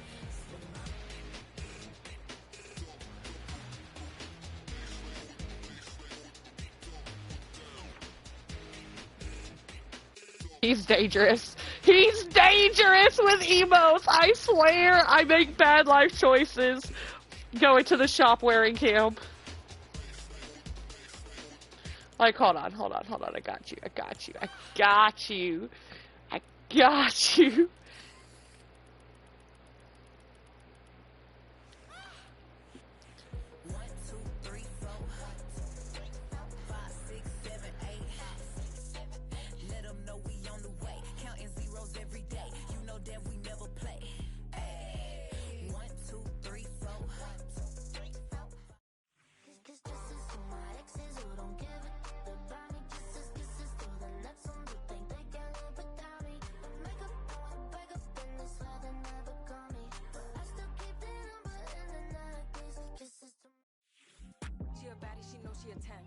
Look at him throw it back! She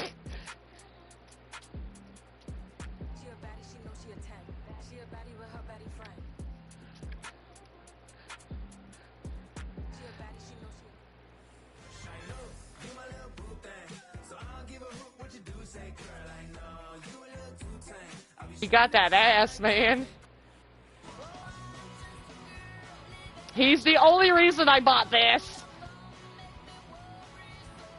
And it's past his fault. It's hubby's fault.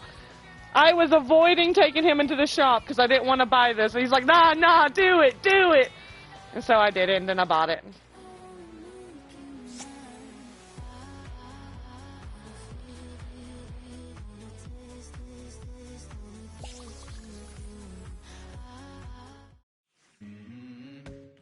I'm in love with the shape of you.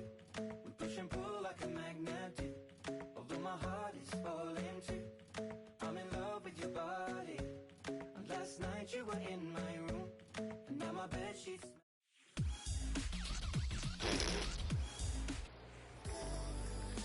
Who's the cute boy with the white jacket and the thick accent?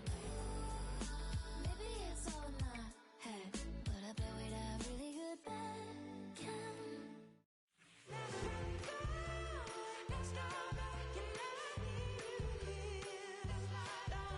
Hilariously, Minato is his partner. I also have his werewolf version, hilariously. Hold on. You want to see his werewolf? There, so this is Lucian West, and here's his werewolf, form, Lycan West. Can I have a bite of that cake? Right! Reshiram, right? Jesus. He got the whole ass bakery. And listen. Just hold on. She a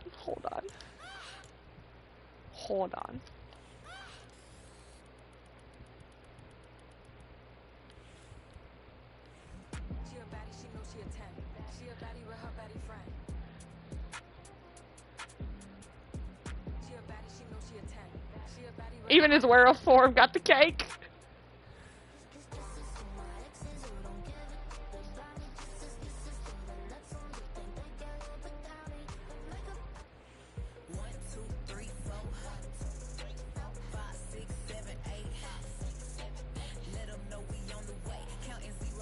That wolf form, right?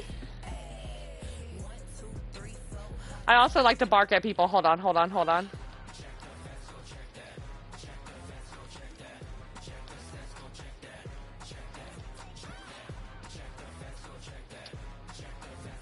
You know, wait, hold on. I'll do it better. Right here. I like to bark at people. Because I'll be able to stop it.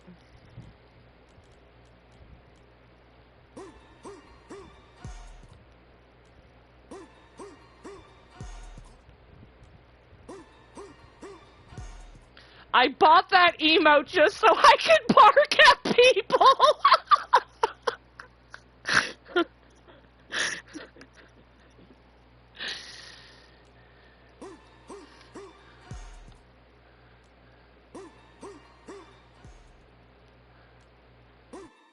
You know, just Mimi things. Just Mimi things. Hold on, let me bust out the howl.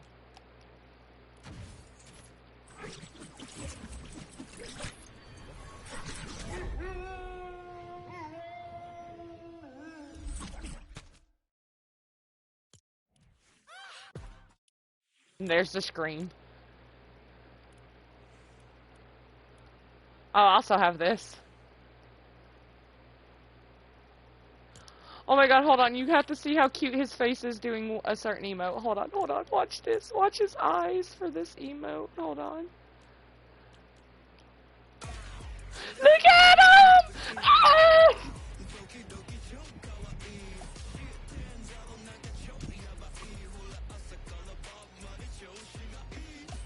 Right?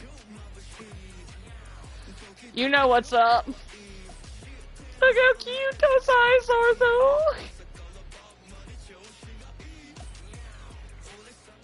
It's so cute. I love it. And of course, I have the angry short king, the hot angry short king.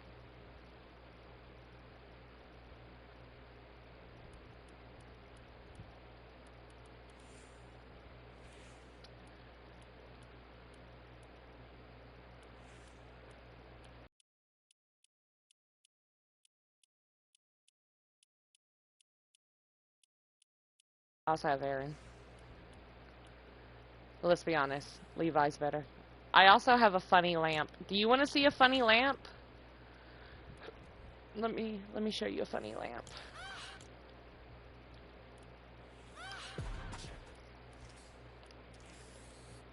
Where's it at? There it is. I think there's something wrong with my lamp. His hair also sticks out of cars. It's funny.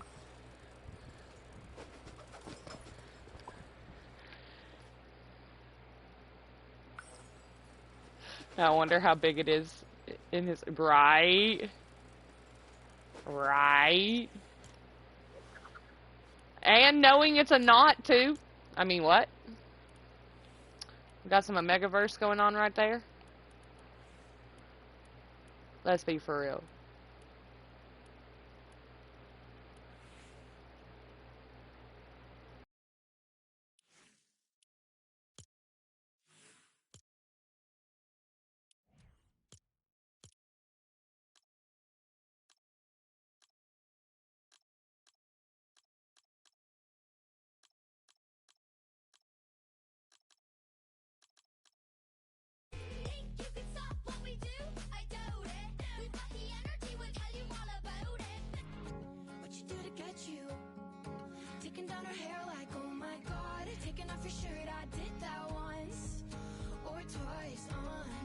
No, fuck off.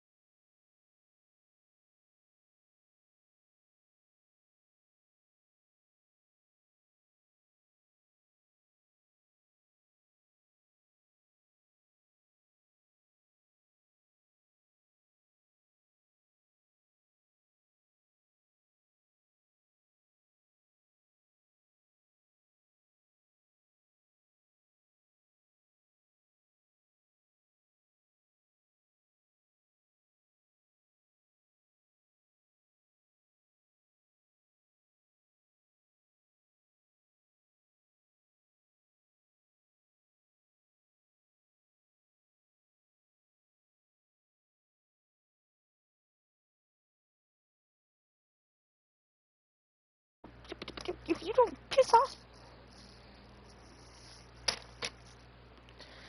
I'll bring out the spray bottle. Not you trying to steal my squishy? That's my squishy. It's my squishy, and I'll call it my squishy.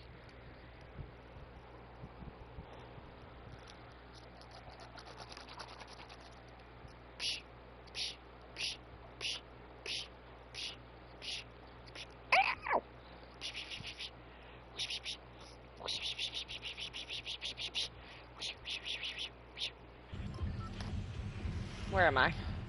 I know where I'm at. I'll know where I go. Which is a substantial amount, but it's not, Ugh, not I'm the going to fire D.C. rifle. and swaying congressman amount. It's not That's where they're lobbying and taking a private jet to the tech industry to lobby something. You know, it's just, it's okay to these people. So would they really protect him? No, it's probably just a matter of, oh, I know that guy from church. No, he's a nice guy. At least I know bitches won't be able to aim. I'm like, where's the evidence? I don't see any evidence, so we're going to rule in favor of him. The next level up, like the medium conspiracy, is that Aaron knows something about these very powerful people, and they are working together to make sure that he's happy so he doesn't tell anyone what he knows. Oh. Will he go to the church? Maybe he's got ideas. Oh. Maybe he just happened to be at the right place at the right time. Or he previously worked as a news anchor. Perhaps he came across information on Tennessee's finest and greatest people that would make it harder for them to get reelected, make it harder for them to make a bigger step into Washington. Now, a few things about this particular theory I will note is Aaron Solomon was not a big name in the news world. You know, he was mainly a sports anchor, not a super well-known one at that. He was not. I ain't even concerned, y'all guys. He was just a local sports anchor and then a local morning news host for the local TV. It's very rare that these anchors are privy to such sensitive information about the elites, especially when you're not at the top. Like, I would think, like, the nation's handful of top anchors maybe know a little too much. And that might be I mean, these are incredible positions, incredible opportunities. I'm not discounting anything about his career trajectory, but I'm just saying I don't think that that would... Oh my God, you hit one. Good job. ...to gain any blackmail material or any sort of high-level information on these people. However, he could have just been at the right place, at the right time, whether it be at work or whether it be at the church. Then we have the dark theory, the most intense theory, the severity of the allegations of this one being incredibly high if true. At one point, Angie claims that these guys all run a sex trafficking ring in Tennessee, that they're all involved, stating that Aaron trafficked his own daughter Gracie to these people. On the Freedom for Gracie website, on the Angie's About Me page, it reads, over the next decade, Angie would go on to battle not only her ex-husband, but a corrupt court system, a cult-like private school, and a church with connections to the highest offices in the country. I don't know if any of these allegations are true. And also, 2 things could be true, and 3 things could be true at once. So I don't know how connected all of these different facts are, but here's where it does get weird. According to Grant's girlfriend at the time, Hannah, and a lot of his other friends, Grant had set up a meeting with the founding pastor, Steve Berger, the main pastor, to talk about how his dad, Aaron, had been abusive towards him. Really?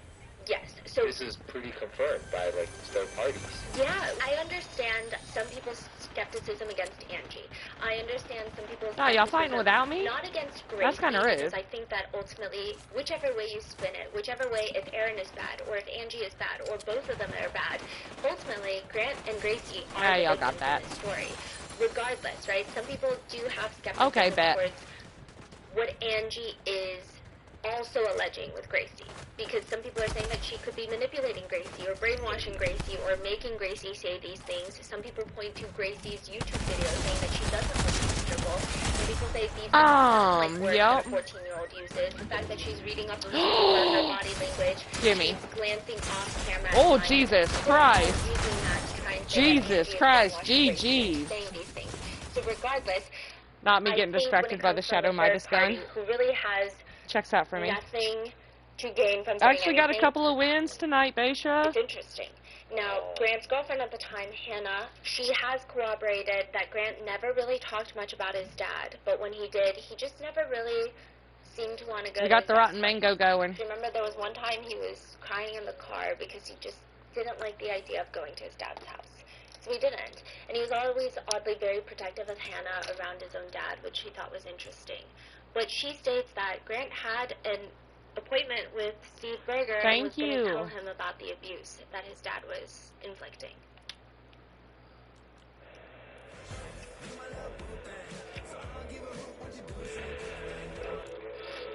I need to get fucking Formolution so bad. Okay, who am I gonna think to do?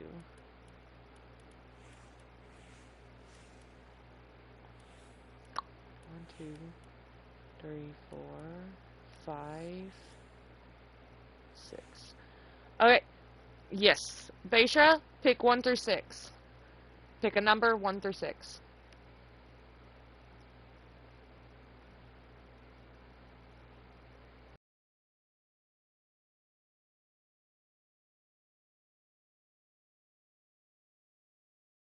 Five.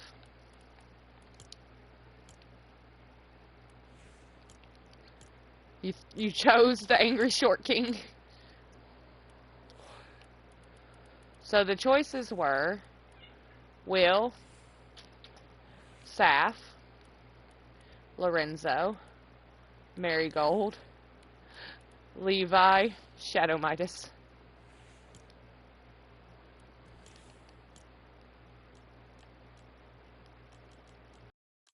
Sadly, the only emote I was able to get from this shop out of the ones I wanted.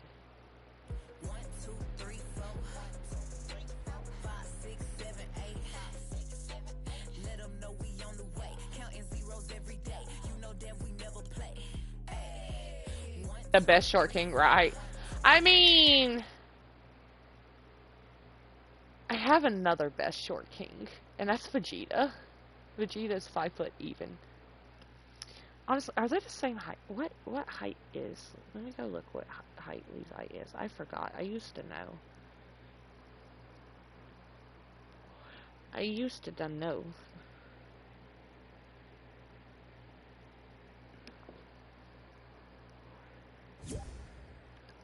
Who is? Oh.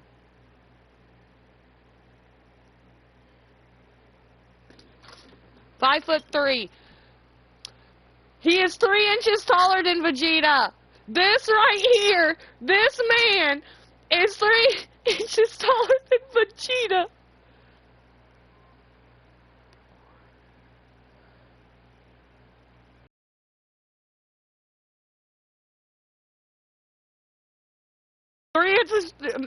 Imagine being 3 inches taller than Vegeta. Imagine him just looking down at Vegeta. Just a slight head tilt to look down at Vegeta from Levi Ackerman.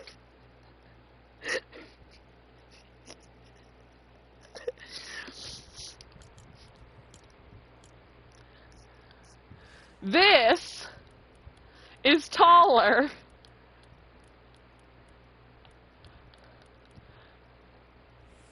than this. The rest of them inches went somewhere else. I mean, let me show you Vegeta throwing it back. Hold on. Let me swap to Vegeta real quick to show you him throwing it back. You want to see Vegeta throw it back? Hold on.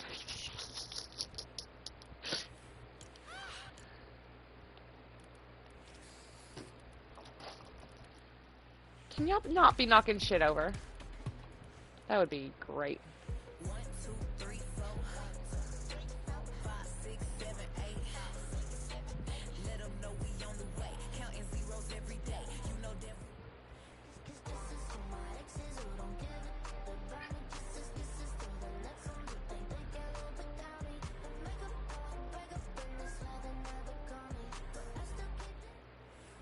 She a baddie, she knows she a 10.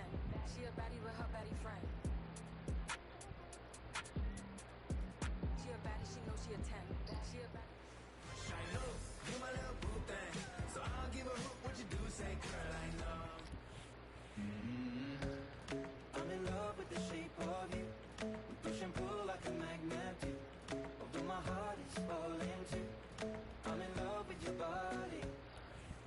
Nah, you wanna see beauty? You wanna see beauty with throwing it back? Hold on, hold on, hold on.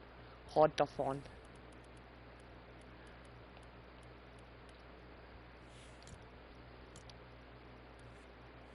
Let's get off of Twink Mite for a moment.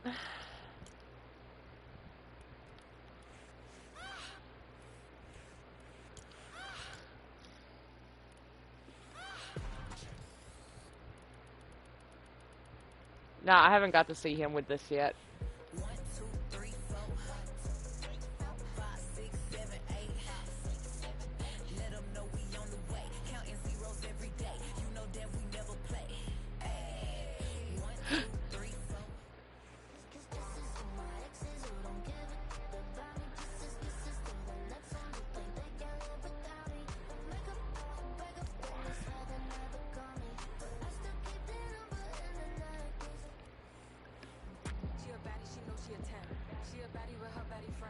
This is why I'm why we can't have nice things.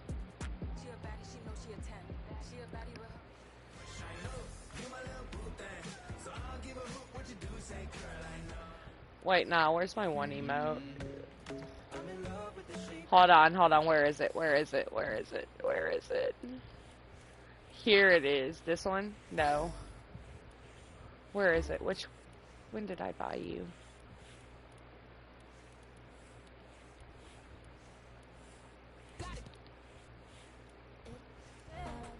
There it is. Right? No, that's not it. Where is it?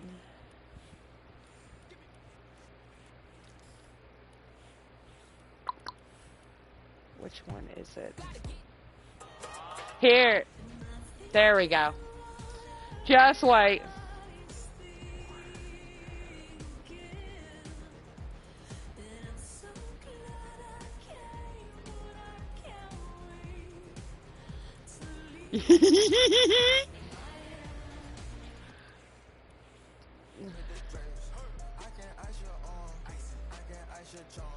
The amount of throw ass emotes I have.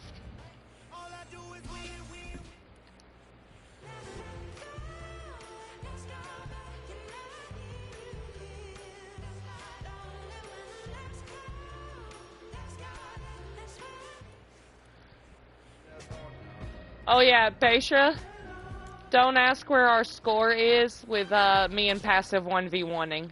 Don't ask what our score is now.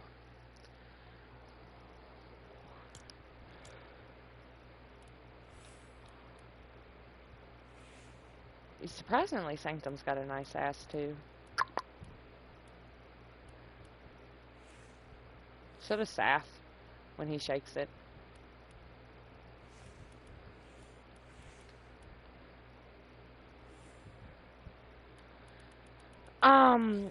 I'm right at 80 kills and he's only like 28 kills. Now, y'all want to see real ass throw? Hold on, hold the phone. I'm right at 80 and he is at he's at like 28, so close to.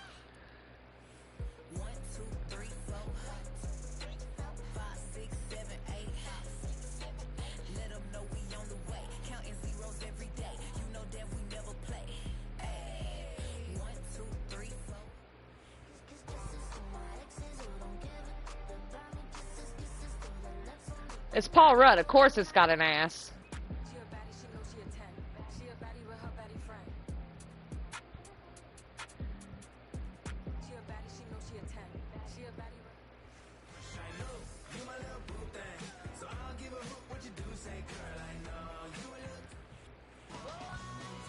I might refund this one.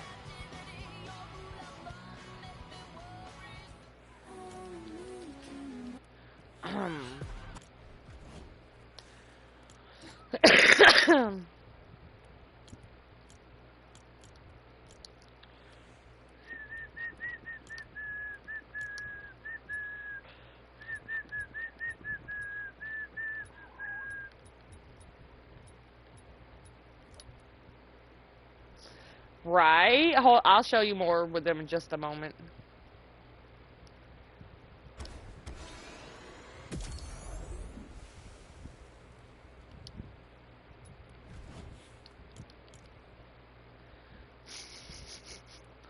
Oh, which one do I want now? That's the question, because I have 3 I really want.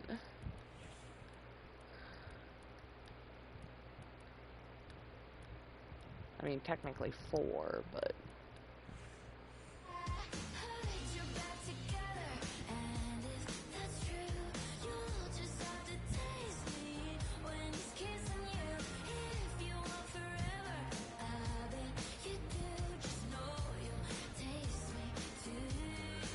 Do you know how tempting it is to return Pops to get the rest of the emotes I want? So I return Pops, I could get the rest.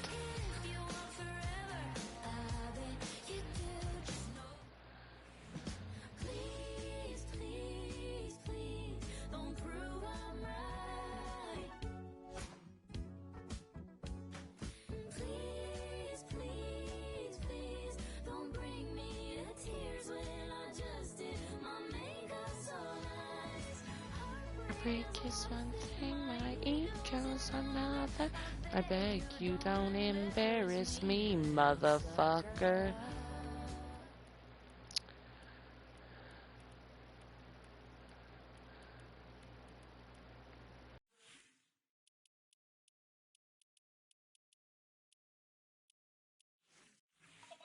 Macaroni, filling with my homies. Chicken wing, hot dog and bologna.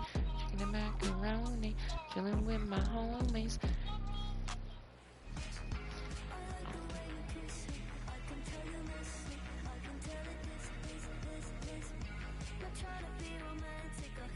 From the back, so you don't get attached.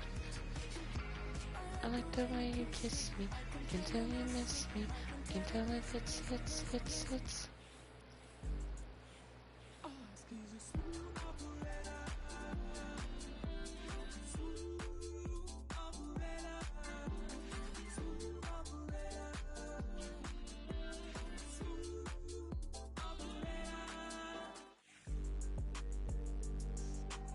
I don't give a fuck about that one. Here comes the 2 to the 3 to the 4. When I get back around, we need 30 more. You'll need a dance floor. Oh my good lord.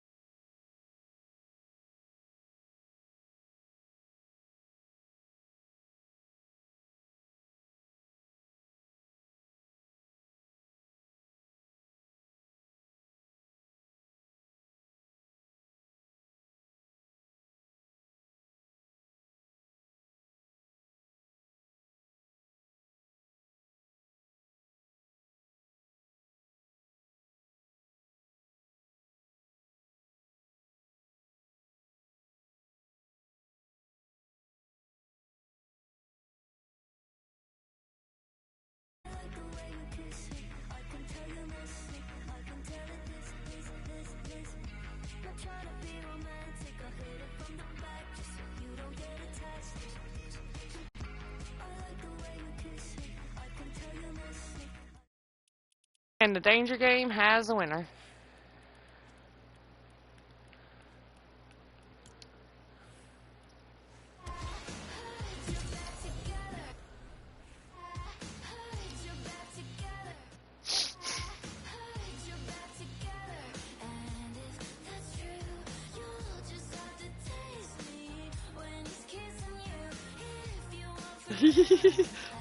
I fucking love those songs. I didn't even need his ass for this one, I just needed him for this one. Jesus Christ, guys! Y'all are gonna get a concussion! Fuck!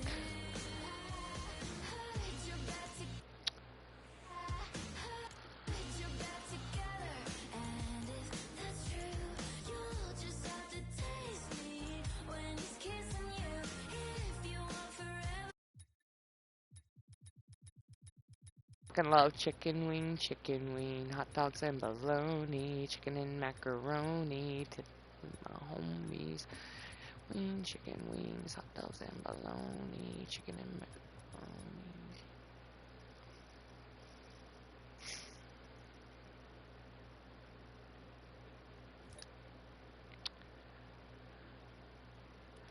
1,500. 3 left. I want to get that would give me enough. That would give me enough.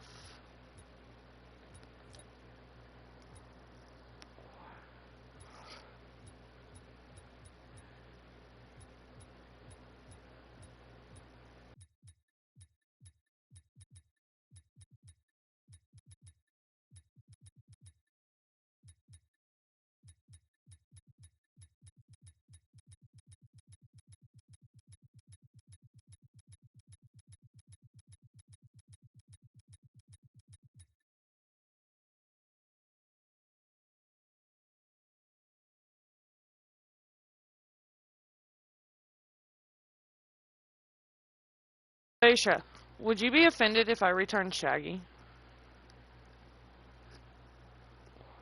Since he's popped up again, that means he'll pop up another time as well.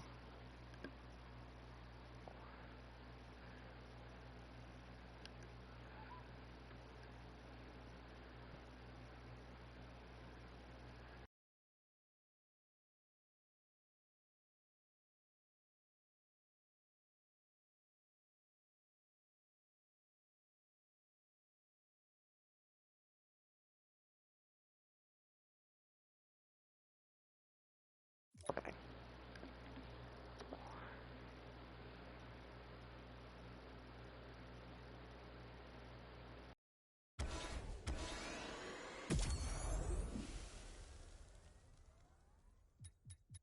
Okay.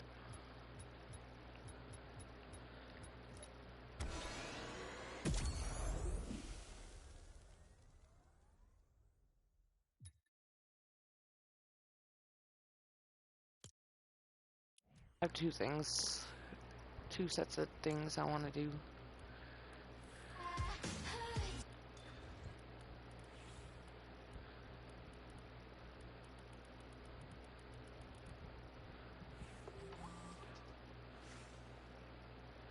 I do like her. She's pretty sick looking.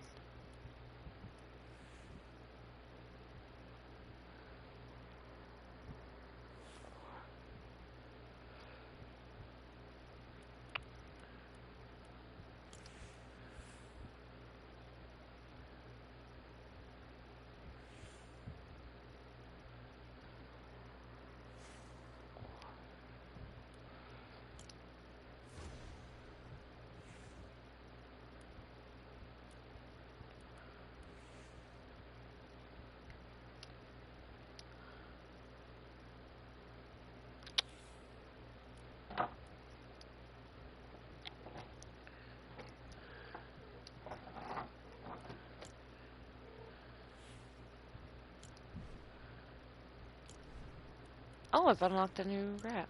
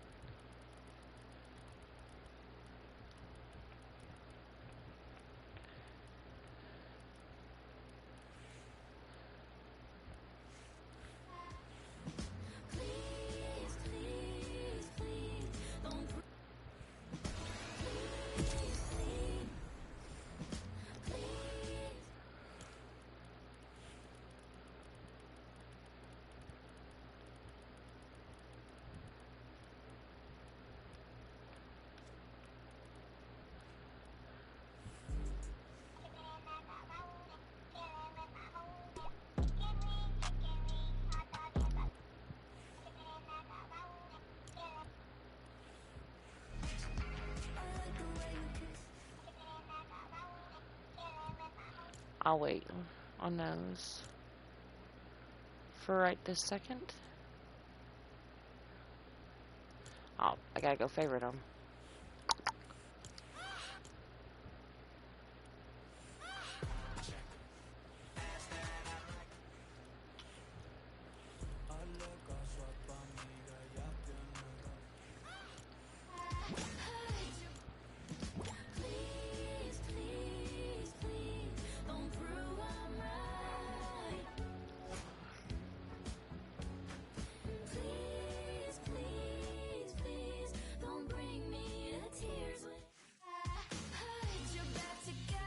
The amount of icon shit I got now. Jesus Christ.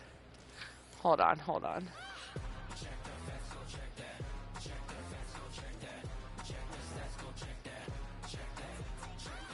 Speaking of playing a dangerous game, I'm gonna have to go do it later. Fucking right. The amount of fucking icon shit I got now. Speaking of. Look at all this. Like, hold on.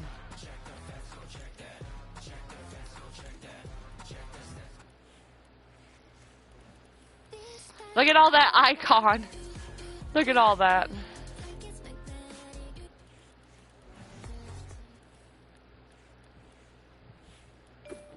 Oh look, there's my Marvel. All the normal.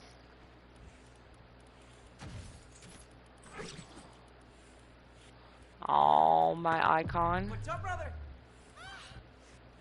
And Gaming Legends.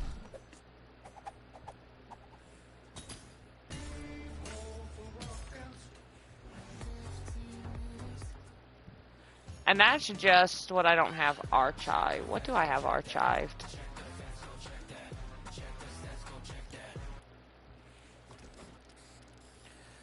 All the shit I got archived.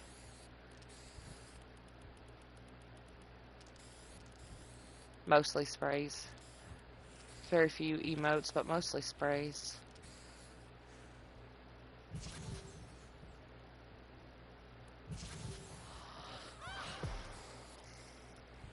My other Marvel one that I have archived.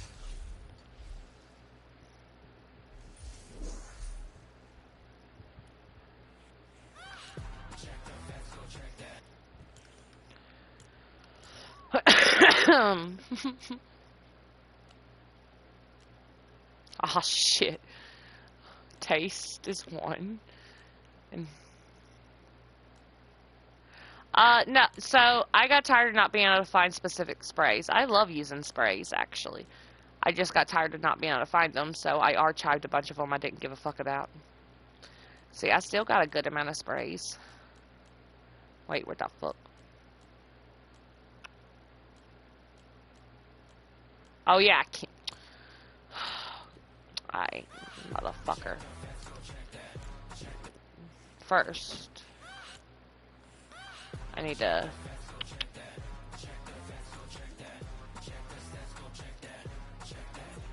What is the name of the other? Aw, shit.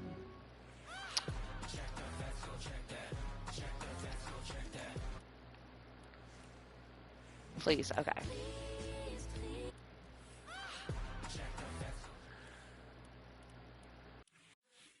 Oh yeah, I do gotta go through here. I'm stupid. I have 72 that I didn't archive. Speaking of, I have some new ones I need to archive. I'm good with keeping that.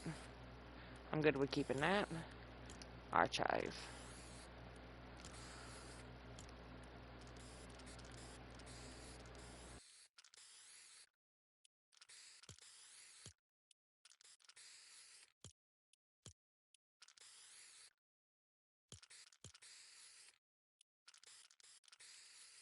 I have a bunch I didn't archive. So what caused me to archive most of my sprays is not being able to find this motherfucker.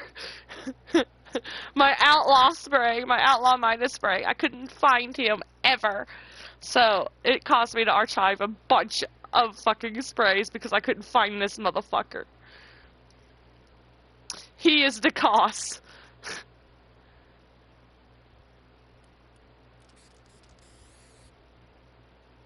Why aren't you archived? Why aren't some of you archived? I don't even know.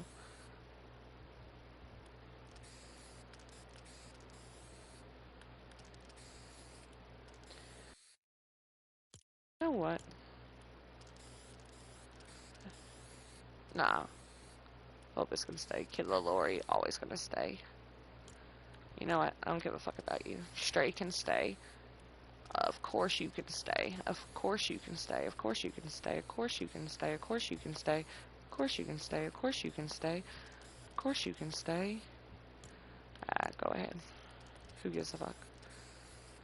Yeah, you can stay. Y'all can stay. You know what? Nah, I'll keep you. You can stay, you can stay. You can stay, you can stay, you can stay, you can stay. You can stay. Of course you're staying. You can stay. You can stay, you can stay. You can stay. What is this? You can stay.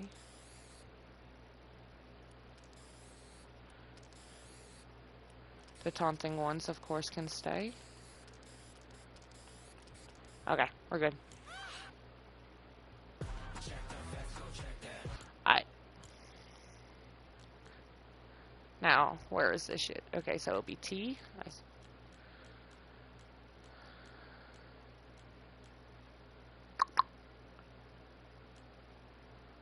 Where is it? Where has it been placed? Where has it been placed? Of course you'll be over here. Why wouldn't you be over here in the S's? Why wouldn't you? Yeah, because it checks out. It makes sense.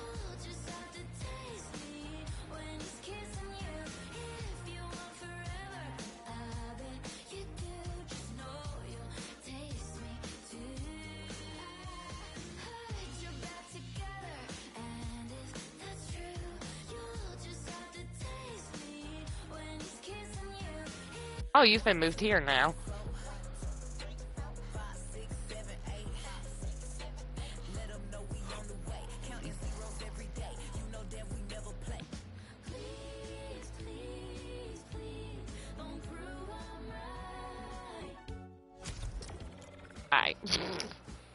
I really need to stop fucking around. You know, it's just very entertaining, you know, just the greatest quality of stream. Just, me fucking around with shit. So engaging, so entertaining, motherfucker. I'm very disappointed it says little sucker instead of going motherfucker with bleeping it out. Because tell me why that says little sucker instead of motherfucker bleeping it out when, first off, where's it at? Oh, I struggle finding my emotes already and now shit's changed again.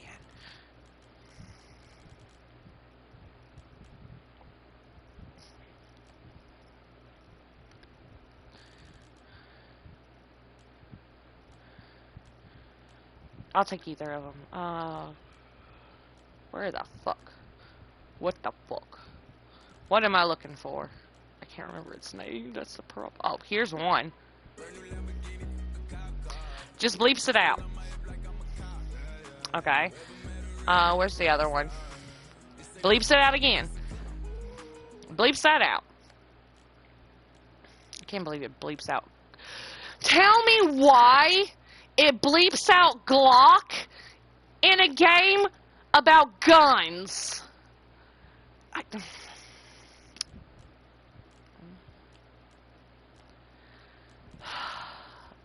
I can understand bleeping out fuck and the N word, but why is it bleeping out Glock in a game about guns? Where's the other one?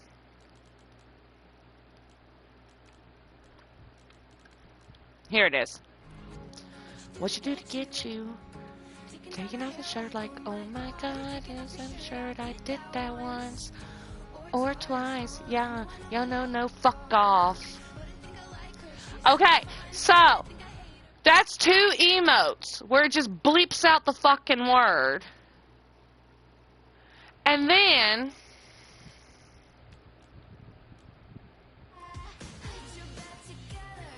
no, it's not that one. I'm an idiot. Ah. Where's that at? I swear to God. There you are. No! You know what? And it says little sucker in this instead of mother. And it's like, why? Why?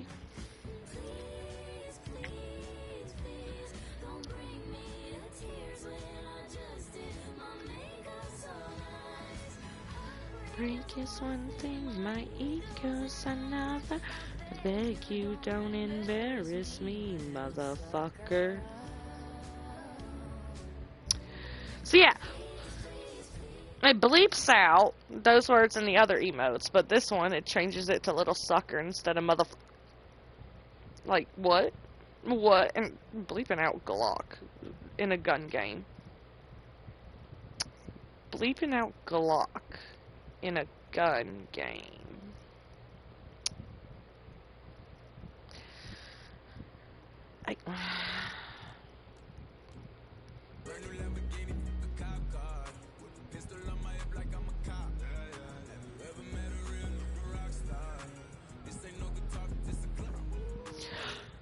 Why is it gonna bleep out Glock in a gun game?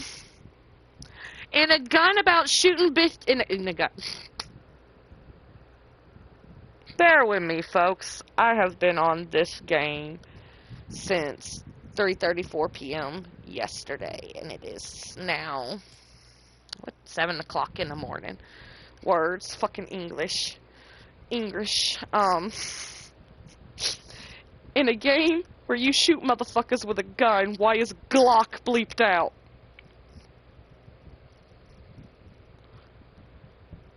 In a game where your goal is to bust a cap in a motherfucker, why?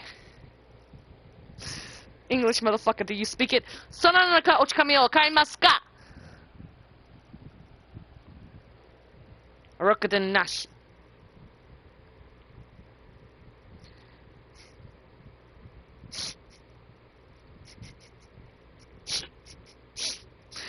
Chana bala bala son oh shh. Are they gonna wanna touch me? Look, igna wall, a swag bubba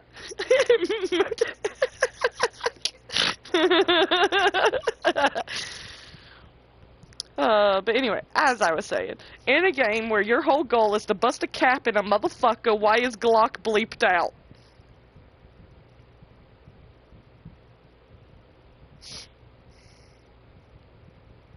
Eskliben askabi klä skadar mother monster aspi flagga mi gabbe uskabat bear. Keep playing. I can do more than you can, Baystra. I can do more non-English than you can.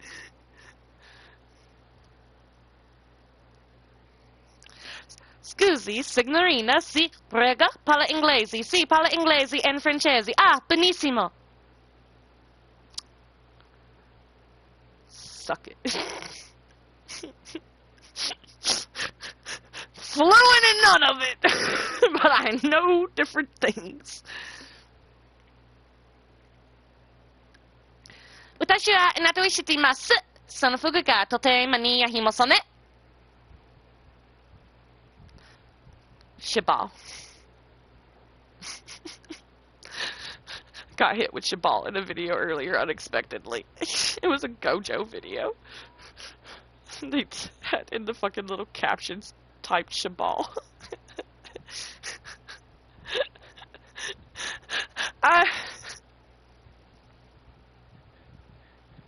Nice.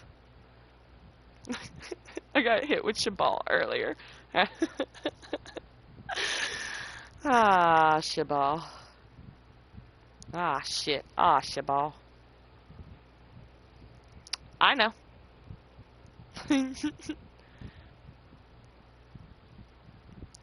Shabal is shit, fuck, and any other cuss words you could want in Korean. Rokadanashi. Asshole in Japanese.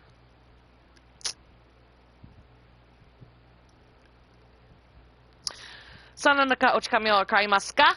Shut the fuck up talking to me, bitch. Do you understand? I've known that one since high school.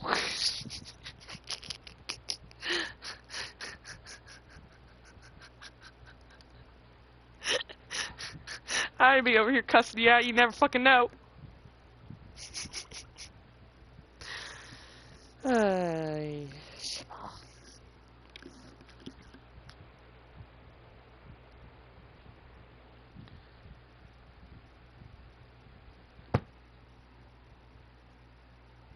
already know you know what baka is, because you are a baka. I'd be disappointed if you didn't know what baka was.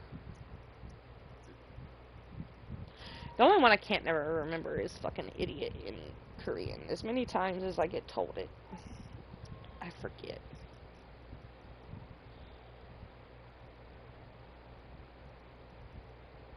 I can't retain that one right now. I don't know why. I think it's because of the person who was trying to get me to learn it.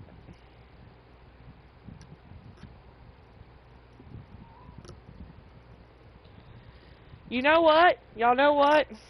I gotta go pee. I'll be right back.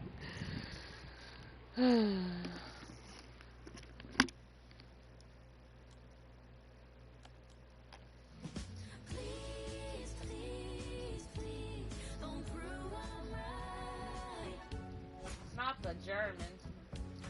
Motherfucker! I can sit there and talk trash to you in a Russian accent. And I had vodka next to me. I mean, you gave me the vodka, so of course you know I have the vodka. But I will drink that vodka, and I will fight you like Baron Wood. And you will fucking take it like the whore that you are. Right, Rhea? Right? Thanks for the kiss, baby girl. Now move. I gotta go piss.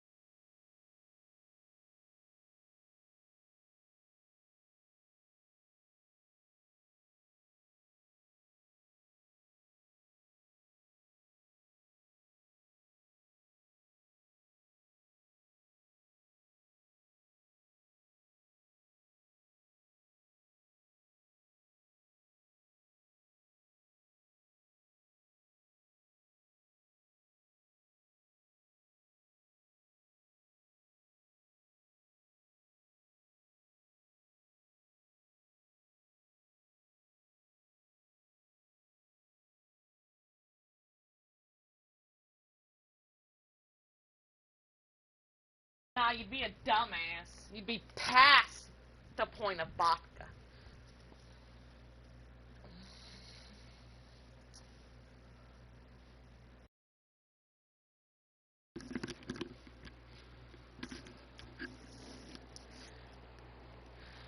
Venganza. I retained that from the Astro days. I can't tell you any of the other shit I had looked up to say to him, but I can remember Venganza. Which is revenge. I have sun fucking shining off a car into my face.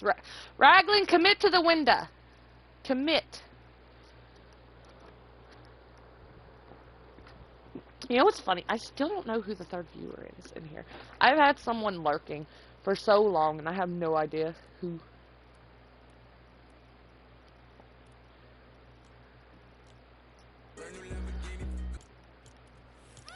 Oh. Shut up!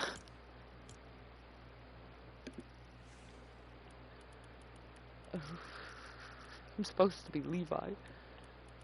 Fucking where is that fucking short shit? Levi! I'm blind! Halep! Halep? What? Why are you over here? And why are you now? You know what? Say la vie.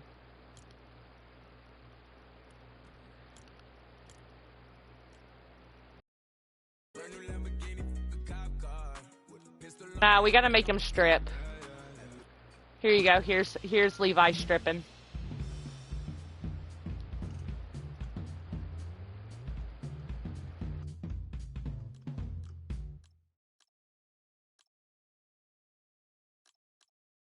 This is Levi to Aaron. This is straight Levi to Aaron. Let's be so for real.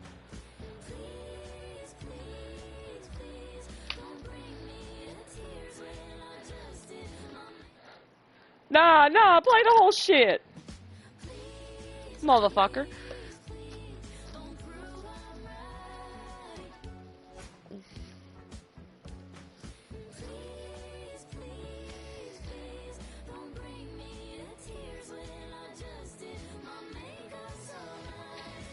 Heartbreak is one thing, my ego's another.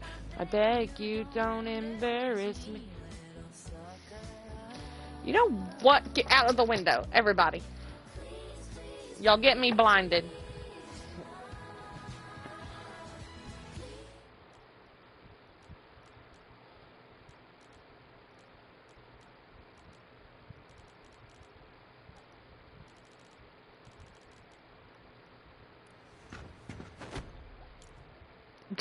I'm hitting the wrong fucking button.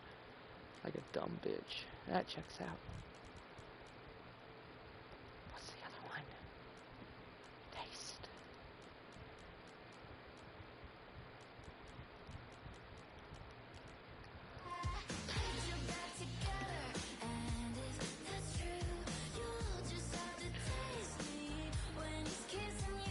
Ah! Sorry. I about died.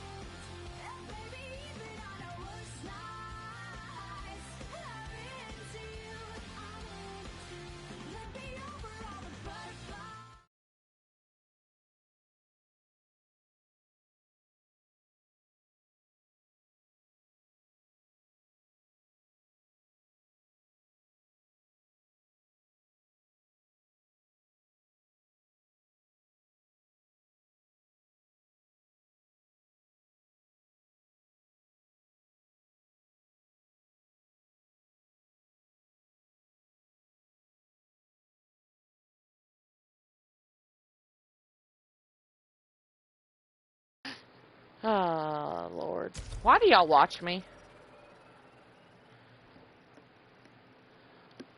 Be so for real.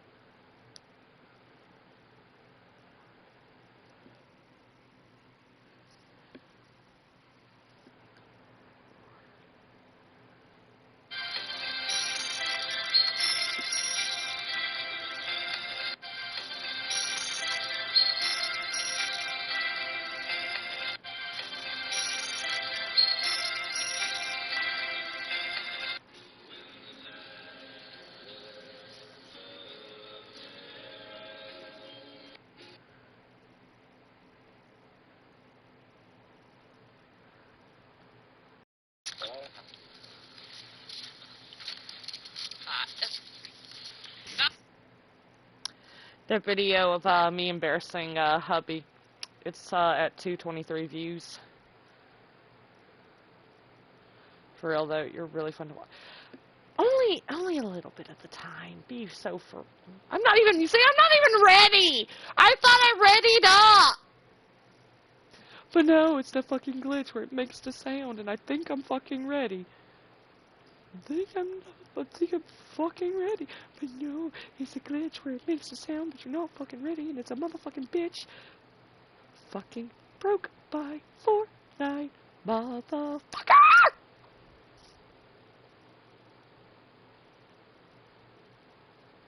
You missed me doing solo Phantom Investigation. I did that earlier. Also, before I started streaming, I kept jump scaring Duff. By the way, Murder Mystery, you can now make private. It's been made to where it's allowed to be made private. So, me and Passive 1v1'd Murder Mystery, and I kept giving him fucking heart attacks. And I was sitting over here on my tablet and speaker playing Myers' theme song while I was Myers.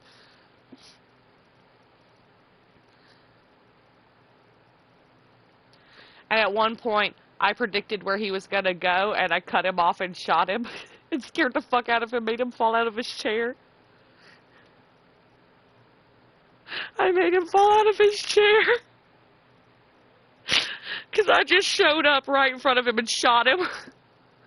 It's like, I'm a Scratch Mirror Myers maid on Dead by Daylight. Of course. You can run as fast as you want. But I'm gonna always find a way to be in front of you. Or right behind you. The amount of times he didn't even know I was following behind him. Crouch walking where he couldn't see my footsteps.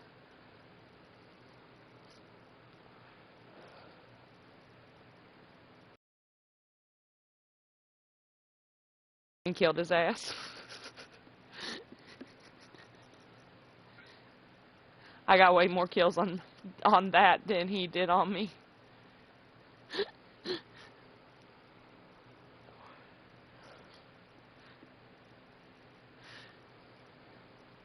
Let me show you something real quick. Let me just show you something real quick.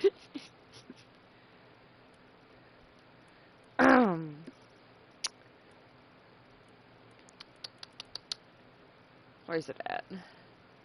There it is. Let me show you something real quick.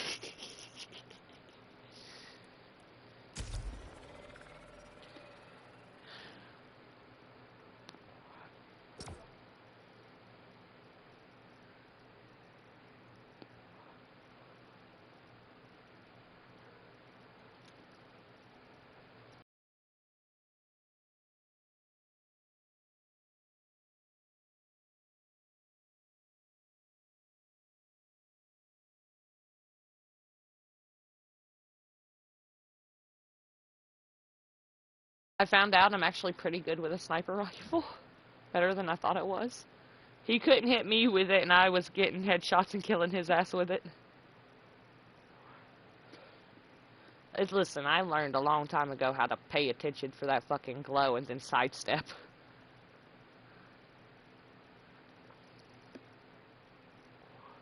Many times people got me with a fucking sniper. Let me show you. Let me done show you something. Let me learn you something today.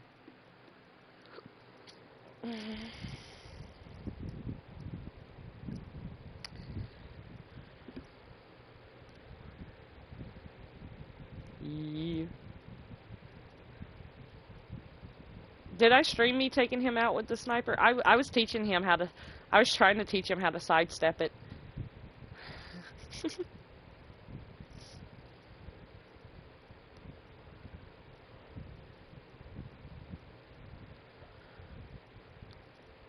Oh, I'm 71 is where I was at. Look, I'm 71. And he's only like 28. Wait till you see him in here.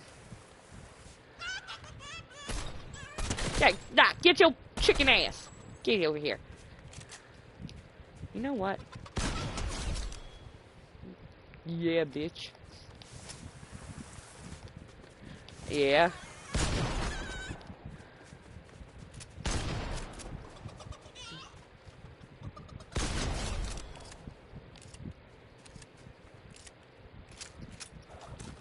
Does this still not work?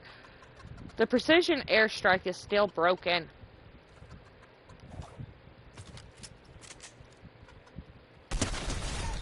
Bitch. Bitch.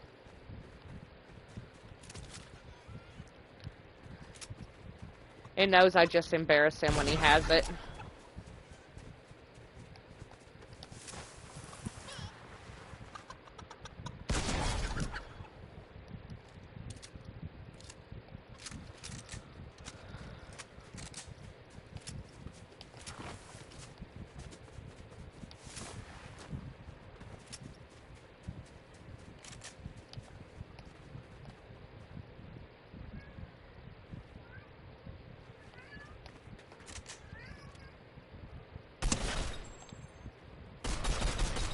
Bitch.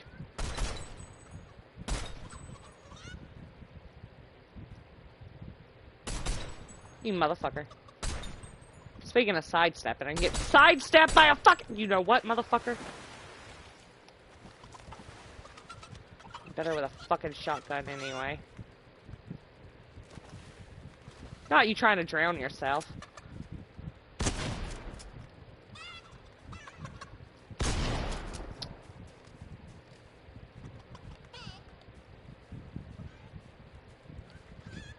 Look at this motherfucker.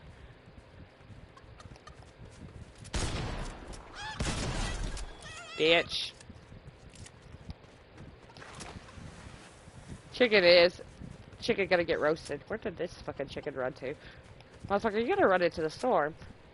You know what? Yeah, run into that store. Run into that store. Run into it. Not the storm, not killing the chicken. Imagine.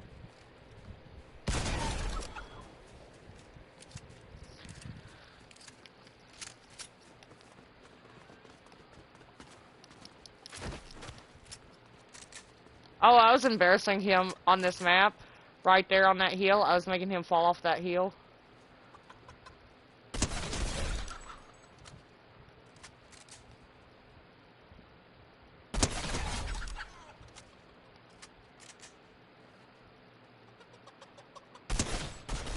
Oh, you son of a bitch.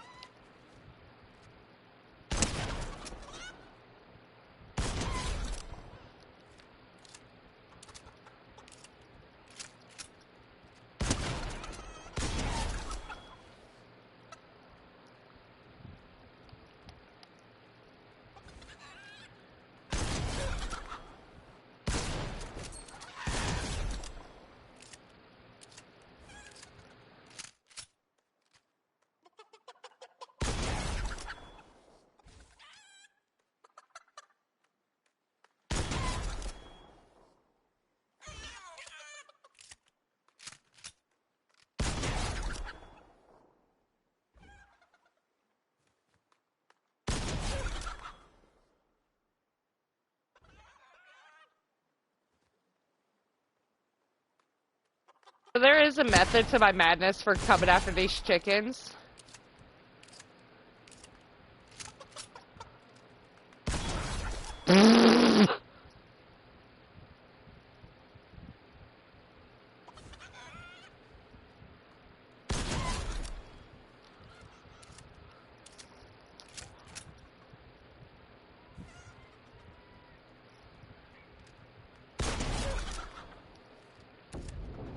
It helps me listen to what side something is to me.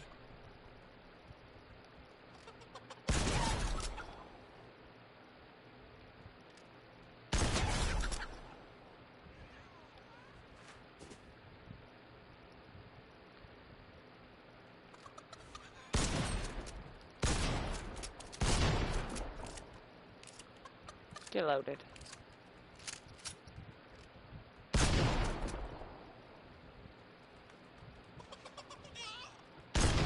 Damn.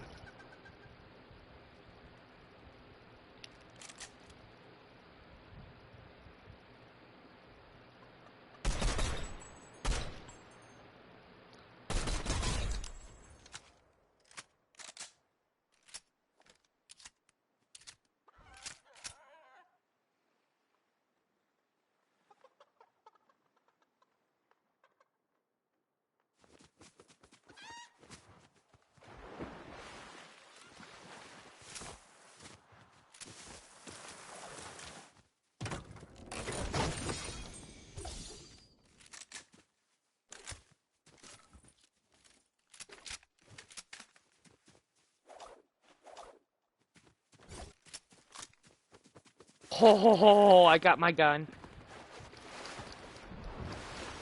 Also, passive don't like me having this gun. Nah.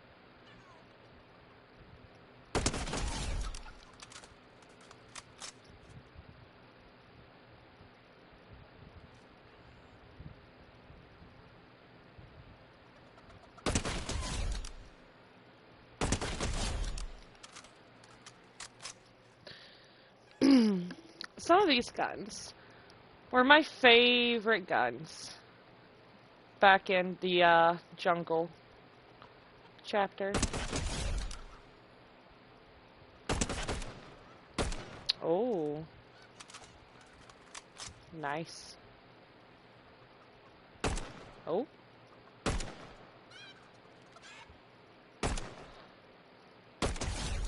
Gotcha, motherfucker.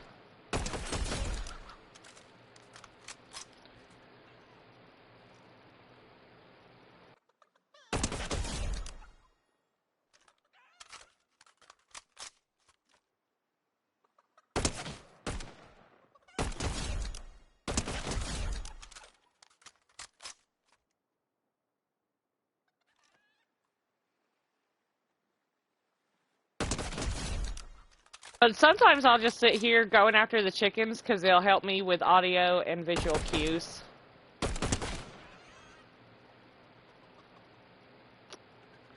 I'll go after you in a second. Oh?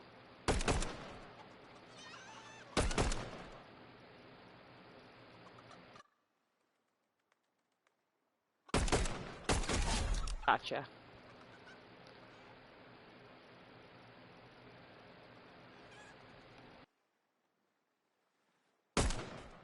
Ooh. Gotcha.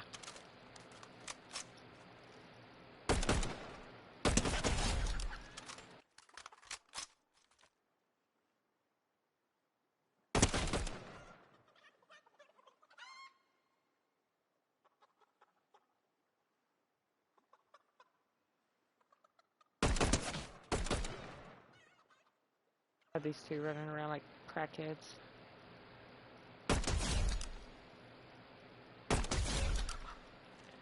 A little flick up.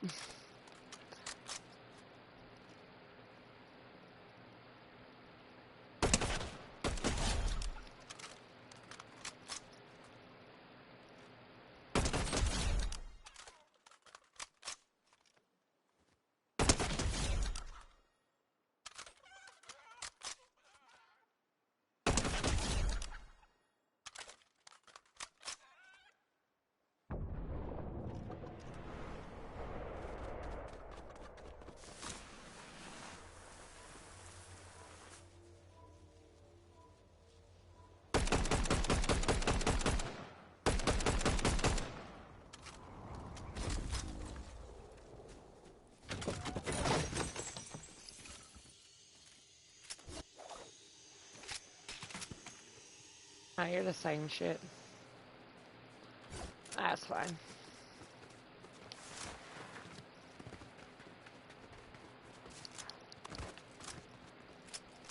Let's try a little more difficult.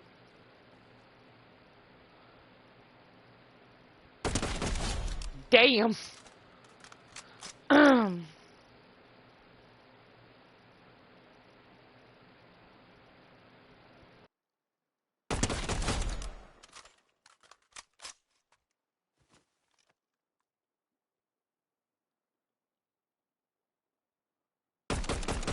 Oh, missed that one because it went behind the rock right there.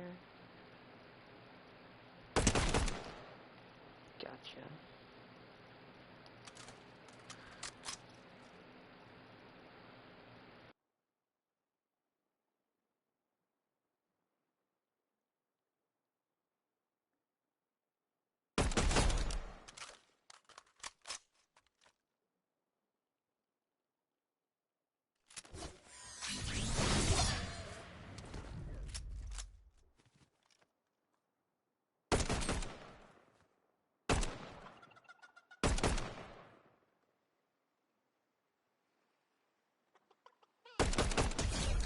Gotcha.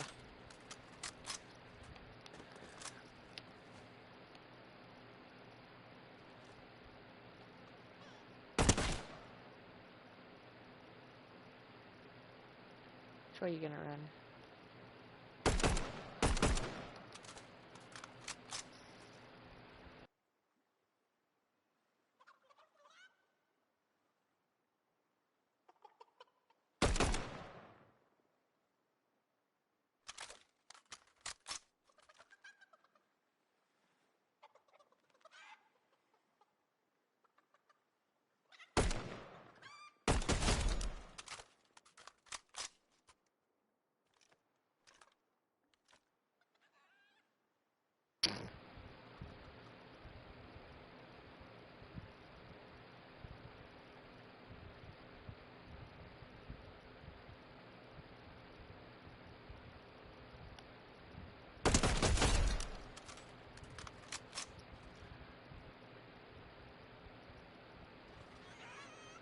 Oh, hi there.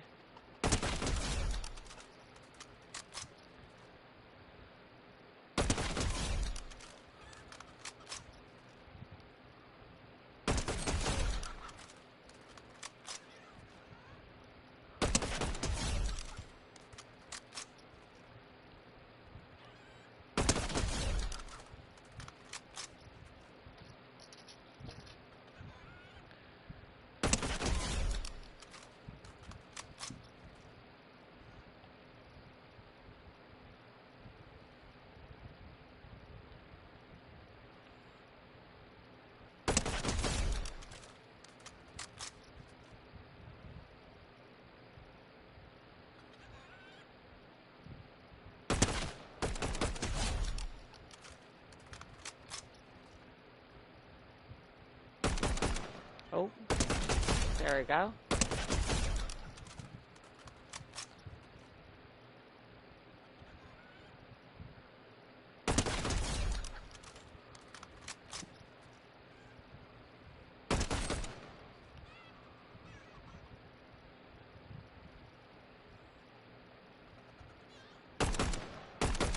Oh.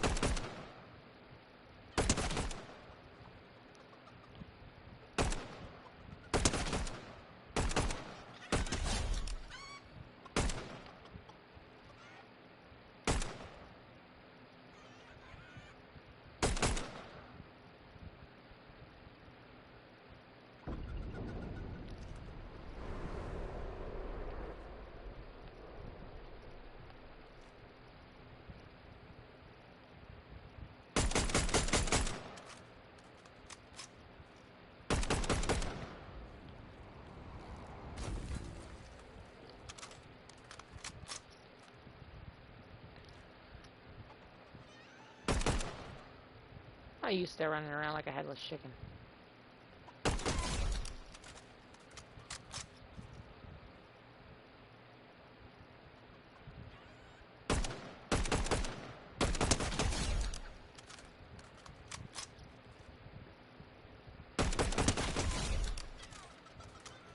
But Basher, I really do suggest just come into this mode and fighting the chickens. It really helps with tracking.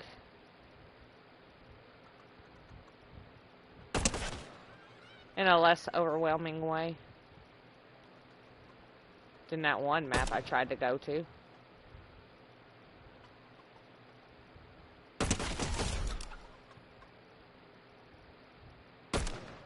Ooh.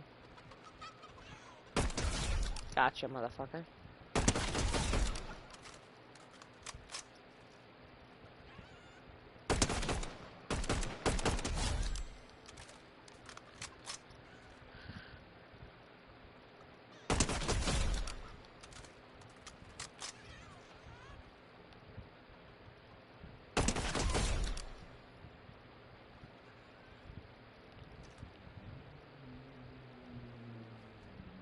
I knew I heard you, motherfucker. Imagine. Trying to sneak up on me.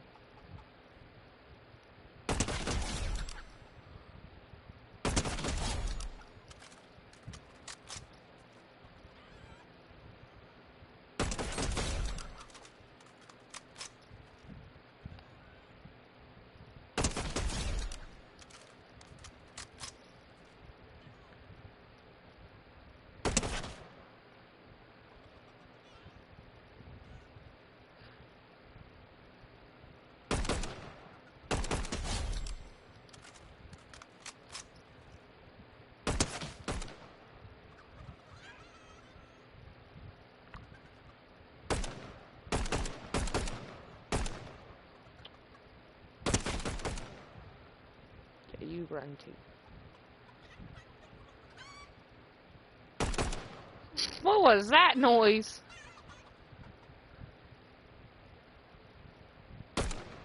Ooh.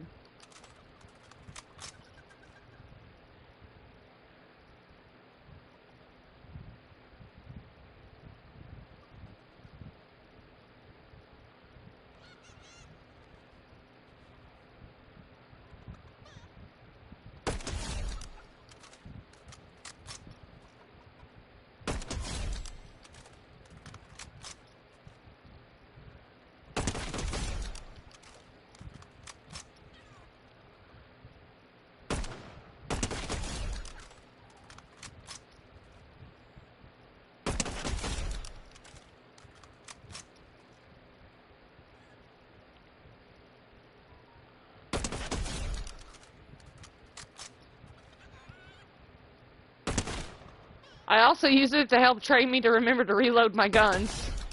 Do you know how many times I've gotten killed because I forgot to reload?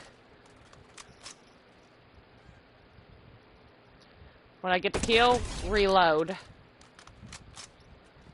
Make it muscle memory.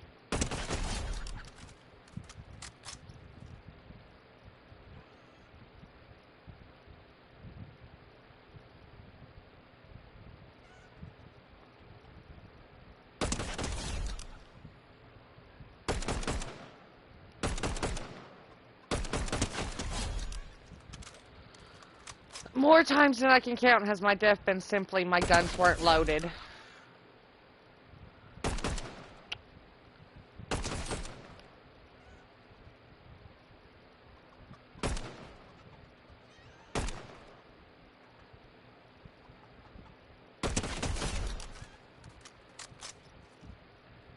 In case anyone wondered why I'd reload too soon. I need to make it muscle memory.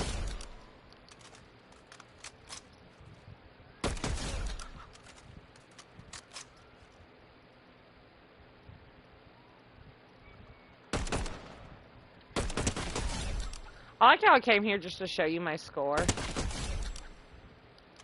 And then I just started murdering chickens.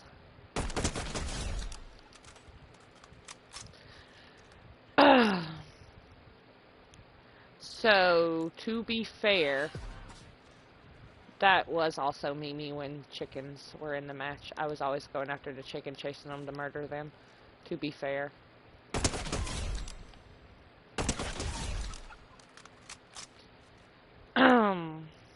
God, it's been so long since they've actually been in the game.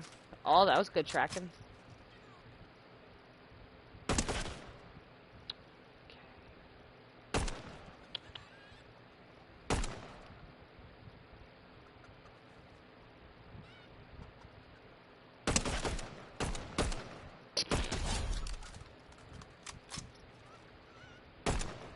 Ooh.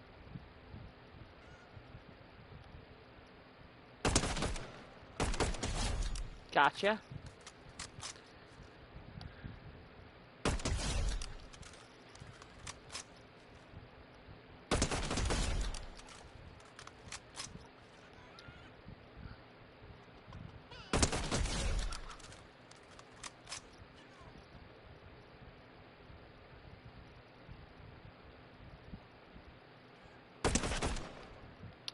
You run.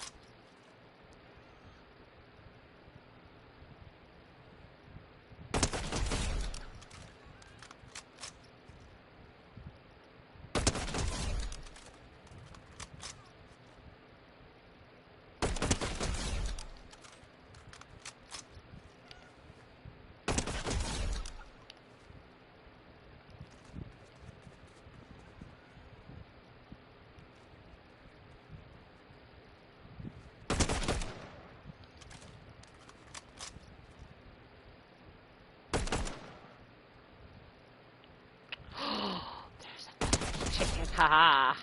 Got you. You cocksucker.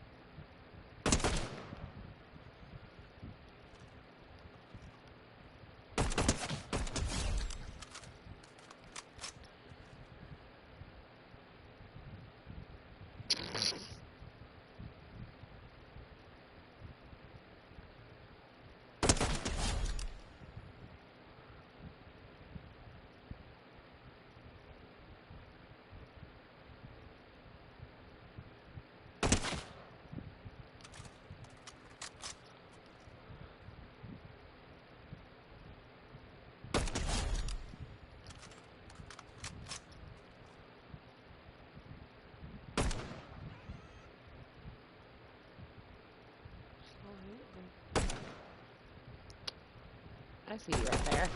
Oh. Never mind. Fuck me, I guess.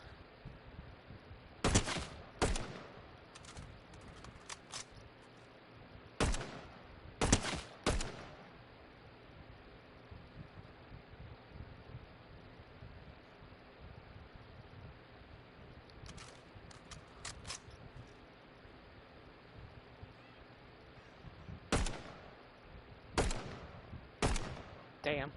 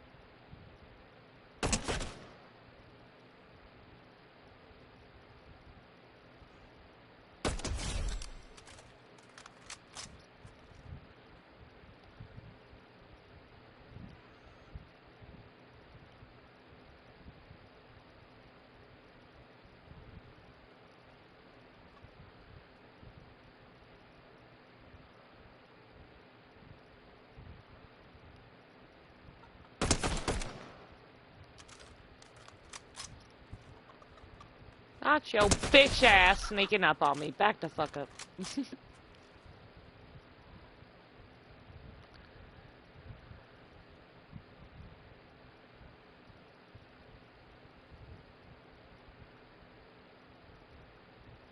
Oh.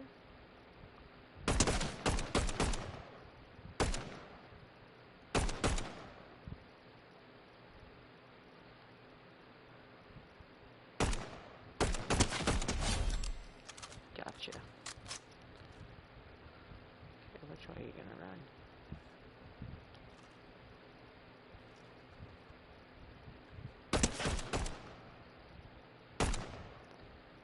Bitch. Gotcha.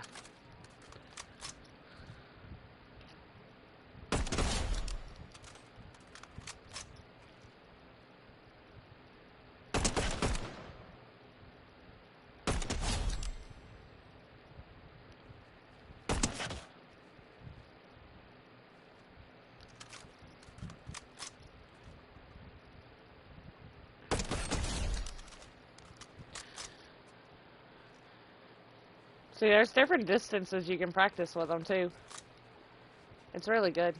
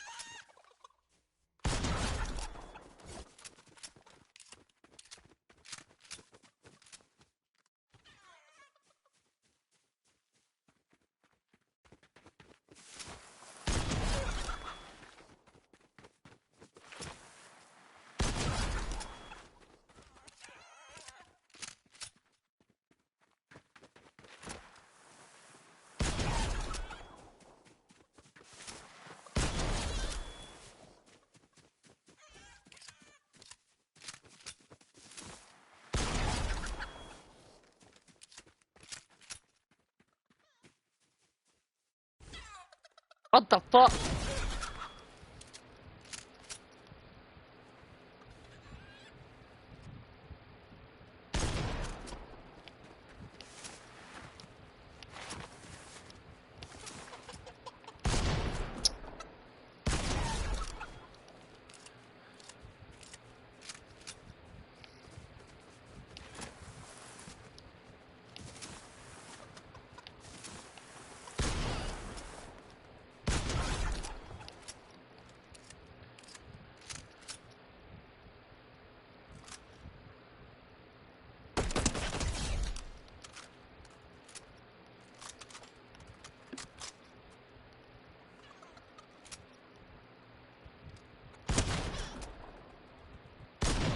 Oh.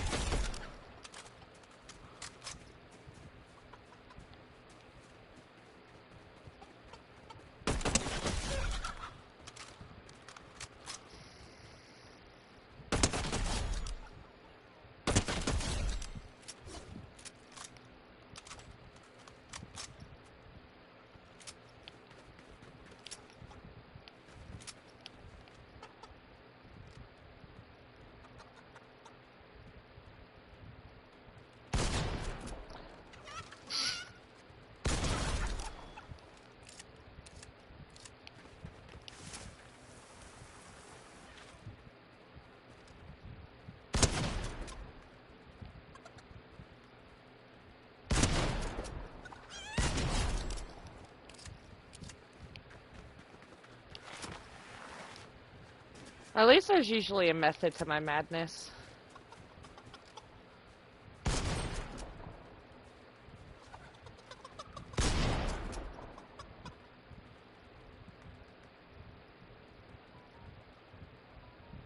Who's blowing up my phone?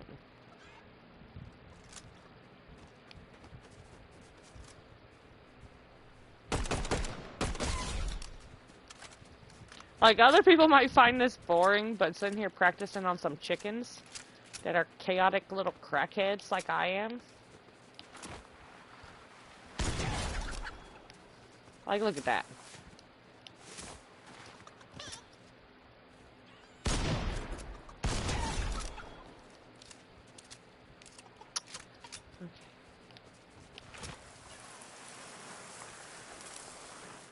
And then you learn you miss a possibility like that.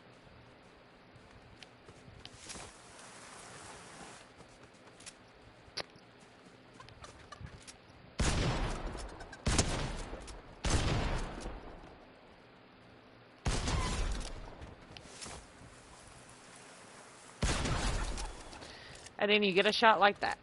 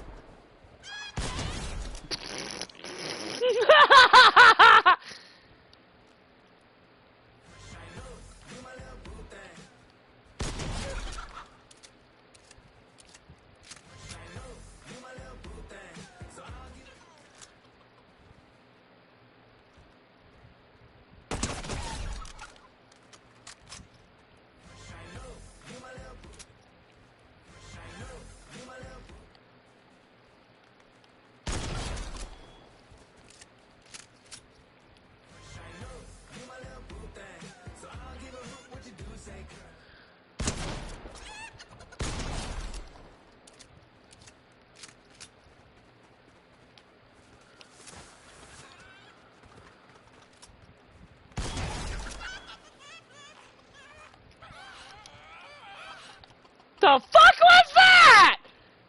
You good, mate?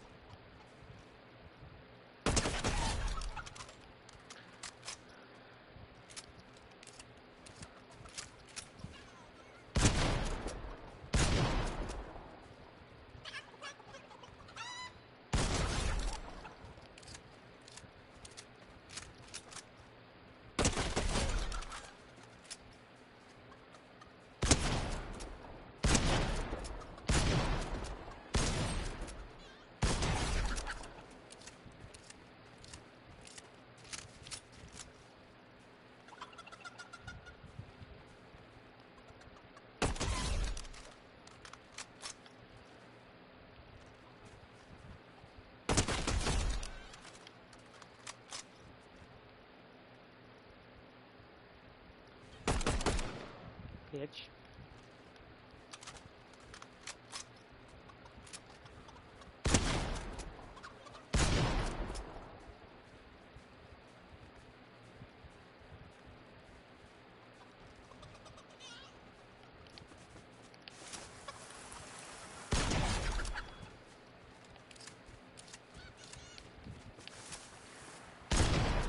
Oh.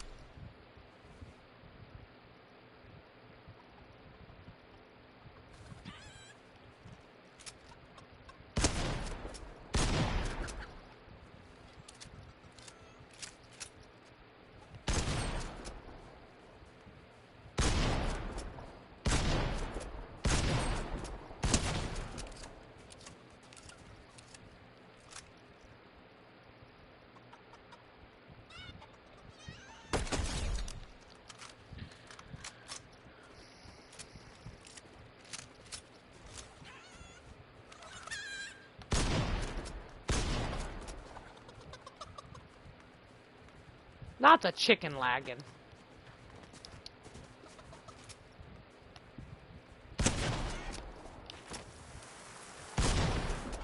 Oh. Got him.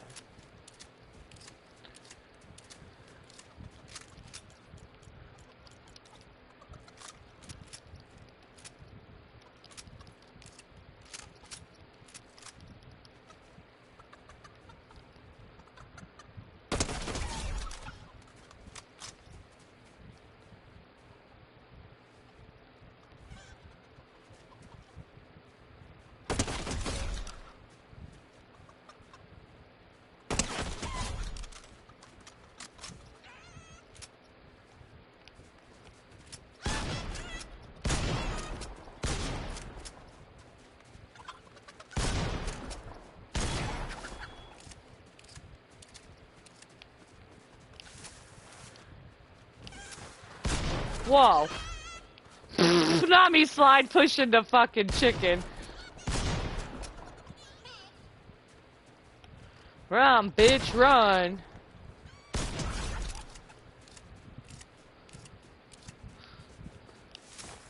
See, this is the type of shit I say. I don't even know why people watch me. I'm not even that I'm fighting a bunch of chickens. What is interesting about this? Bitch. Tell me about the rabbits, Lenny. Wrong answer.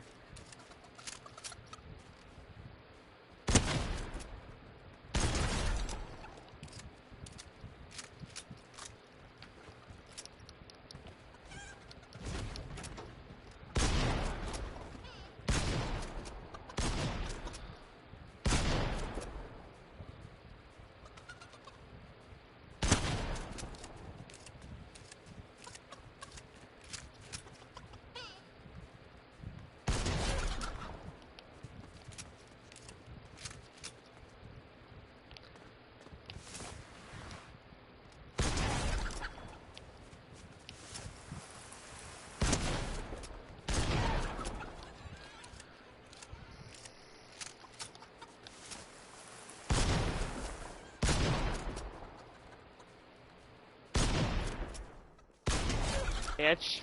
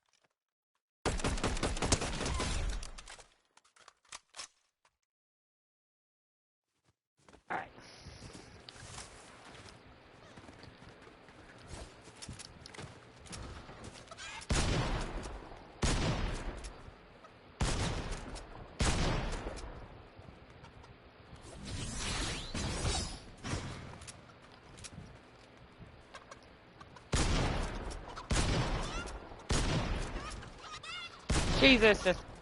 Okay. Okay, now.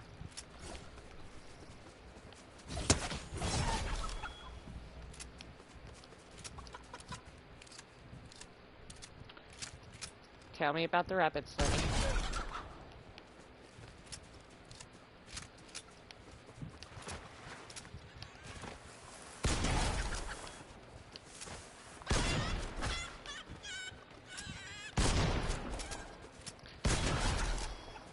Jesus Christ, not you spawning in my asshole.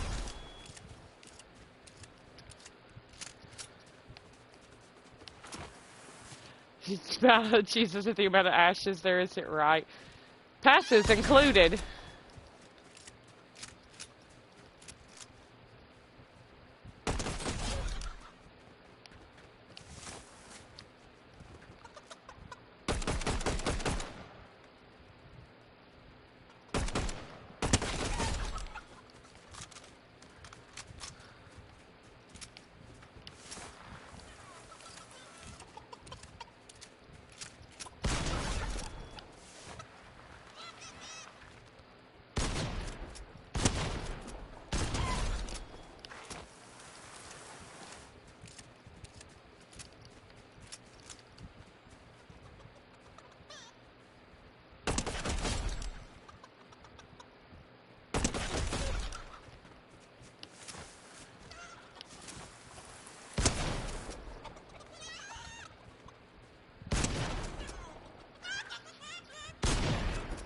Bitch, the fuck you gonna spawn in my face like that for? Who asked?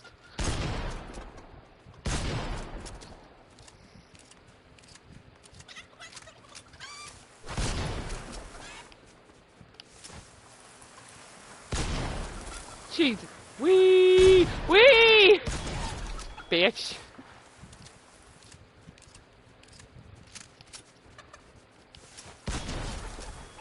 Oh. I got the shot.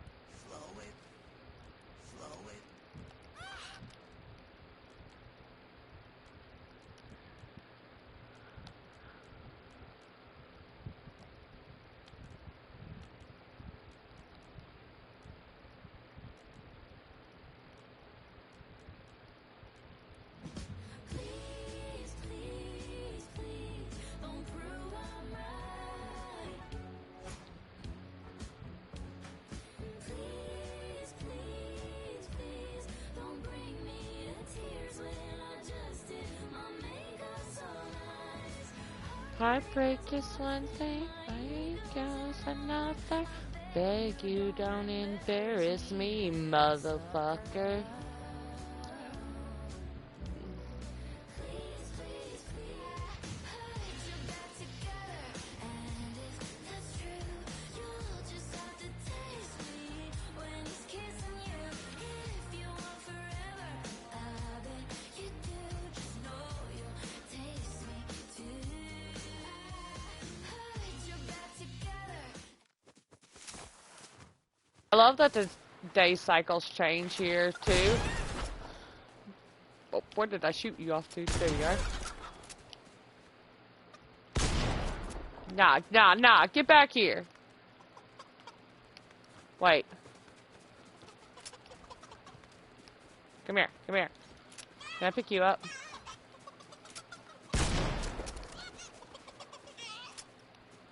Gimme. No, gimme.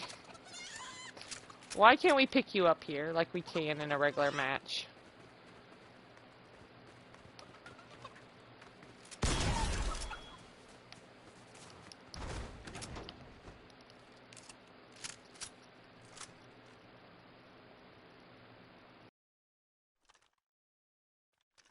I hear your ass over there. Ah! Not it going. Ah!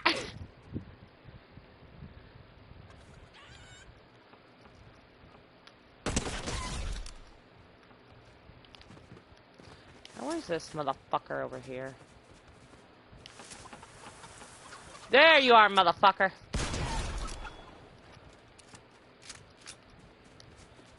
Anyway. I'll go play a normal match now. I get to pee. I get to pee. Ow, not my shoulder popping. Make sure it's your fucking fault. You did it.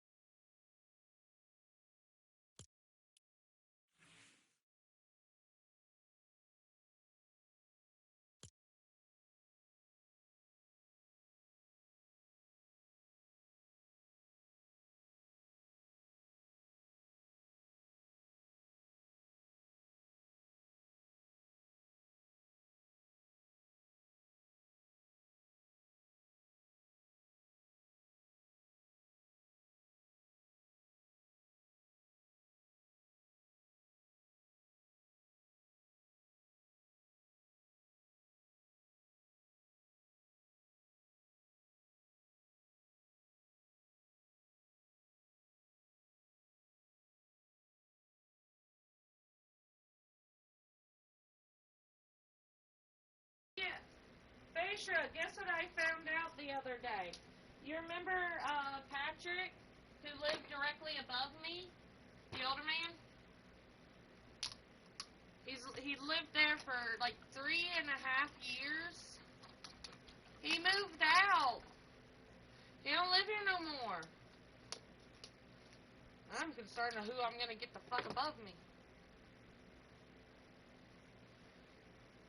Patrick was a doll. But yeah, the day cycles change on that mode.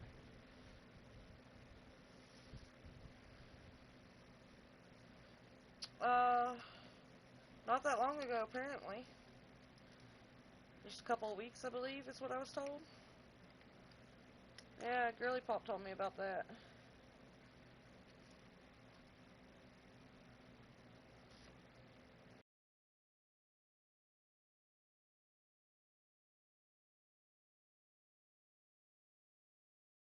It is. I liked Patrick. He was a sweetie. He was always so sweet. Such a cutie. Don't know about how old he was, but I know he was much older.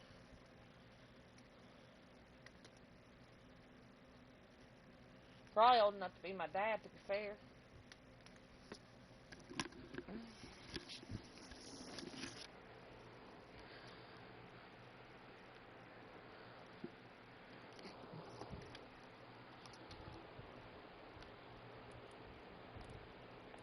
Now watch me go get murdered brutally.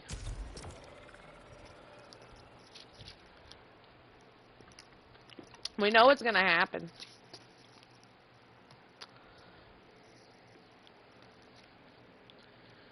Oh, I'll have to go get cigarettes in a bit. Well, let me get the podcast set back up. That shit helps me focus. I don't know why.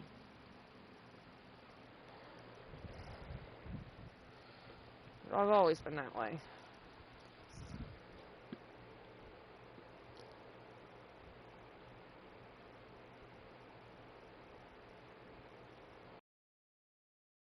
Music or some shit to listen to always helps me. Oh, and it's on a fucking commercial. It puts pause on the commercial. How dare it. I miss ad-free.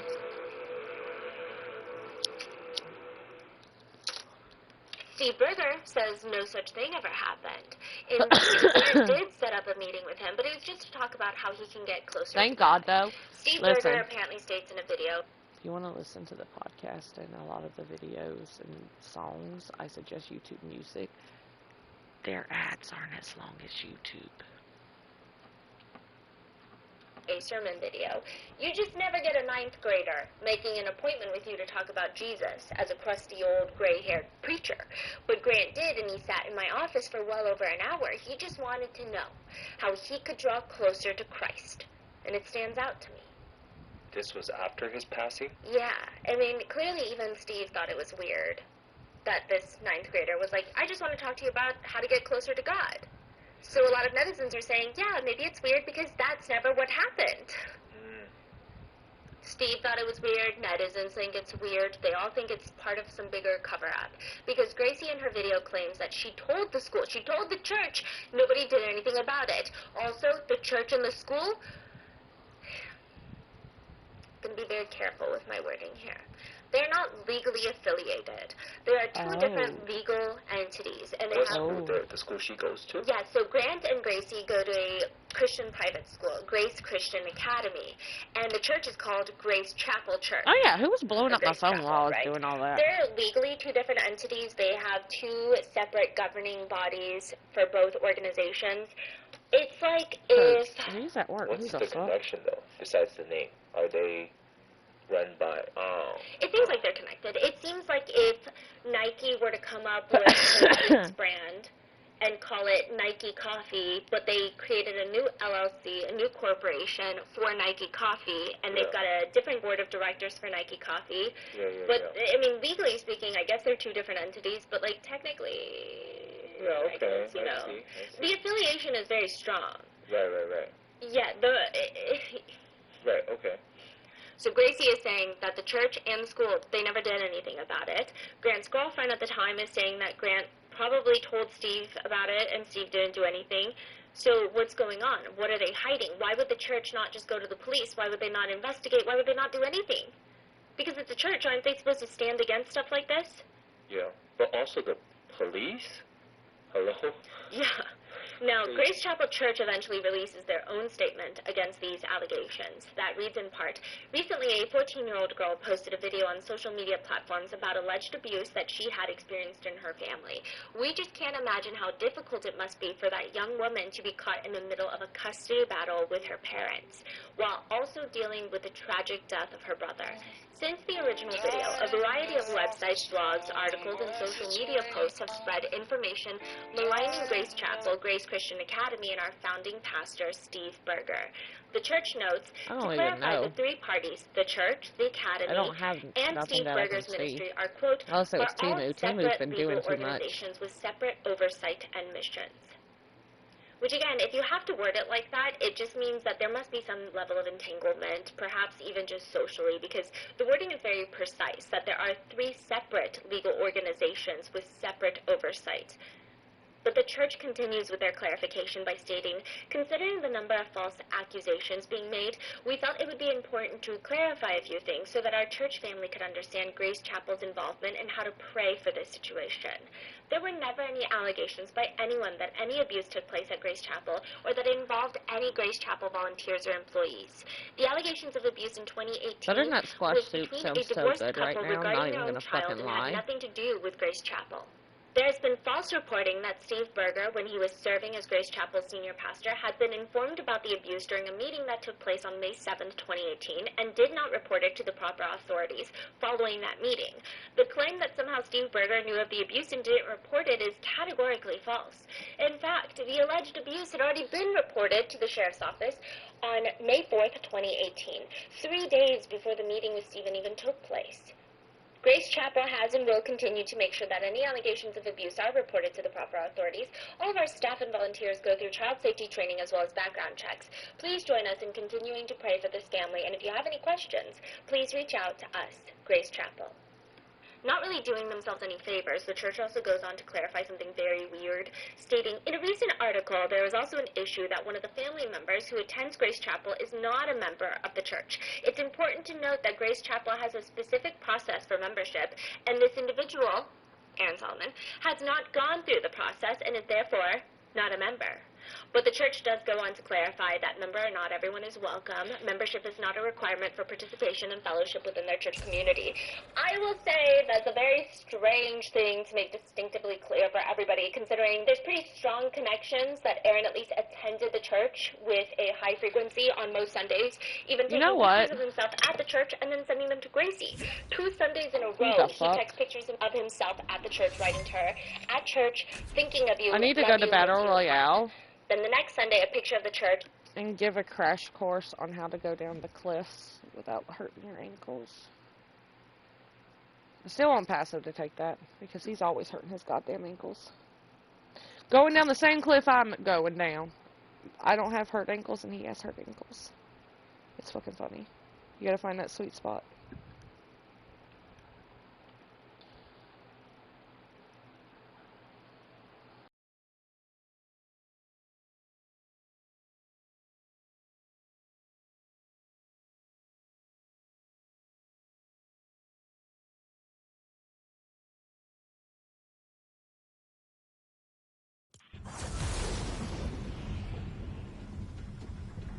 Oh shit, where am I?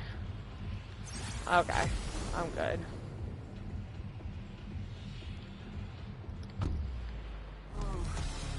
I swear to God, never fall in love. Cause he's hold up and I can't get enough of it. I swear to God, I never fall in love. Never fall in love, but I can't get it. Bitch, you better. Oh, I'm not sorry. I won't apologize to nobody. Hello, pretty. Hello.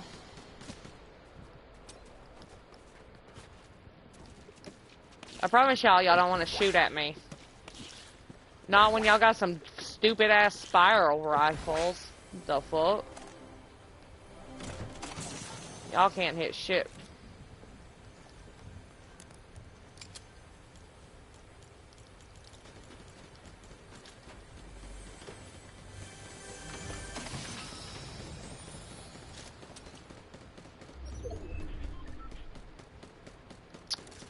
Oh.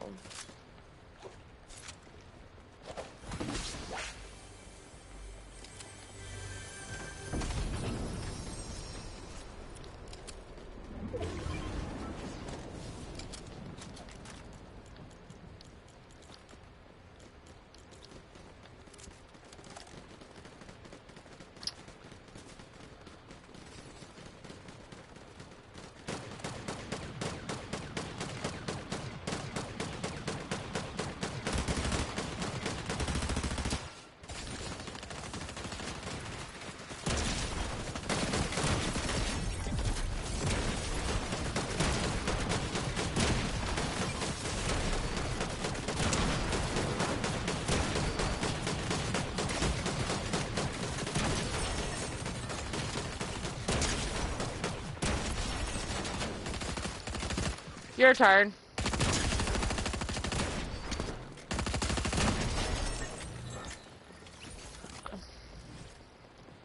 Mm-hmm. Get rid of that. What y'all got? Y'all ain't got jack shit.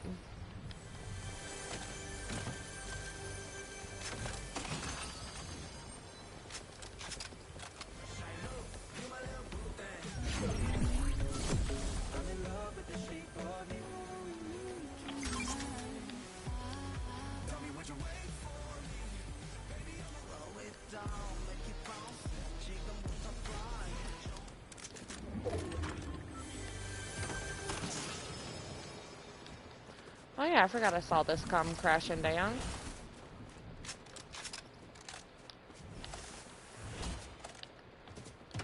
What we got? Oh. Oh. Gimme.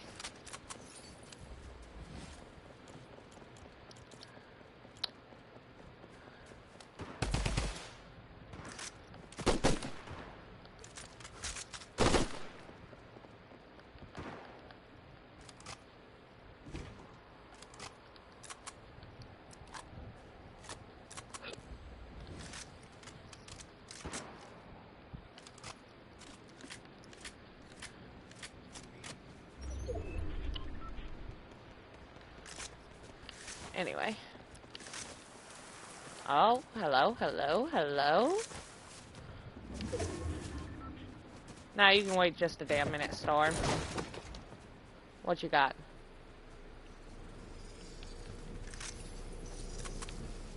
Okay.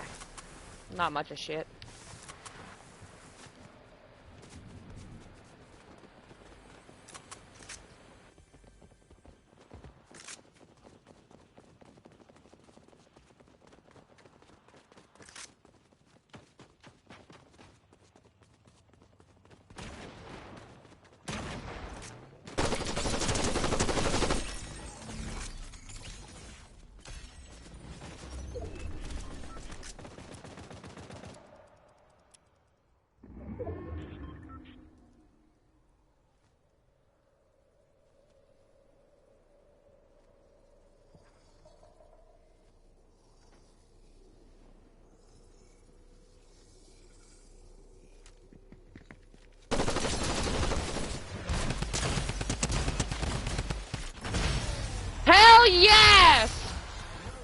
You a little boo thing. Say I don't give a hoot what you do say, girl, I know. You a little too-tang. I be shooting that shot like 2K, girl, I know. Tell 'em I'm next. Tell 'em you got a little something too fresh, I know. Tell 'em I'm next. Tell 'em you find a little something too fresh, I know. You my little boo thing. Say I don't give a hoot what you do say, girl, I know.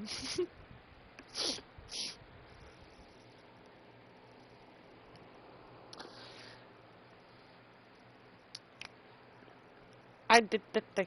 Listen, you would never guess what my two sweat skins I have come to realize are.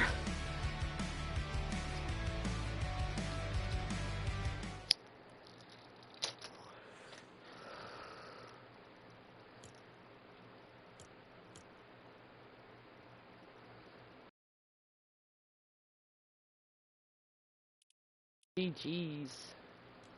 Thank you, thank you.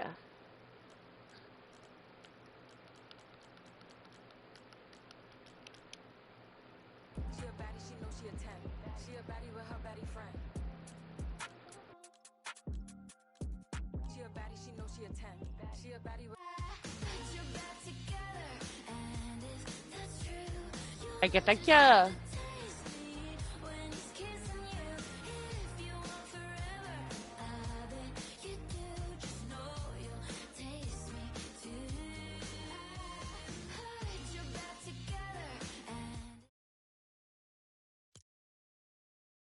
Everything's good when I get the good guns.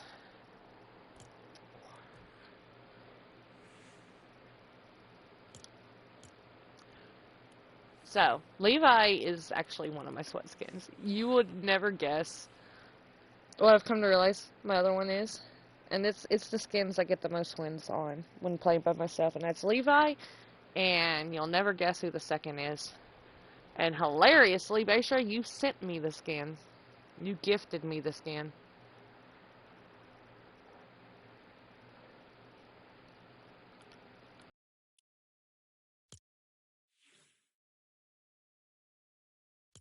That's Saf.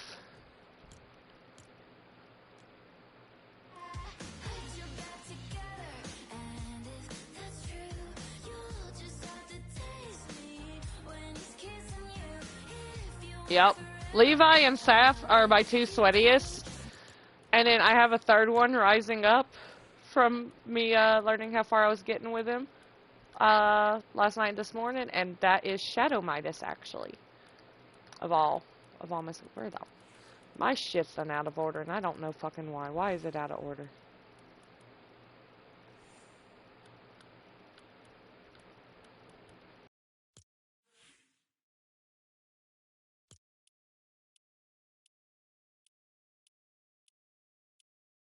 Got a new skin.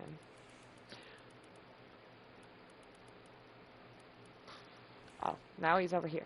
Now you're over here, motherfucker. You were over here, motherfucker.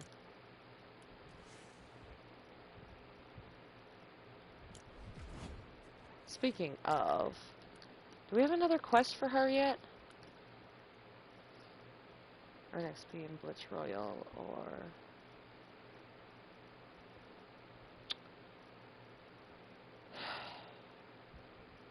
The one night, me and Passive did not play Blitz. The one...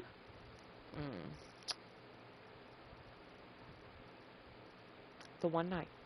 The one fucking night! We didn't play Blitz.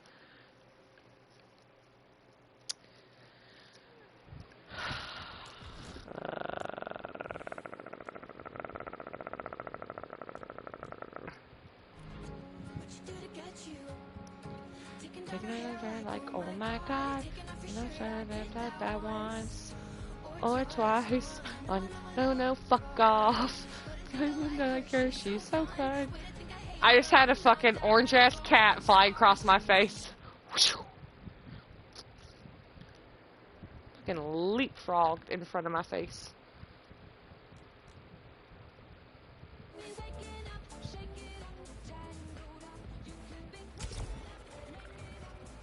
Orange light, fucking accurate.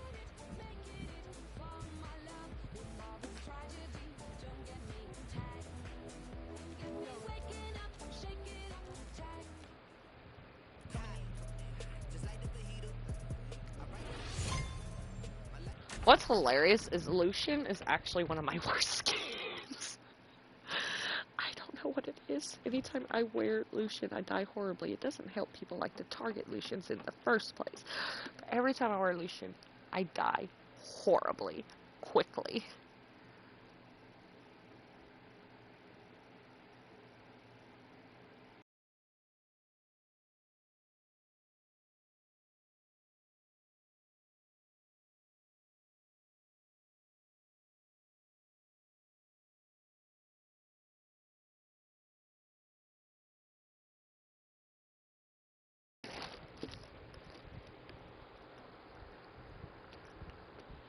Yeah, that fact to help, right?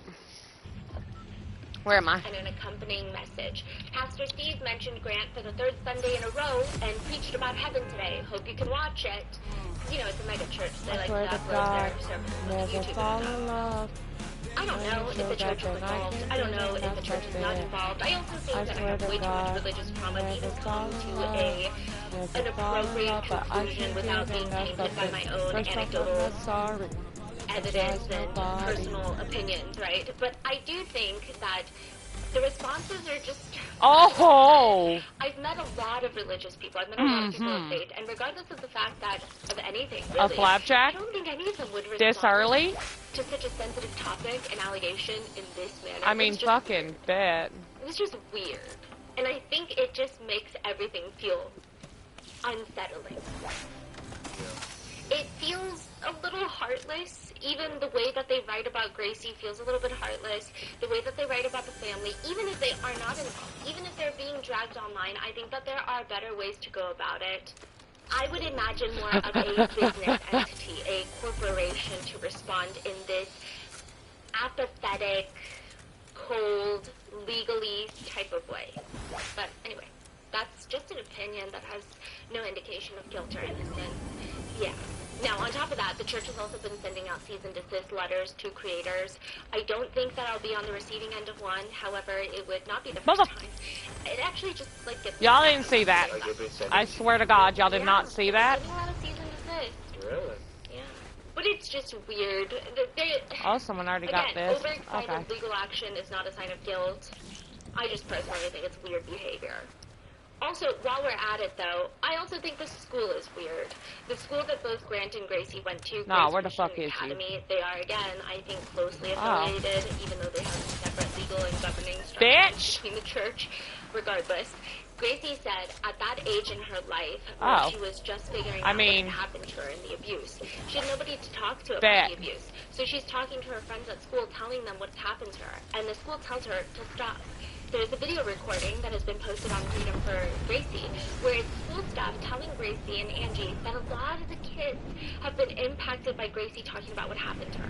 Like the secret recorded audio? Which, side note, Gracie says, again, nobody Oh, will listen no to one's her. been here The yet? police won't listen to her. Hell yeah. Services won't listen to This her. is The church my- won't this listen was to my her. old, She's talked to land about spot. It. There's so much trauma, so she's talking to her friends about it. Oh, they've been I mean, inside, wow. just not to the And chest the school outside. I administrators see. are heard saying, That checks Three out. parents over the weekend that said, my child came up to me and asked me, what is total abuse? You know, where is this coming from? You know, You mother... so a lot of kids, You know what? a Fuck lot you. of kids are being affected by, I'll climb the fucking fence. you know, what she's gone through and what she's telling people. And then they're so young, we're talking about 10 and 11-year-olds, you know. So they don't know Shut what up, to do, Aisha. and then they go tell somebody else. And then Oh. it's like, I just don't want Oh.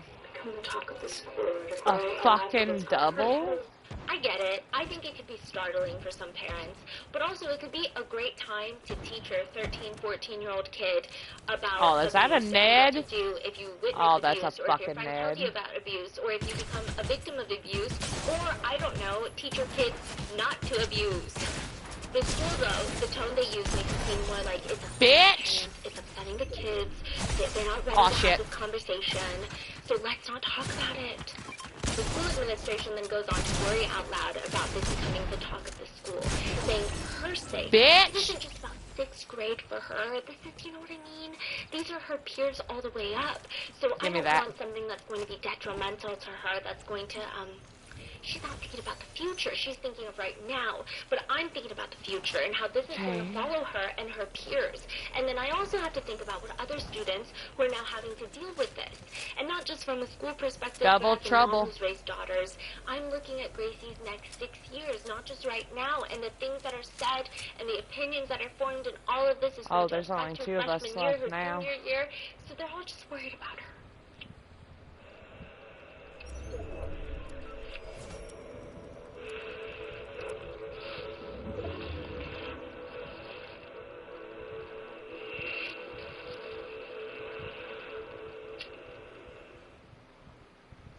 So they heard, at this point, the school, all these adults and all these, people heard what happened to Grace, because that's what she's telling everyone. And their concern is, that's going to affect her future. That's going to affect everybody else's school life. Yes, so I was able to dig really deep into some local, forums. I think it's confusing and conflicting. Interestingly enough, more people on a local scale in Tennessee seem to be more on Aaron's side. Okay, tell me more. Now, Angie states that he waged a local campaign. Hell yes! About her. Okay. And so that's You why my she little had to boo take it thing. public. I don't give a Social media hoot what you to see, get the say truth out that I there. know you But a then little other too people thing. local. Be shooting that shot like 2K, girl, I know. Tell him I'm next. Tell him I find a little something too fresh, I know. Tell him I'm next. Tell him you find a little something too fresh, I know. You a little boo thing. I don't give a hoot what you do, say, girl, I know. And you want to know what makes that even better? Just give me a moment to get back to the lobby. Give me a moment. Give me a moment. I am a god. Yes, I is.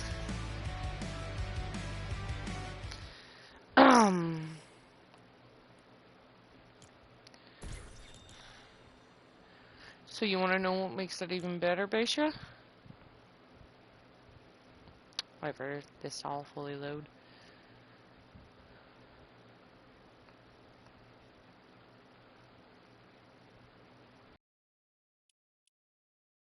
That's why. Peach. Let's go to favorites over here. Oh, where's it at now? Oh, it's at least still in the same spot. I've hit 20 crowns! Because I won while holding a crown.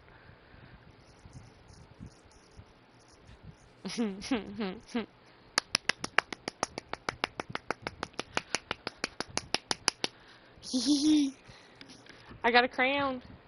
I got the crown. I got the crown.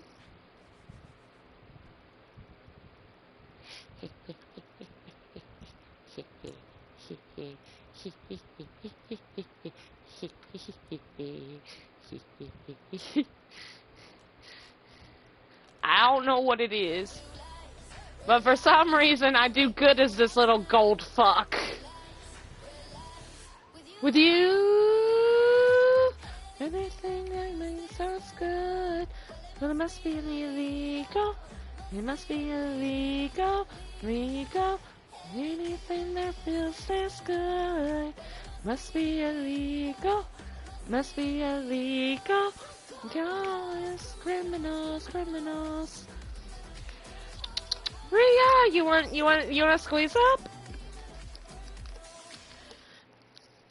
Yeah, I figured you wanted to squeeze up, baby girl. Let me move this. Good girl. Let me move that to the side.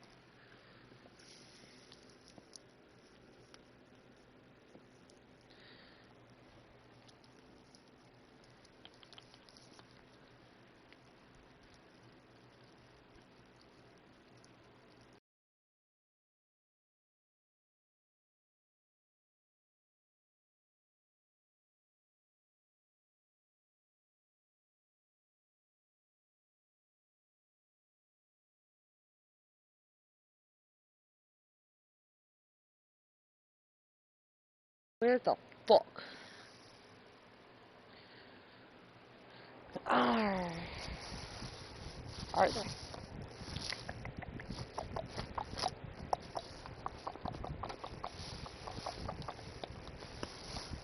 Motherfucker, what? Thanks for knocking my controller off, Eric. Fat ass.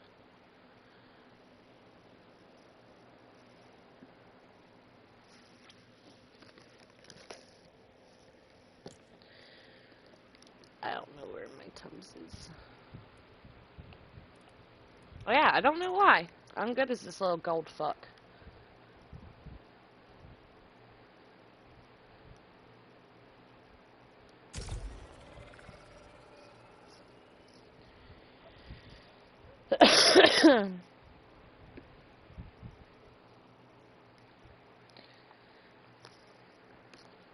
Oh, I mean, smoke part of a cigarette. No, well, shit. Stale vape it is. I need to get some vape pods soon.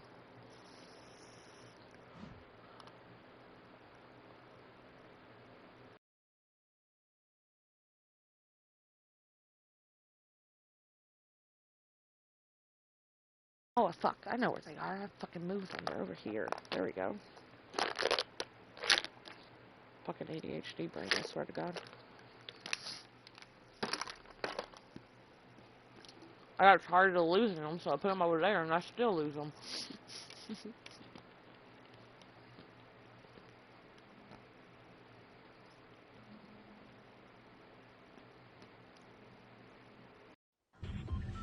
Oh, shit. Where am I?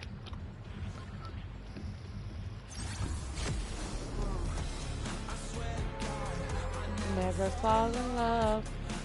You showed up and I can't get enough of it.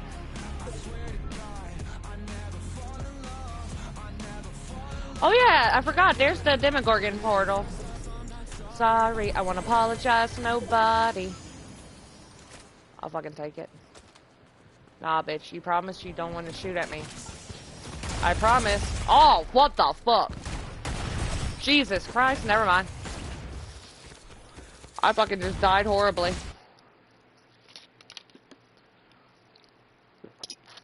That's usually my luck.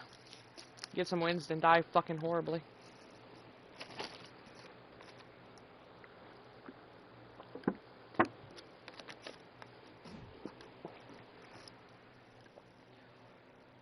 They are arguing that the teacher probably said it like this because the teacher doesn't believe the abuse happened, and the teacher believes that Angie is brainwashing the daughter. So this is the teacher right? brainwashing your daughter, and now you don't even understand. Right? What match? I didn't have no match. I don't know what you're talking about. I don't know. Nope. A werewolf? Never saw it. A mangy one at that.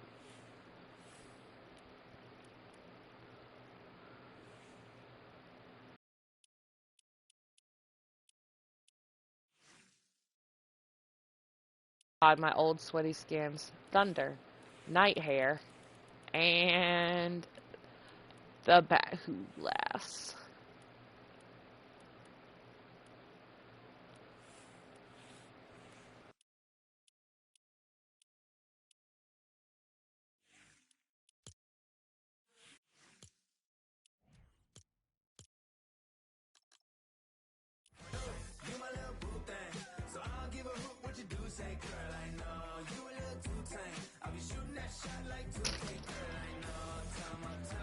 We don't want to talk about how bad the game lagging actually is, though, at times.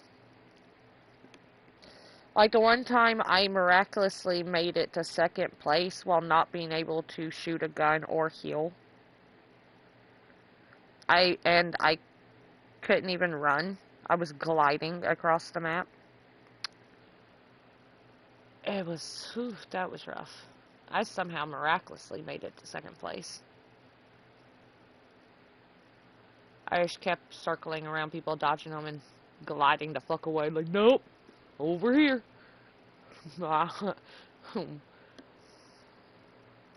What fighting? I made it to second place miraculously. Couldn't fire a single shot at all. Like, it would not let me fire a gun. It would not let me heal. It would not let me do anything except glide around. I mean, like, T-pose kind of gliding. was rough. Like, this is her life now. It's not just like a conversation she's having, like, this is going to impact her. Yeah, I guess, yes. Yeah, I guess the feeling is, like, I feel very conflicted because I feel like we don't know the full picture, right? I need to do a crash course. We obviously don't want to spread lies or whatever. But what made them believe that Angie is lying, I guess? It's just I also, so for some reason, frustrating can't play because the police Reload are not investigating. now. But how do you know? I keep dying if this horribly on didn't- Reload. 100% sure that this didn't happen. Do we know this? We don't know this. Not Reload, right? fucking Battle Royale. I don't know this. I also think maybe being a police officer in this case, being a social worker, being the judge in this case is trickier. These are trickier things where there are massive implications to whether you close an I think I'm too used to investigation Blitz. or how you rule in the court system, because there are lifelong things like custody being held by one person or one person having supervised visitation. Like, there are lots of implications. I think it's weird that a lot of these third parties, like the school, are being the judge and the jury. I'm going to give a crash course, I don't think that would be how I handle it. It's just, okay. Hopefully, if I don't die horribly from the very beginning. I know exactly where I'm going to go to, so I can make sure I'm not going to go get the hireable. That way I can make sure I can give the crash course. Her shirt is a mood. Yeah, I have her skin. And her shirt makes her match Kid Leroy's one skin so well.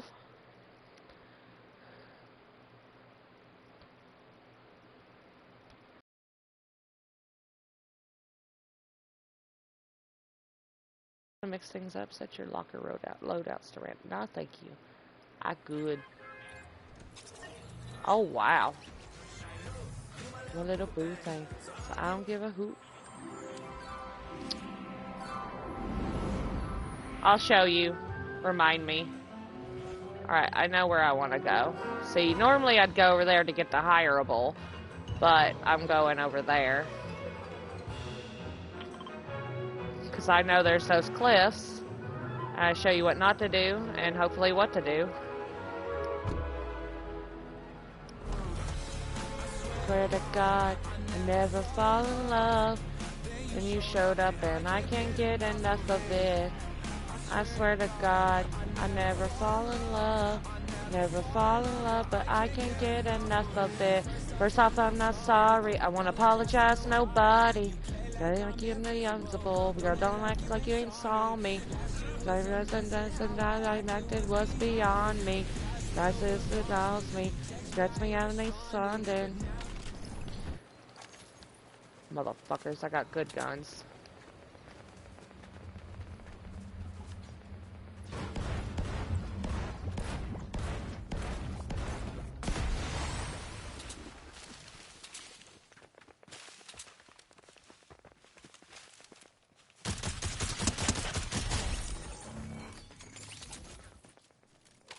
Yeah, give me that better one.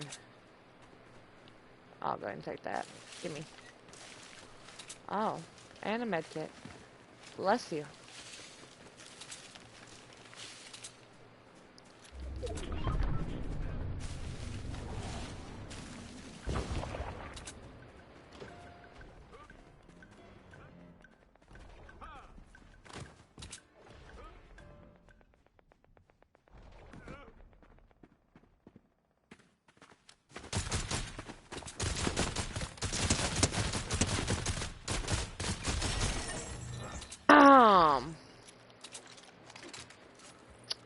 Damn. Why didn't you pull out any of that shit? What the fuck?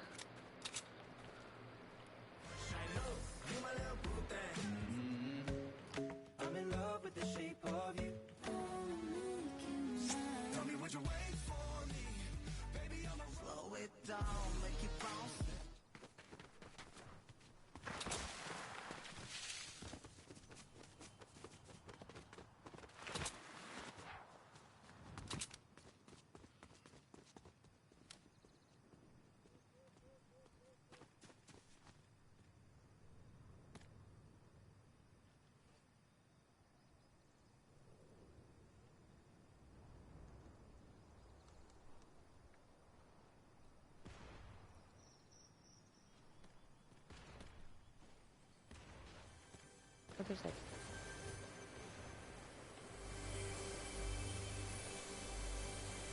Is that a toga? Oh. There's my baby. Give me my baby.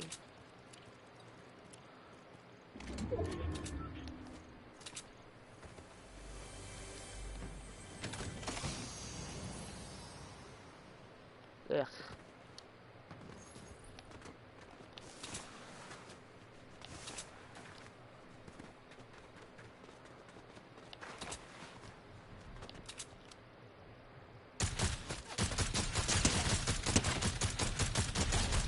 Bitch. Shotgun shells. Don't mind if I do. Nah, ain't interested.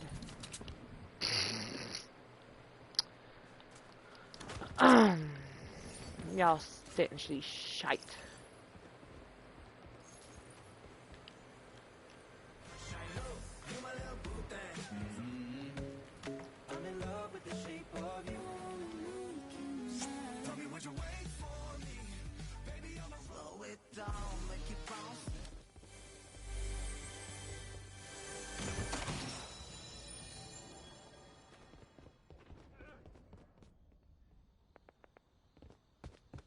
There's that bitch ass on there. Anyway.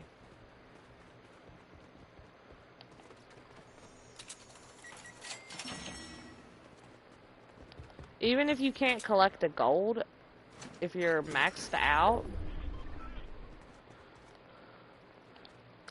good. Keep it that way. You might survive.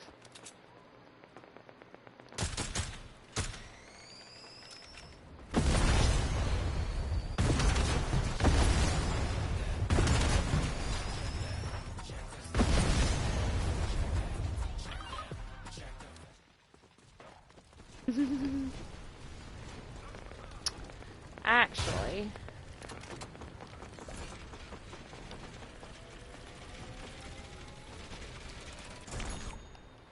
gimme. Alright. Let's head up here for the cliffs.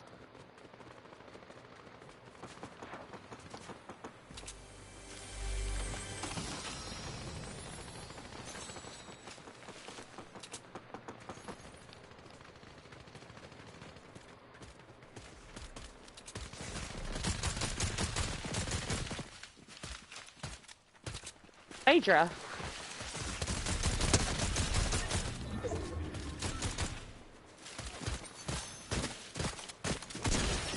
Bitch! Back the fuck off my dick. I didn't want to do that.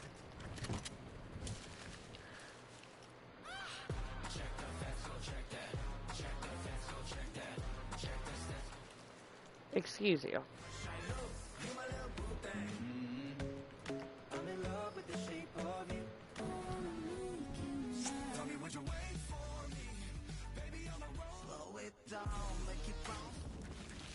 Yeah, it wasn't my Phaedra. It was the lesser Phaedra. Anyway, cliff time. Whole reason I'm here.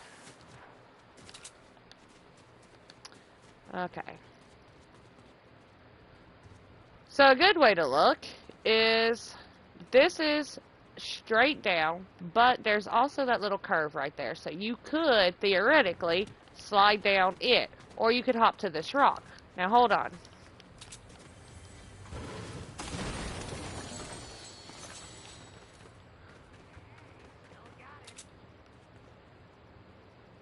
Aw, fuck.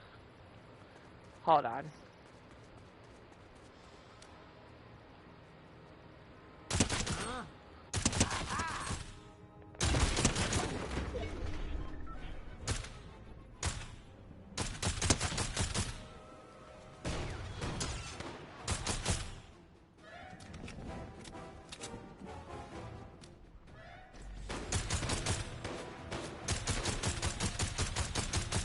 Fucking. Oh, now you made me more powerful.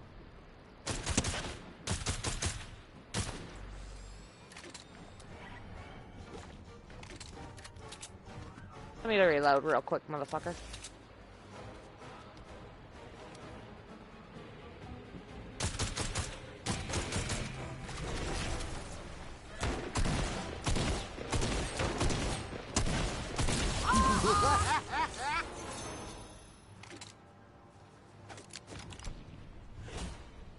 Anyway.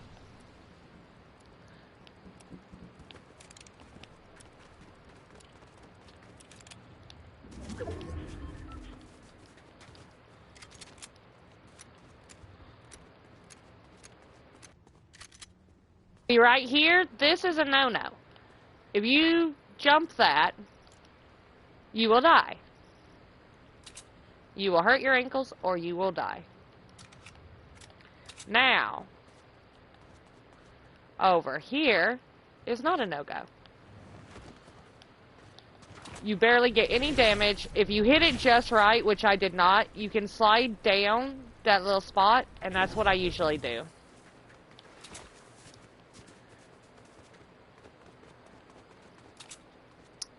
You just gotta hit it just right. Like that. There you go. See? I didn't take any damage. You gotta hit the angles. Anyway. Aw, shit. Whee! Wait. Oh. I ain't worried about that. Whee! There we go.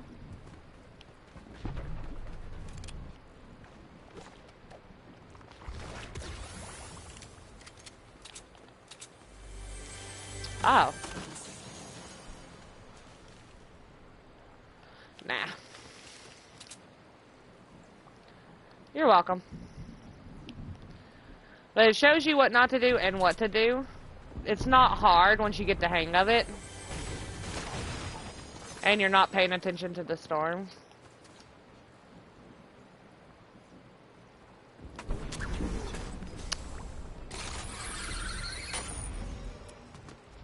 Nah. Nah, wait, whoa. What boss? What boss? Okay, we're good. Oh.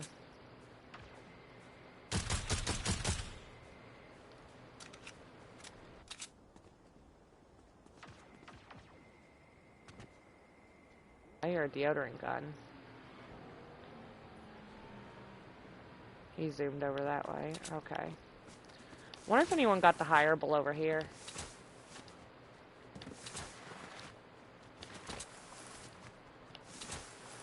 Nah, you wait.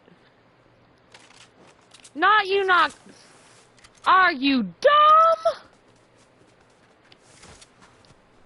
Are you special? Oh. Oh. Oh.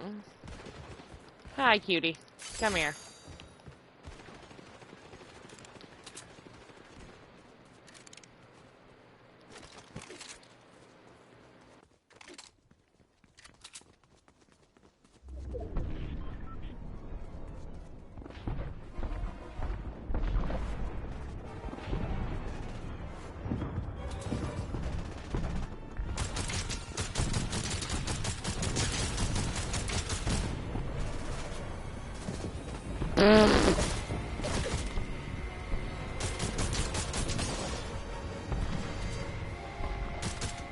Bitch, if you don't get your fat head out my way.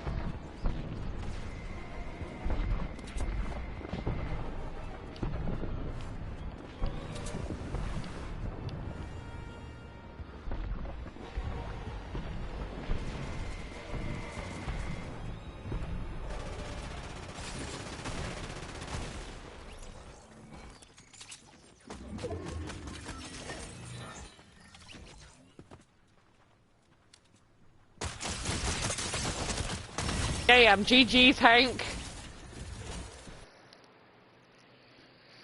At least I did better than I have been doing. I tell you what. GG, Hank. But that's pretty much what you want to do, because I can't tell you how many times I leap off a cliff to make opponents think I've killed myself when I'm just flying down below.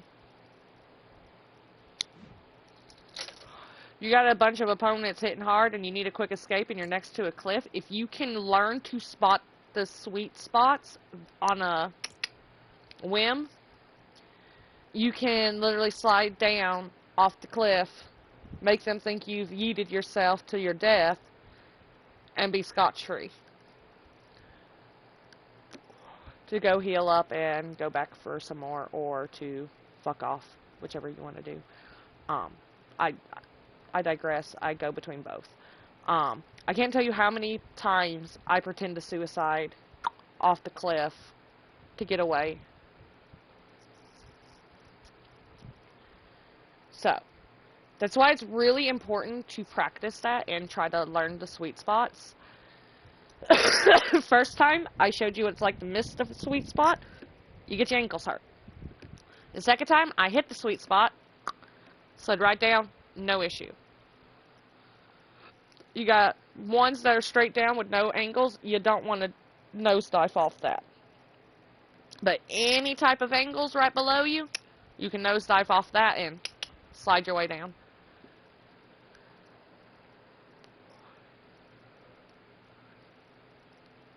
Me and Passive have left off the same cliff. He's hurt his ankles, and I've been just fine.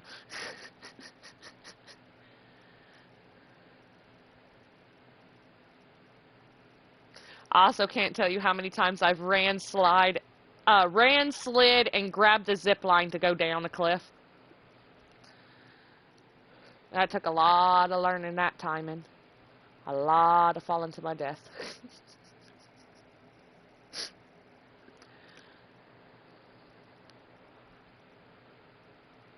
It's really easy once you get the hang of it.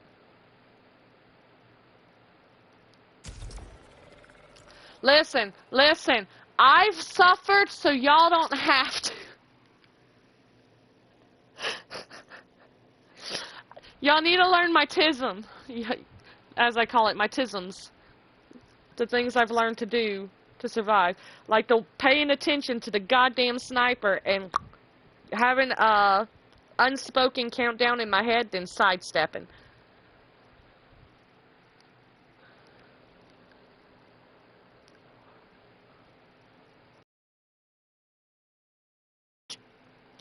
All from the amount of times I got fucked by a sniper. That shit hurt. That shit hurt. When they got a good aim, that shit hurt.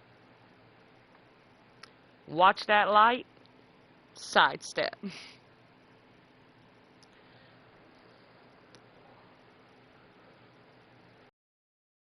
The amount of suffering I've gone through to learn certain tisms.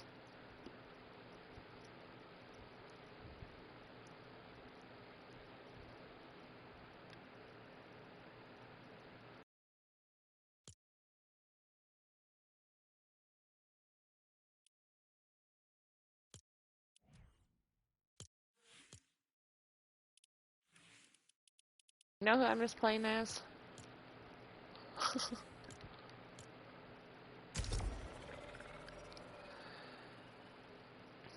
Well, this is what's happening, and I need maybe my it is will a to good live. time to talk to everyone about what to do if your friend is talking to you about abuse, or how to speak up after you feel like you have been a victim of abuse, how to not abuse people, like how to see the signs of abuse.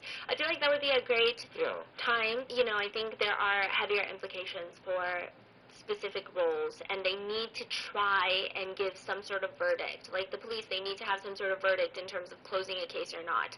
Same with social workers, same with the judge. But when you're just at a school, I don't know why you have to decide that maybe Angie is lying, so maybe I should handle it this way. Furthering Angie's point, there are videos of Aaron coming to school to pick up Gracie from school. And I've tried to play nice and be nice about it, but you've been with Mom way more than you're supposed to, and way more than what the judge said. It doesn't matter what you think right now. Gracie has clearly told the administrators that her dad is abusing her, that she is terrified to go with her dad. And the tricky part is the judge has stated that she is to be placed in her dad's custody. So her dad's picking her up from school, and the headmaster is just telling Gracie that these allegations are old news and she's got to get in the car with her dad. It just gets so bad that the headmaster of the school puts out a video statement saying, please come to us so that we can give you the truth. I always say that we're not going to believe everything that your kids tell us about you, so please don't believe everything that your kids say about us. What is going on? That seems to be kind of the way that they do things. I don't know. Oh, I guess speak of the devil. It's just weird. again, there's no implication of guilt here through my wording. I'm just saying that, my personal opinion, it's just a very weird situation. But when it comes to allegations that Angie has brought against Aaron, there isn't as much concrete, detailed evidence to the allegations as maybe a judge would want.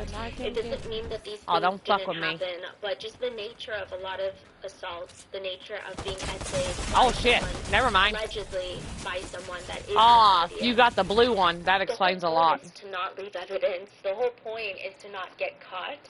So Lucky we don't bitch. really have much concrete evidence, but we do have heavily disputed pictures. Remember we talked about the bruising on Gracie's upper thigh? See, that's what I'm Angie talking about. claims that it I'll was do from good abuse. and then I'll Aaron claims it fucking was from a die. swimsuit. It's not clear. There's also another picture that Angie shows as evidence. I gotta pee.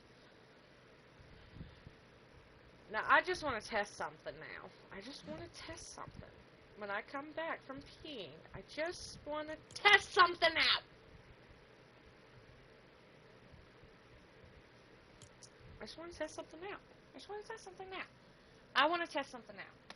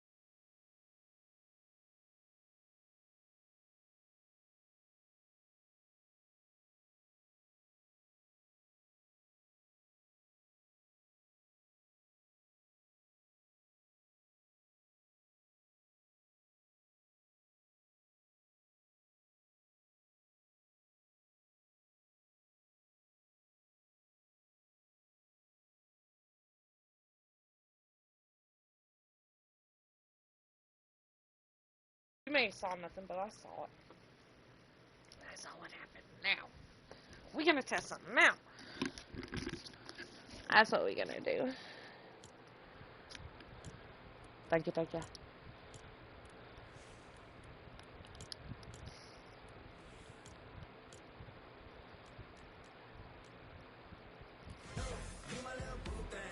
We're gonna test something out, motherfucker.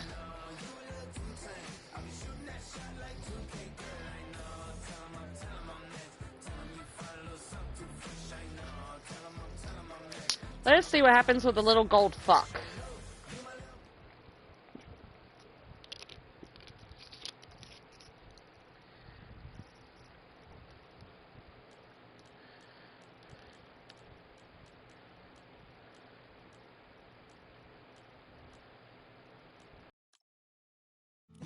Please, please, please, don't prove I'm right.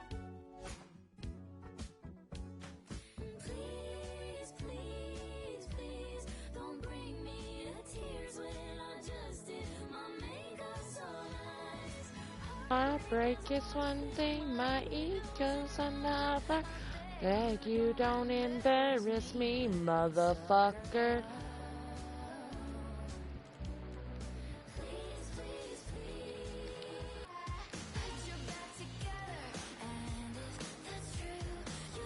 You see what I'm going to be testing?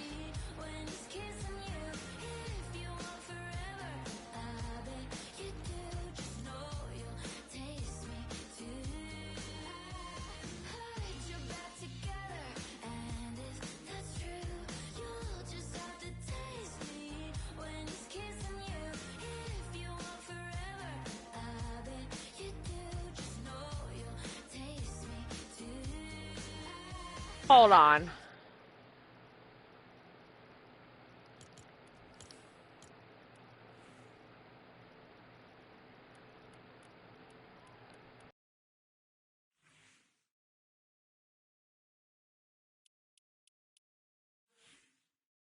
Lazy motherfuckers. Lazy ass motherfuckers. Caught in 4K.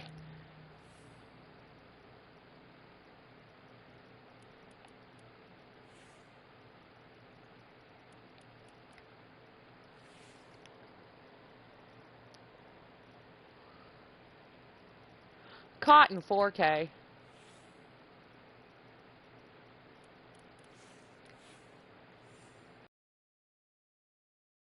Lazy ass motherfuckers. Okay, so this is Prince Orin. Saf. Prince Orin. Saf, look at the fucking face.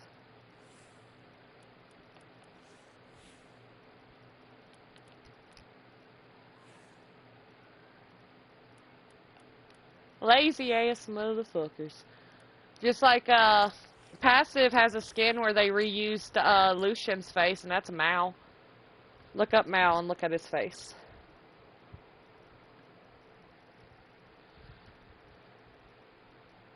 They call him, Lucian East and Lucian South. But we're gonna test something, motherfucker. We're gonna test something. You see what we're gonna test?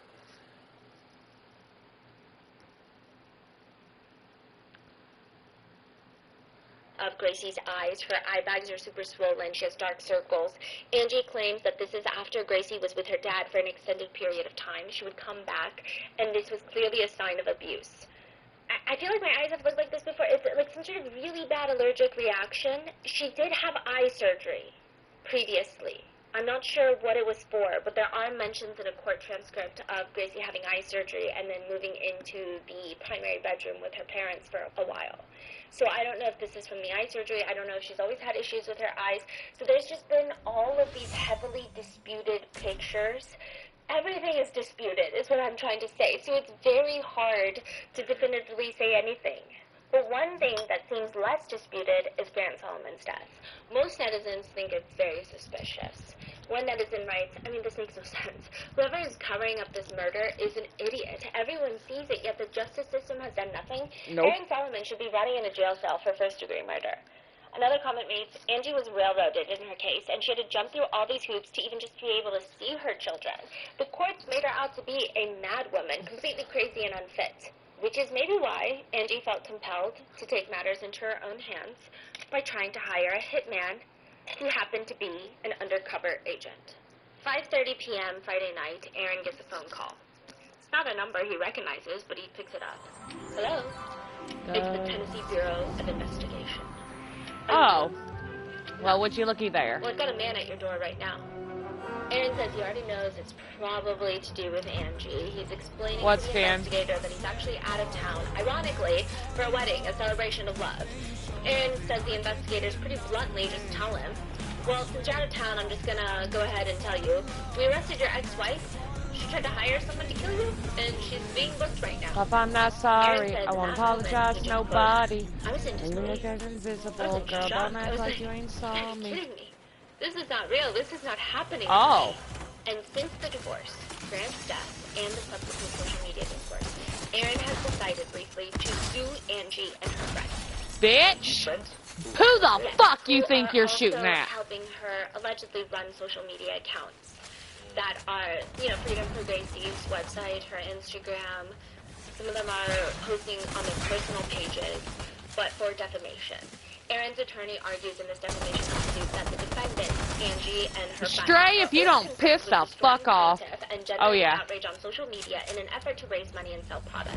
While they have tried to paint themselves as noble defenders of free speech, in reality, this is a campaign of malicious bullying, cyberstalking, generating clicks, and spreading lies. Y'all didn't hear shit. There are three camps of people. Y'all heard it? No, you didn't. Believe that Aaron is an abusive killer, and he found a way to make Angie seem crazy so that no one in the justice system believes her, and he's getting away with not even just essaying his own daughter, but for killing his son, who was trying to save his sister.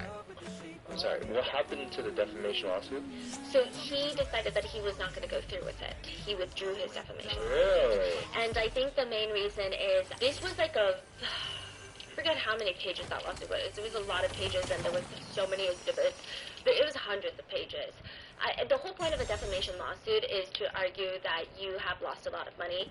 There was no way to prove that he lost money, and also the fact that he hired an attorney to put together this very heavy documentation. That's going to cost a lot of money. Defamation lawyers, they don't do anything pro bono typically, and they don't just like write a whole lawsuit and file it for free. So I think it just would not have, it would have just burned money. So it, again, or he could have known that he's lying about being defamed, right? I don't know, right? You could just spin it either way, but just, let's say benefit of the doubt, it could be just the money wasn't making sense. Bitch! It could be also the fact that he knows that Angie maybe doesn't have money. So it's like, okay, you're spending all of this money, Angie doesn't have money to give. Piss You off. just win. And if she's got nothing to lose, she could just make another account and keep posting about you, and then you got to go through another, you know, it's... I see, that makes sense. Or it could be the fact that he knows, allegedly, some things Angie claims could be true, could be the allegation, but you know, everyone wants to see it a specific way, so you could see it all the ways. Now, you have the first camp of people who believe that Aaron is evil. Then you have the second camp of people that believe that Aaron isn't particularly a great person, but Angie also seems to be very problematic. They believe that she's coming up with stories, whether she believes it or not is unclear, but she's convincing her kids of these stories and turning them against their dad. Then you have the third camp of people. They believe both of them suck and both of them are abusive, probably in their own ways. They think that Aaron is suspicious, especially in connection with Grant's passing. But they also believe that Angie is strange in the way that she's going about everything. So the three are, to put it simply, Aaron is bad, Angie is bad, and both of them are bad.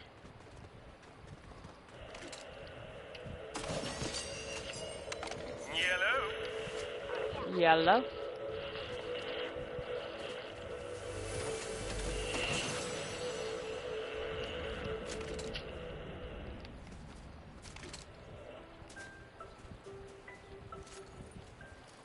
From executive producer Ryan Murphy comes your next TV obsession, All Fair, starring Kim Kardashian, Naomi Watts, Niecy Nash-Betts, Tiana Taylor, with Sarah Paulson and Glenn Close.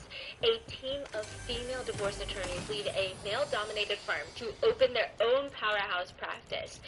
Fierce, brilliant, and emotionally complicated, they navigate high-stakes breakups, scandalous secrets, and shifting allegiances, both in the courtroom and within their own ranks, in serious style. In a world where money talks and love is a battleground, these women don't just play the game, they change it. They'll never settle. Don't miss the show everyone will be talking about. And watch All Fair, now streaming on Hulu and Hulu on Disney Plus for bundle subscribers. Terms apply.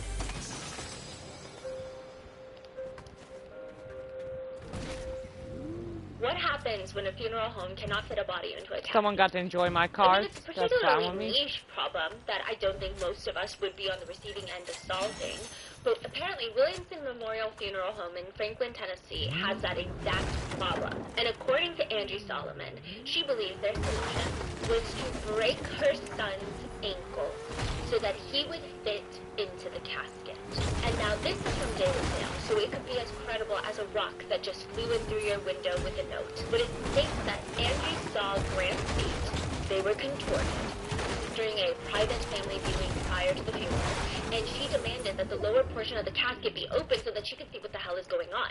She apparently tells Daily Mail that she almost fainted when she looked inside the casket, and there was nowhere on the hospital records that indicated that his ankles were injured, but they looked like they had been broken. So it must have been done by the family home in order to fit him into the casket. No, because there's no other solution. There's no other reason for it. There's Someone no got other the hireable. answer. But Then not it's the been gold. alleged that someone from the funeral home That told her checks that they out. broke Grant's ankles so that he could fit in there. These allegations Anyway. kickstart a Tennessee Department of Commerce and Insurance Board investigation. Need more shotgun And they ammo. have, I swear at to their God. board meeting, a statement. There was no evidence present other than the Whoa, mother's ba, ba, ba, ba. recollection that the descendant's ankles had been broken. as alleged. The funeral home has said after the conclusion of the Tennessee board meeting, these allegations are intentionally defamatory, especially knowing the closure of the complaint with the Tennessee board. So ultimately they say this is not true. There's no evidence that this has happened other than Angie Solomon's word. But others think that it's weird because just 14 months after Grant's death, Angie Solomon's son's death, the funeral home is sold to a new owner, which could point to a bigger conspiracy. Or it could just be a very normal sale. But clearly, this whole situation does beg a bigger question. Is Angie Solomon unwell? Is she accusing people of things that are not real? Or is there a bigger conspiracy at hand? So we've covered pretty in depth Aaron is bad. Let's go through Angie is bad. Aaron's big claim is that Angie is mentally unstable and has been. The judge clearly saw that in 2013 during their divorce proceedings and placed primary custody in his care. But even with that, he states that he wanted her to be part of the kids' lives. So he let them see her more than they were allowed to see her, as decided by the judge, adjudicated by the judge. And she has been planting seeds in their minds ever since then. More or less, you know, these are his claims.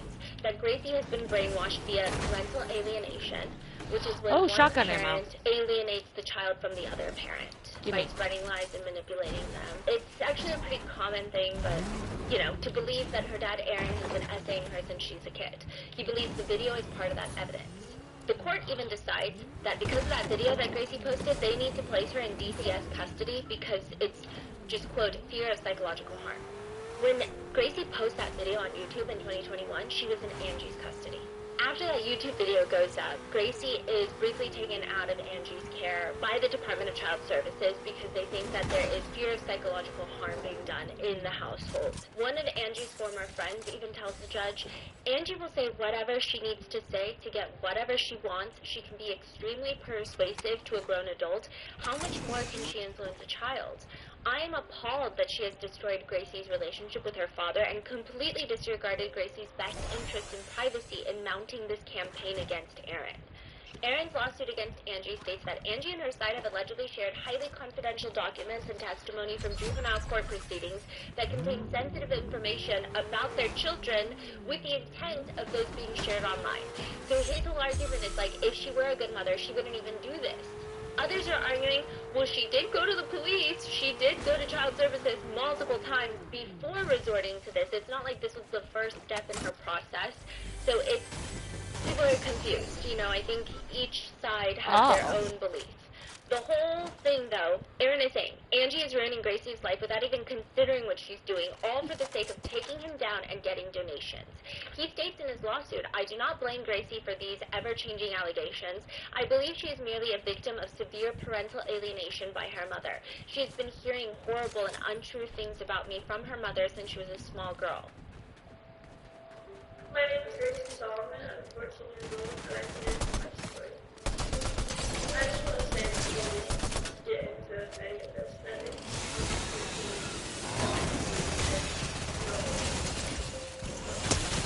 in the video, Gracie states that she's doing this on her own free will. But later in a podcast, Gracie's not there, but Angie states that because of that video, Gracie was placed in DCS custody, and she says, for the video that she didn't even willingly do. For the video she didn't even willingly do.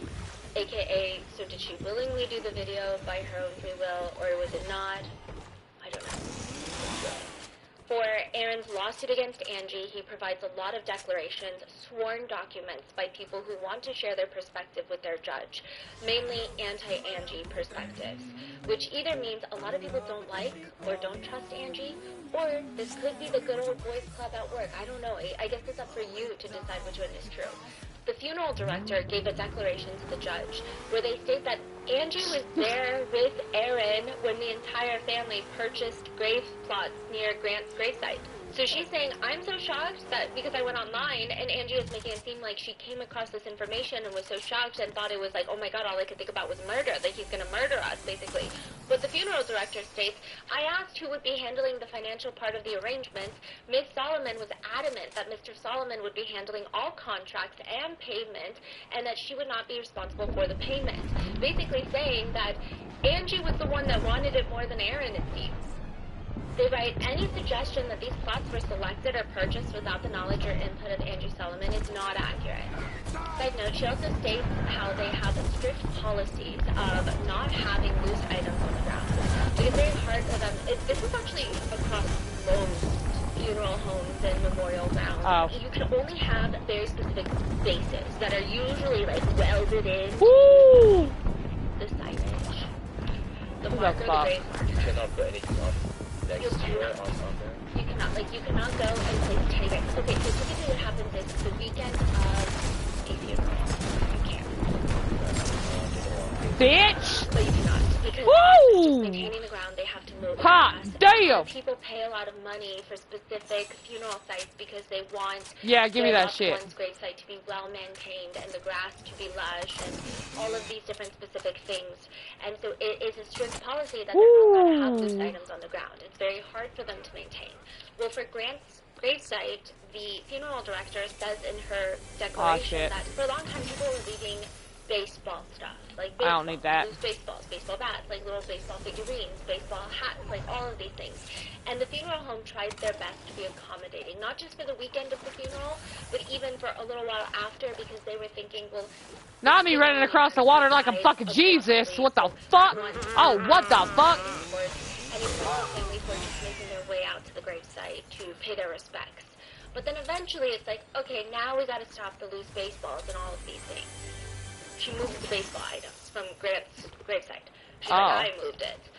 And Angie comes in, furious, and she keeps accusing Aaron of removing all of the things that she left. And the funeral home director calmly states, like, it was me that removed it because, as I told you before, you're not allowed to leave these things here. And, like, I thought you knew, but anyway, now you do know, right? Whoa, what the fuck? But then, quote, I later found out that someone posted on social media that the items were taken off of Grant's grave, and the implication was that Aaron Solomon had the items removed, which again was not the case and had been explained to Miss Solomon. Now, the strangest part of this is that Angie's family supports Aaron, not Angie. GG's. Third place ain't bad. During the divorce proceedings, Angie's own dad testified that Aaron never abused the kids.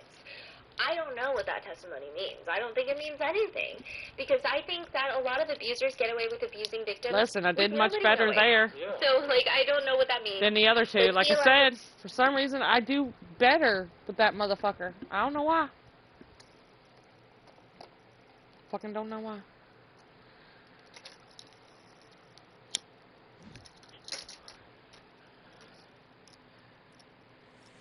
Can we also talk about how it's an hour and 35 minutes past my bedtime?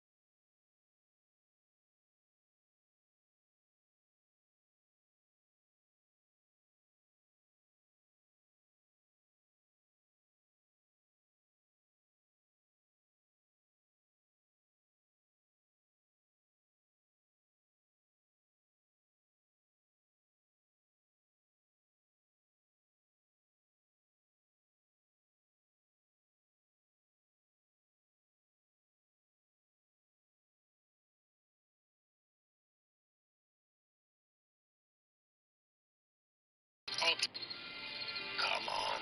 No, don't do that. Don't give me the pouty bad face. Oh. What? Come All on. that.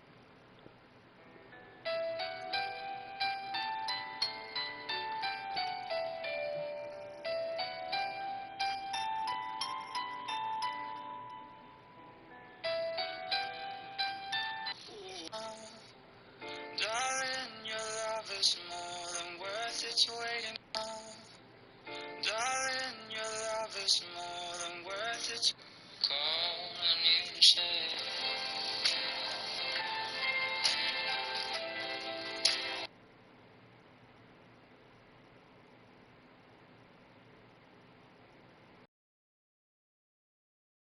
No. No, fuck that. Nah. Nah, nah, nah, nah, nah. They've made a hoodie for readers with a built-in light in the hood.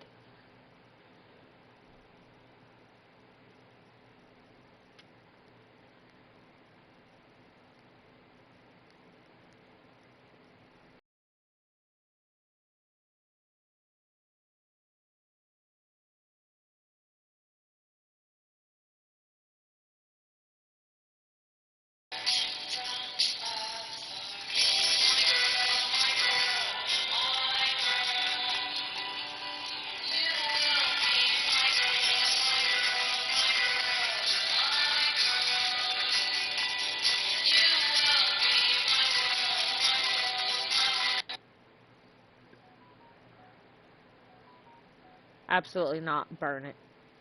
Throw it in the trash. Throw it in a dumpster, set the dumpster on fire.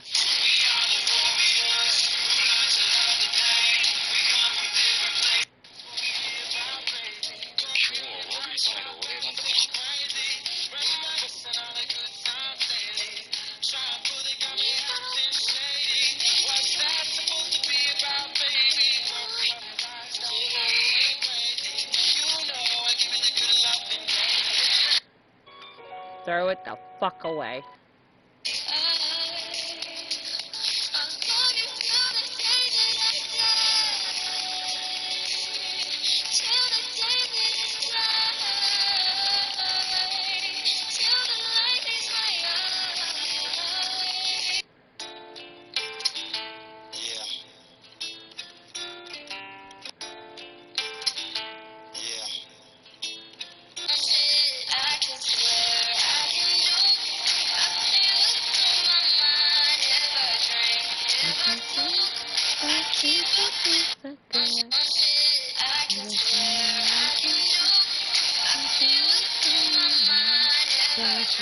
If I smoke, I keep up with the guys. Holding up my middle finger to the world. Still dancing in the blues. I'm such a girl.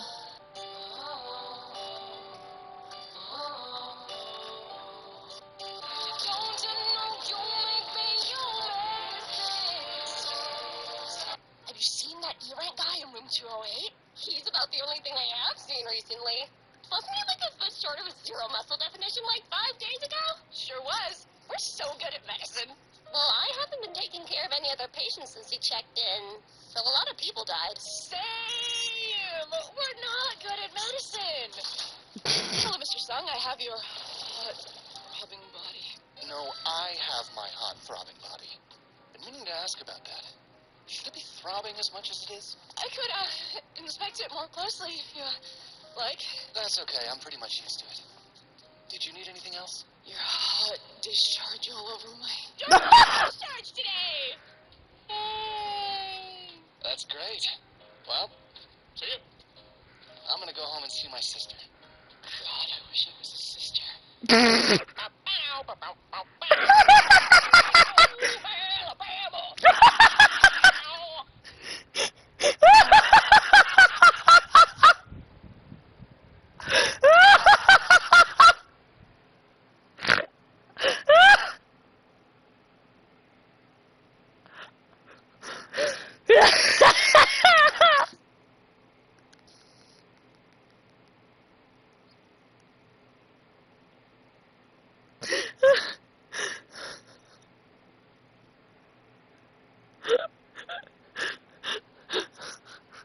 I need to show you that skin. Cause you're like the one. Oh, because I needed to show you what I was talking about with where Kid Leroy would match with her. So let me show her real quick. Not you being low. When aren't you low? There she is. See, I got her. Now let me show you, because I wish I had Kid Leroy, but I can show with his loading screen.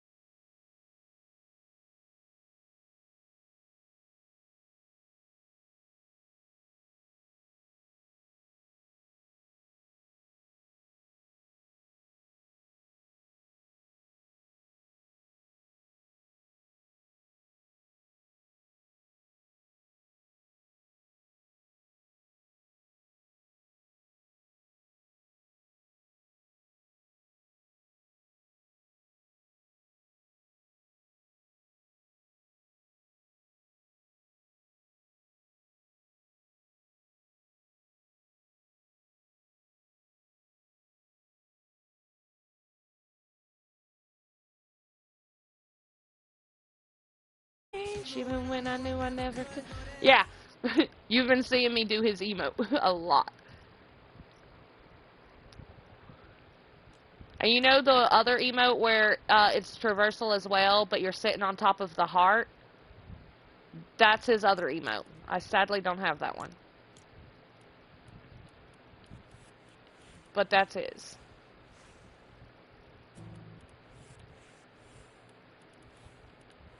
It's this song right here. That's on his other emote. Can we go back to Back to how how it it was before my before pride got it? But yeah. I hope so. He hasn't been around in, oh god, hold on, I'll tell you exactly how long it's been since he's been around, since I have a website for that. But that one, I think it is that one.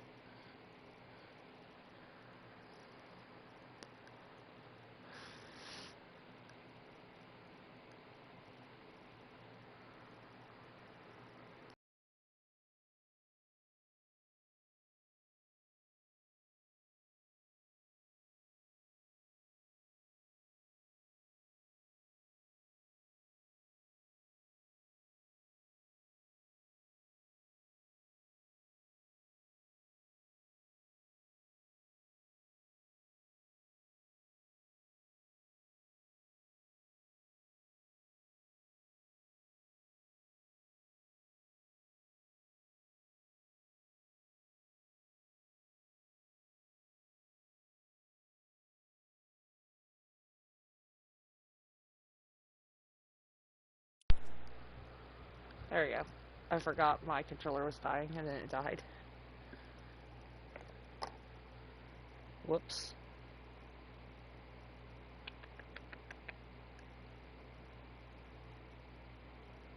Cosmetics.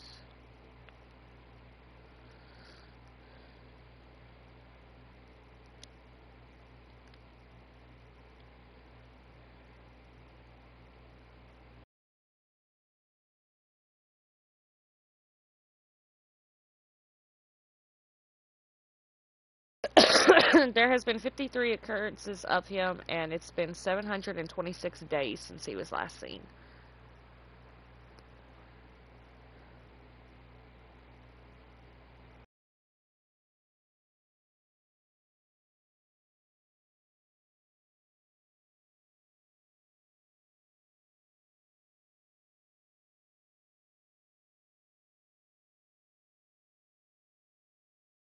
It was last seen November 29th, 2023.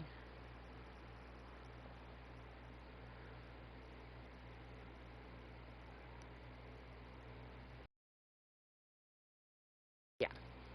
So, I don't think he'll ever come back. It's almost been as long as the Naruto skins. Almost.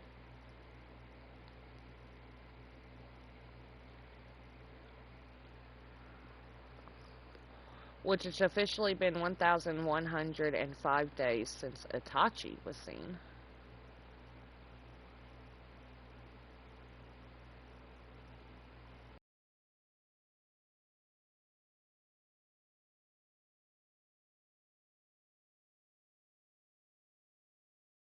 Heard 19 times Itachi did.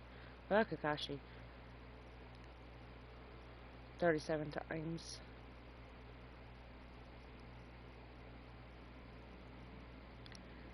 They haven't been seen since 2022. Hello, Dino! How are you?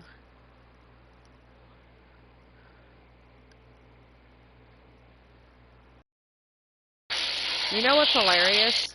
I was playing the last time Naruto was seen. Because Naruto, and his glider were in the shop at one point when I was playing.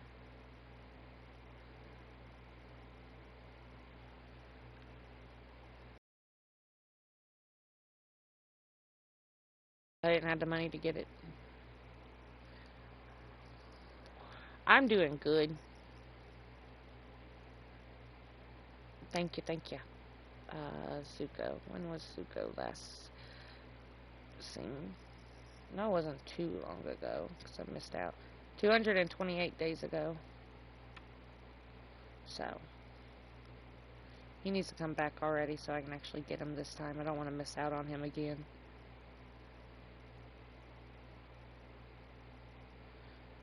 The Zuko pack was last 146 days ago. I think that was the one I missed out on. I finished updating Freak Night. How did you know? How did you know? Let me bust some ass. Hold on. Let me toss it back.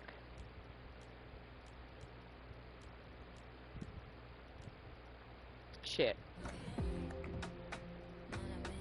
Throw some ass real quick.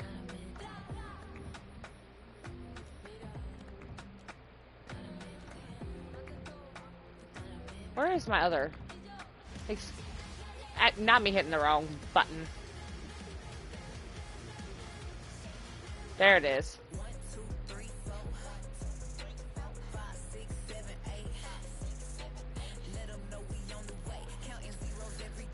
There's one thing I have plenty of, it's throw ass emotes. I didn't mean for that.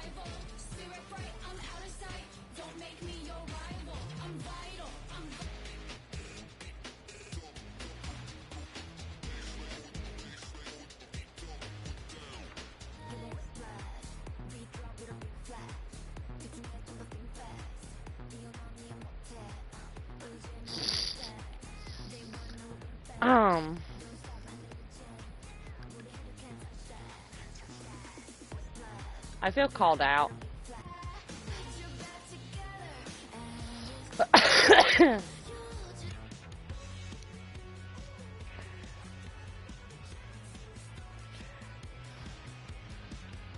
I regret owning this one, to be fair. But I also don't.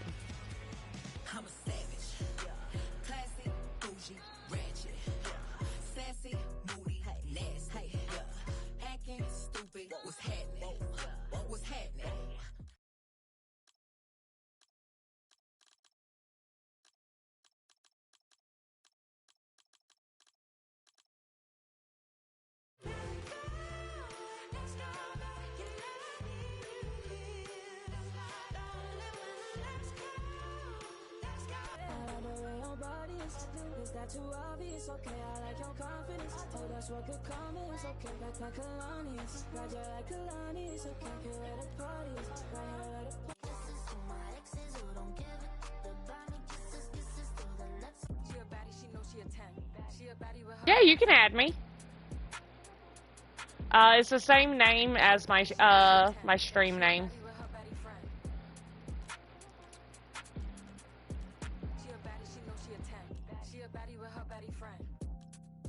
Where's off? There it is.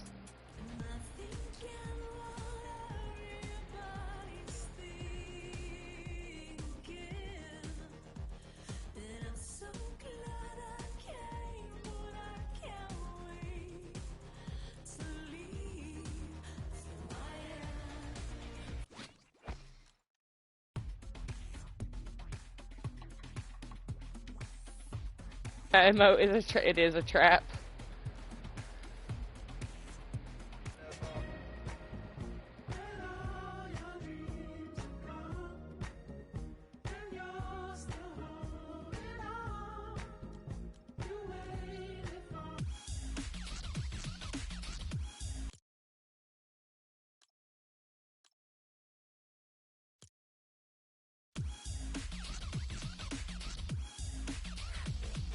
Let's not forget.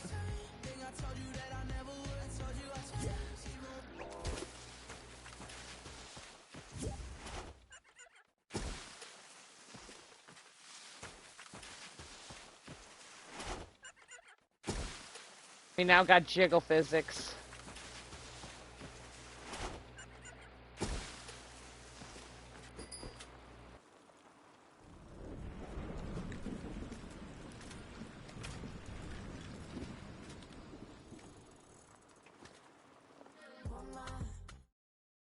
Hey, Beisha. Beisha.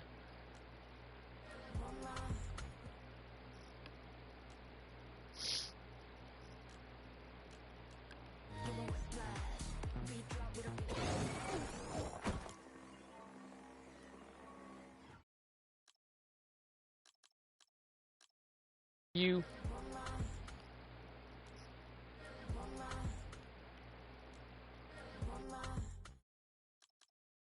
I'm gonna have Passive do his you eat women, you eat woman, right foot creep. I'm gonna have him do that to you.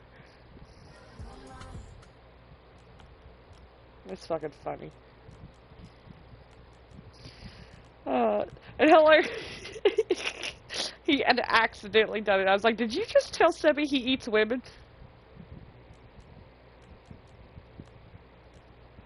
I'm just kind of playing by myself at the moment, Dino. I'm on like 0 sleep.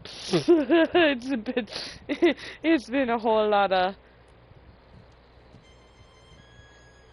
and a whole lot of where's it at? Nah, where's it at? Where's it at?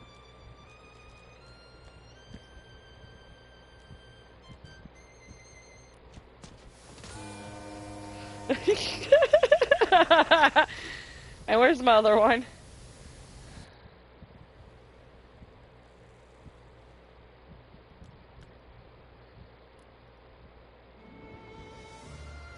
Half the time I'm just sitting here in lobby fucking around, and then the other times I'm dying horribly.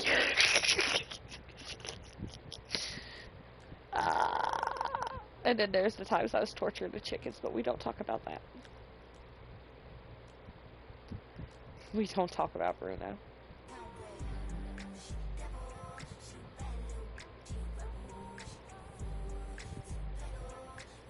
Take a whole life for me to settle. Wait, hold on.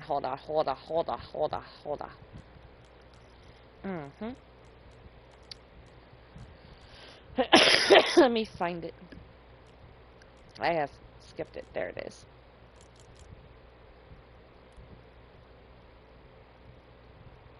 Magical foresight, you gon' see me sleeping in courtside. You gon' see me eating 10 more times. Ugh, you can't take this one nowhere. Ugh, I look better with no hair. Ugh, ain't no sign what I can't page? Smoke hair. Ugh, yeah. Give me the chance and I'll go there. I said what I said. I don't be famous instead. I let all that get to my head. I don't care. I paint the town red. I said what I said. I'd rather be famous instead. I hate not being able to find it. I don't care. I paint the town red. She the devil. She a bad little.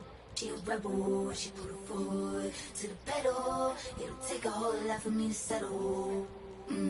She the devil, she a bad little, she a rebel, she put her foot to the pedal, it'll take a whole lot for me to settle. Yeah, said pop make money, now you try. You could use a revamp with a new vibe, sis. I don't need a big feature or a new sidekick. I don't need a new fan, cause my boo like it. I don't need to wear a wig to make you like it. I'm a 2-time. Can I still do this? Throw a shot like you tryna have a foot fight then. All my ops waiting for me to be you, I bet. Say, I'm going to glow up one more time, trust me. I have magical foresight. You gon' see me sleeping in courtside. You gon' see me eating 10 more times, ugh. You can't take this one nowhere, ugh. I look better with no hair, ugh. Ain't no sign I can't smoke hair, ugh. Yeah. Give me the chance and I'll go there. I said what I said. I'd rather be famous instead. I let all that get to my head. I don't care. I paint the town red. Bitch, I said what I said. I'd rather be famous instead. I let all that get to my head. I don't care. I paint the town red. She the devil. Yes! That little bitch, she a rebel. She put a foot to the pedal. And it take a whole lot for me to settle. She the devil. She a bad little bitch, she a rebel. Foot to the pedal. And it take a whole lot for me to settle.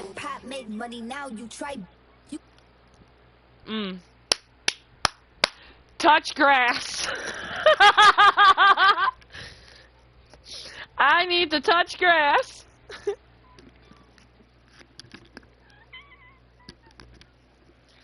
I'll be right back. I gotta go pee. Touch grass? Nah, go touch the toilet.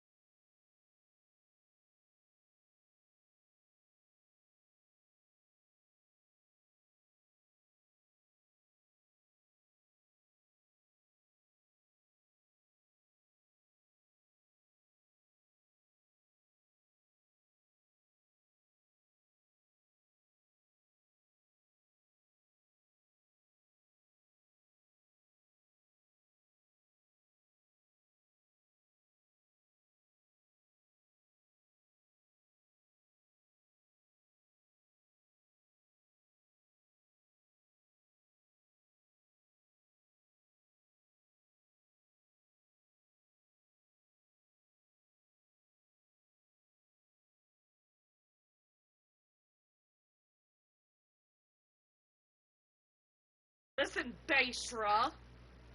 Listen. I don't need your lip. I don't need that mouthing. Nah, you wanna see touch fucking grass? I will fucking pull out. I'll pull that out. Give me a moment. Give me a fucking moment. We won't touch grass for real. We're gonna touch grass for real.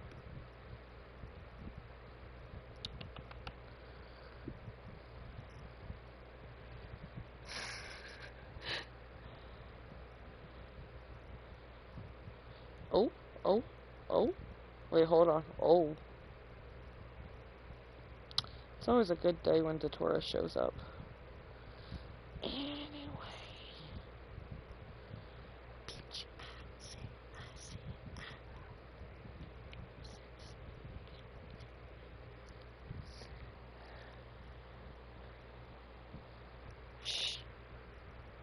That's the thing, I'll get it.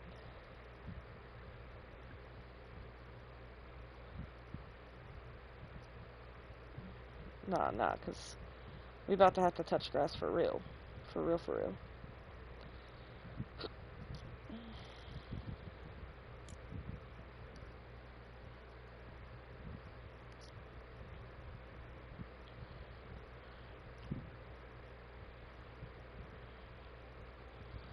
God, I fucking save too much shit, I swear to God.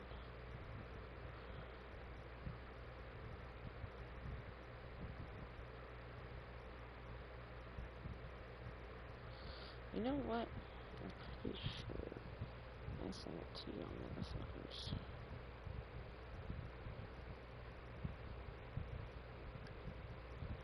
motherfuckers. I done did. Okay. You made fun of Blossom,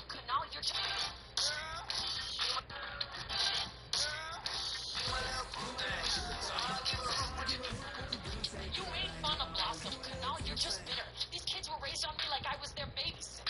And your first verse just... You my little bit thing. So I'll give a fuck what you do, say, girl, I know. You ain't it too tight. I'll be shooting that shot like 2K, girl, I know. So I'm tell 'em I'm next. Tell 'em a little something fresh, I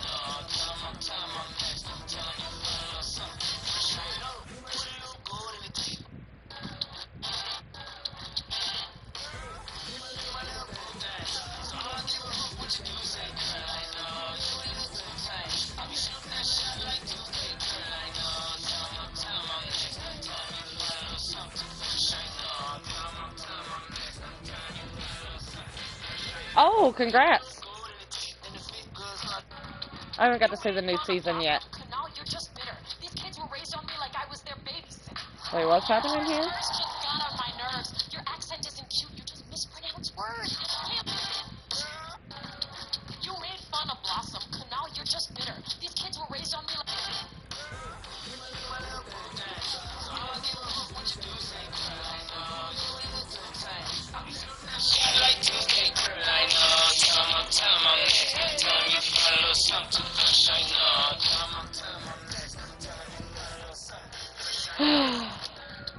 You made fun of Blossom. Now you're just bitter.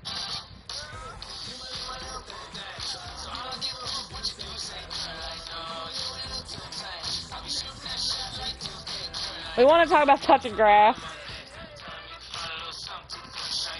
That's needing to touch grass right there. That is, who the hell is that? Anyway, that is needing to touch grass.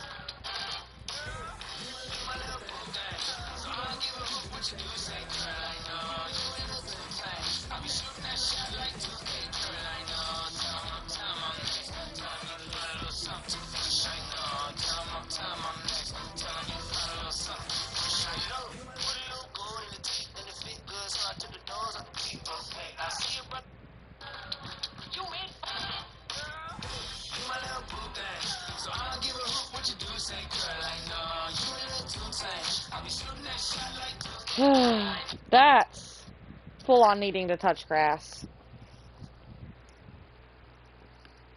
Yeah, you do, Basher. And you gotta watch the first episode of Has Been on YouTube. And the rest on Prime.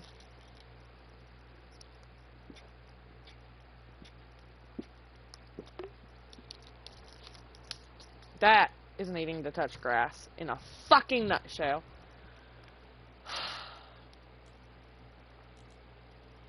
I don't think I have any other emotes that I have a song for. Unfortunately.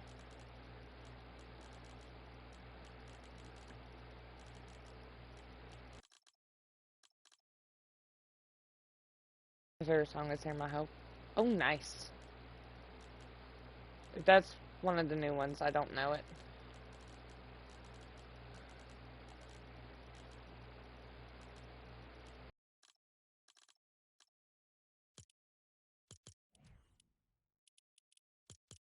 Speaking of, there's several songs I like in this shop.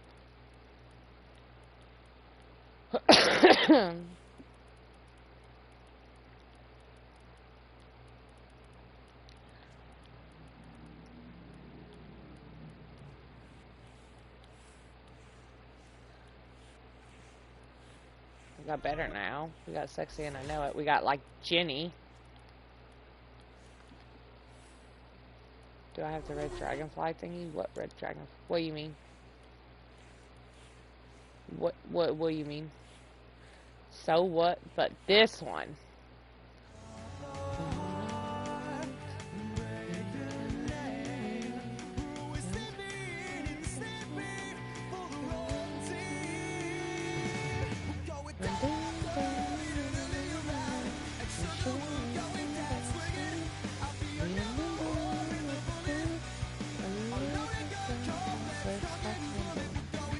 I have the dragon. Yeah. I have the Lava Series dragon. Motherfucker cost me like fucking $30, and I don't like the skins. I only got it for the glide. I only got that set because it's one of the ones you had to pay cash for. You couldn't pay V-Bucks for. One of those sets, and it was the Lava Series. And I only got it for the glider and the wings back bling.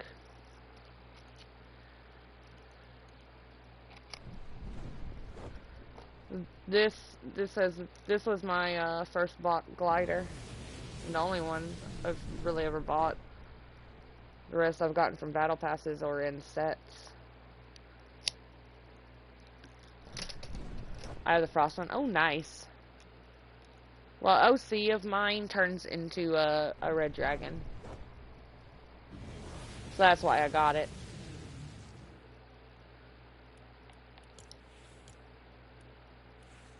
And then I also at all my skins. This motherfucker cost $27 because I bought him off a website. God, I love Minato.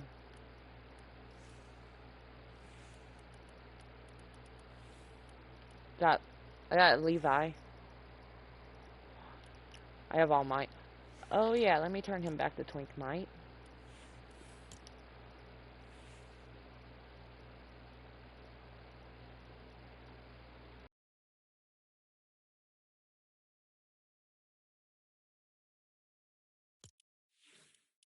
Will, I fucking love Will.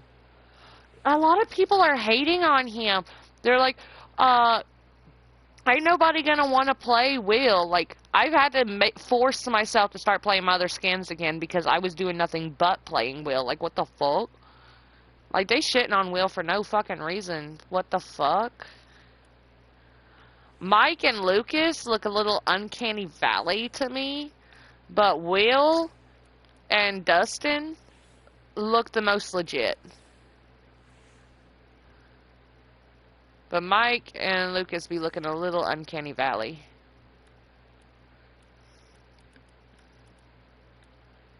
Did I put Twink Mite? Yes, I put Twink Mite back on. Phaedra. There's my Lucian. Shadow Mighty. Speaking of. He does. Like, there's something about it just don't look right. This is the whole reason I came back to Fortnite was Murdoch being released.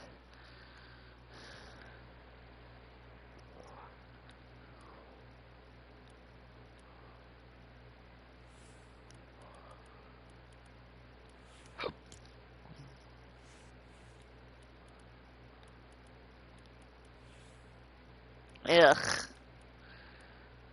I hope Elle dies in a dumpster fire every time I see her. I hate Elle with a bloody passion. Because of her actress. She does a little too much on the show, too. She acts almost as bad as she does in real life. Almost as bad. That's saying something.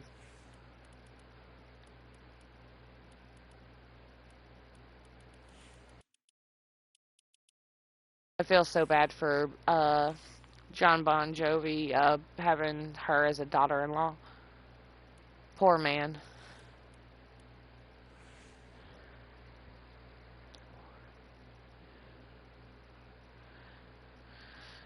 I don't know about that. All I know is how she treats everybody else. And the fact she tried to get with adult men when she was a minor, too.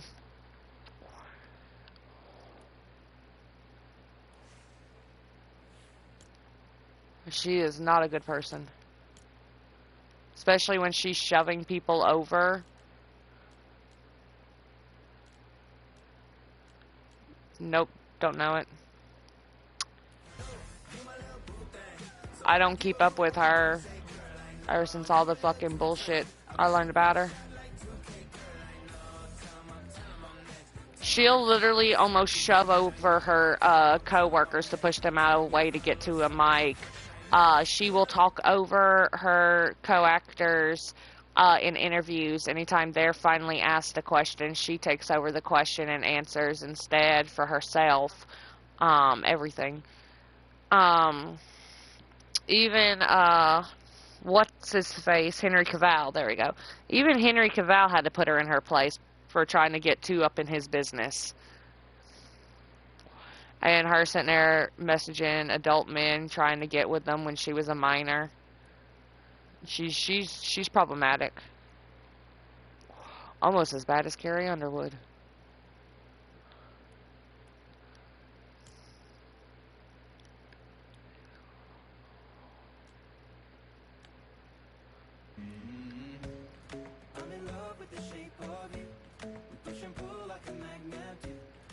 Oh, that's gonna be my next thing, playing Shape of You.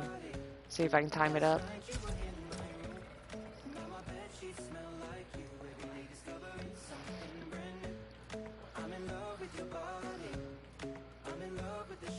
Also, I do have an Instagram if you ever want to follow me on there.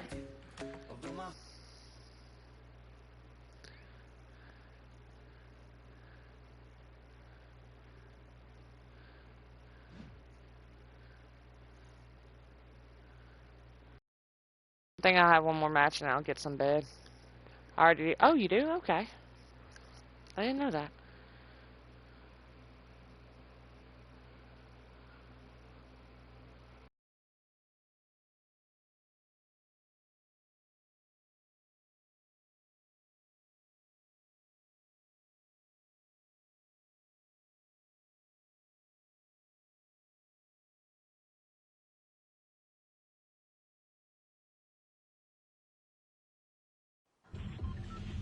Where am I?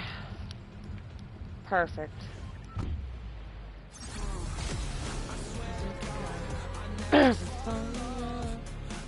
only shotgun? Oh, nice. Not bad. Not a bad start. I dare that motherfucker to shoot at me.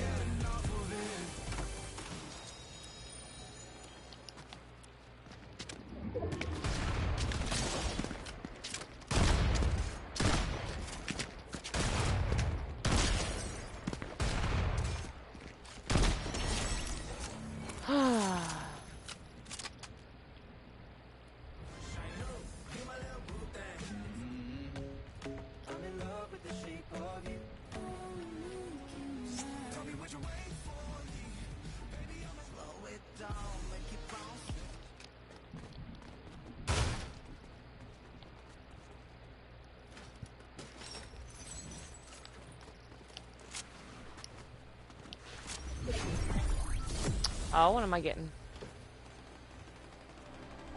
Bet.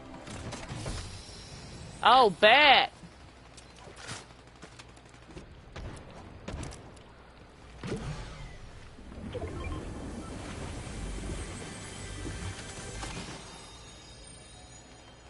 Oh, bet.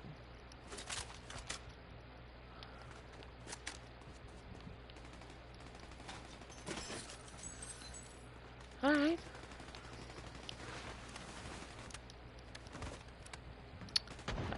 Excuse you, Pole.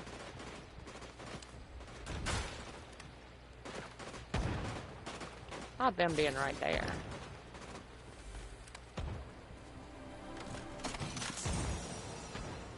Eh. Oh, shit. Whee!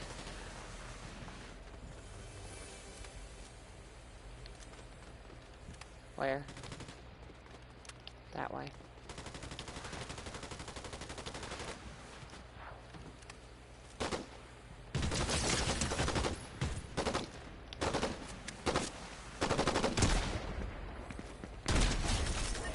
Bitch!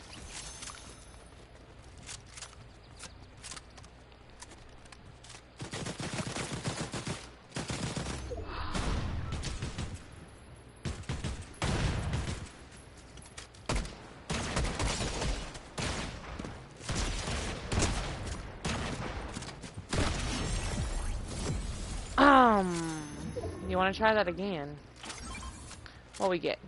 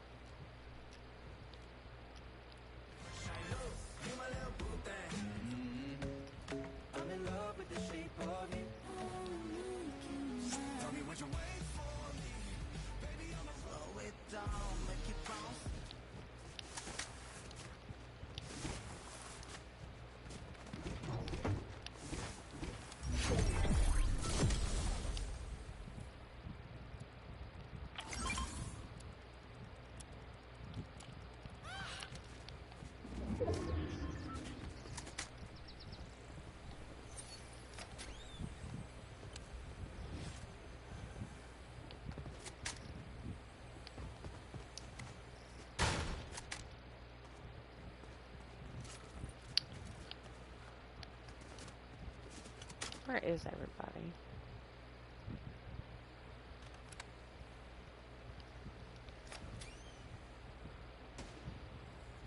Oh.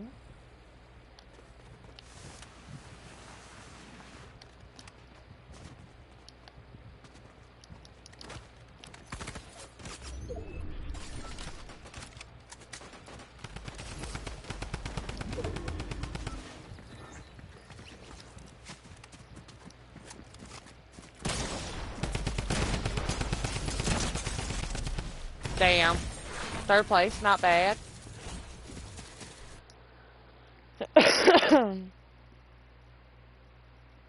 GG's. Not bad, not bad.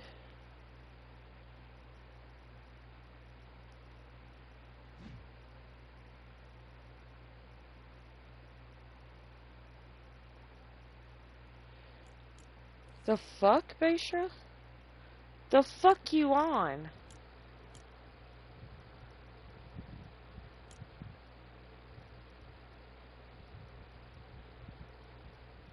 The fuck you on, Beisha? I've never forgotten who Dino was. I just didn't know Dino followed me on Instagram. What the fuck?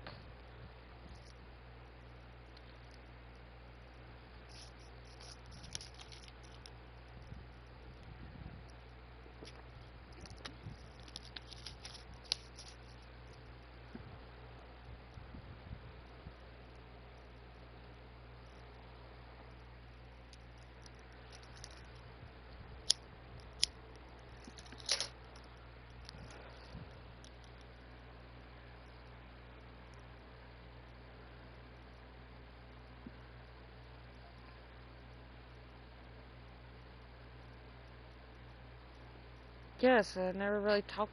I've always talked to Dino either in stream or on Discord. A lot of people follow me on Insta that I don't know.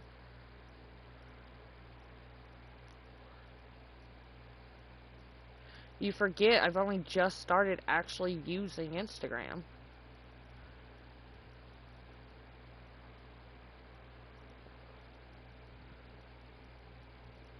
to talk to people. I've only just started that. Beforehand, it was just watching reels and then not using it at all.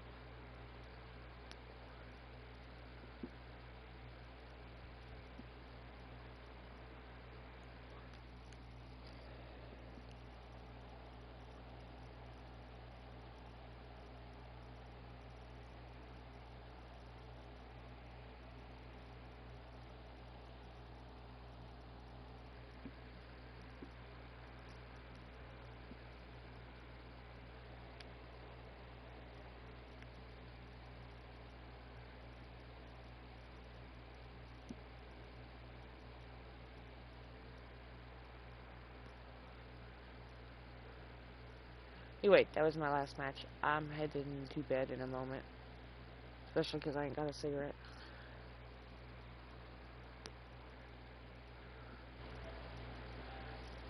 Good night, y'all. Love y'all. Thanks for being here supporting the stream, and I'll see y'all next time.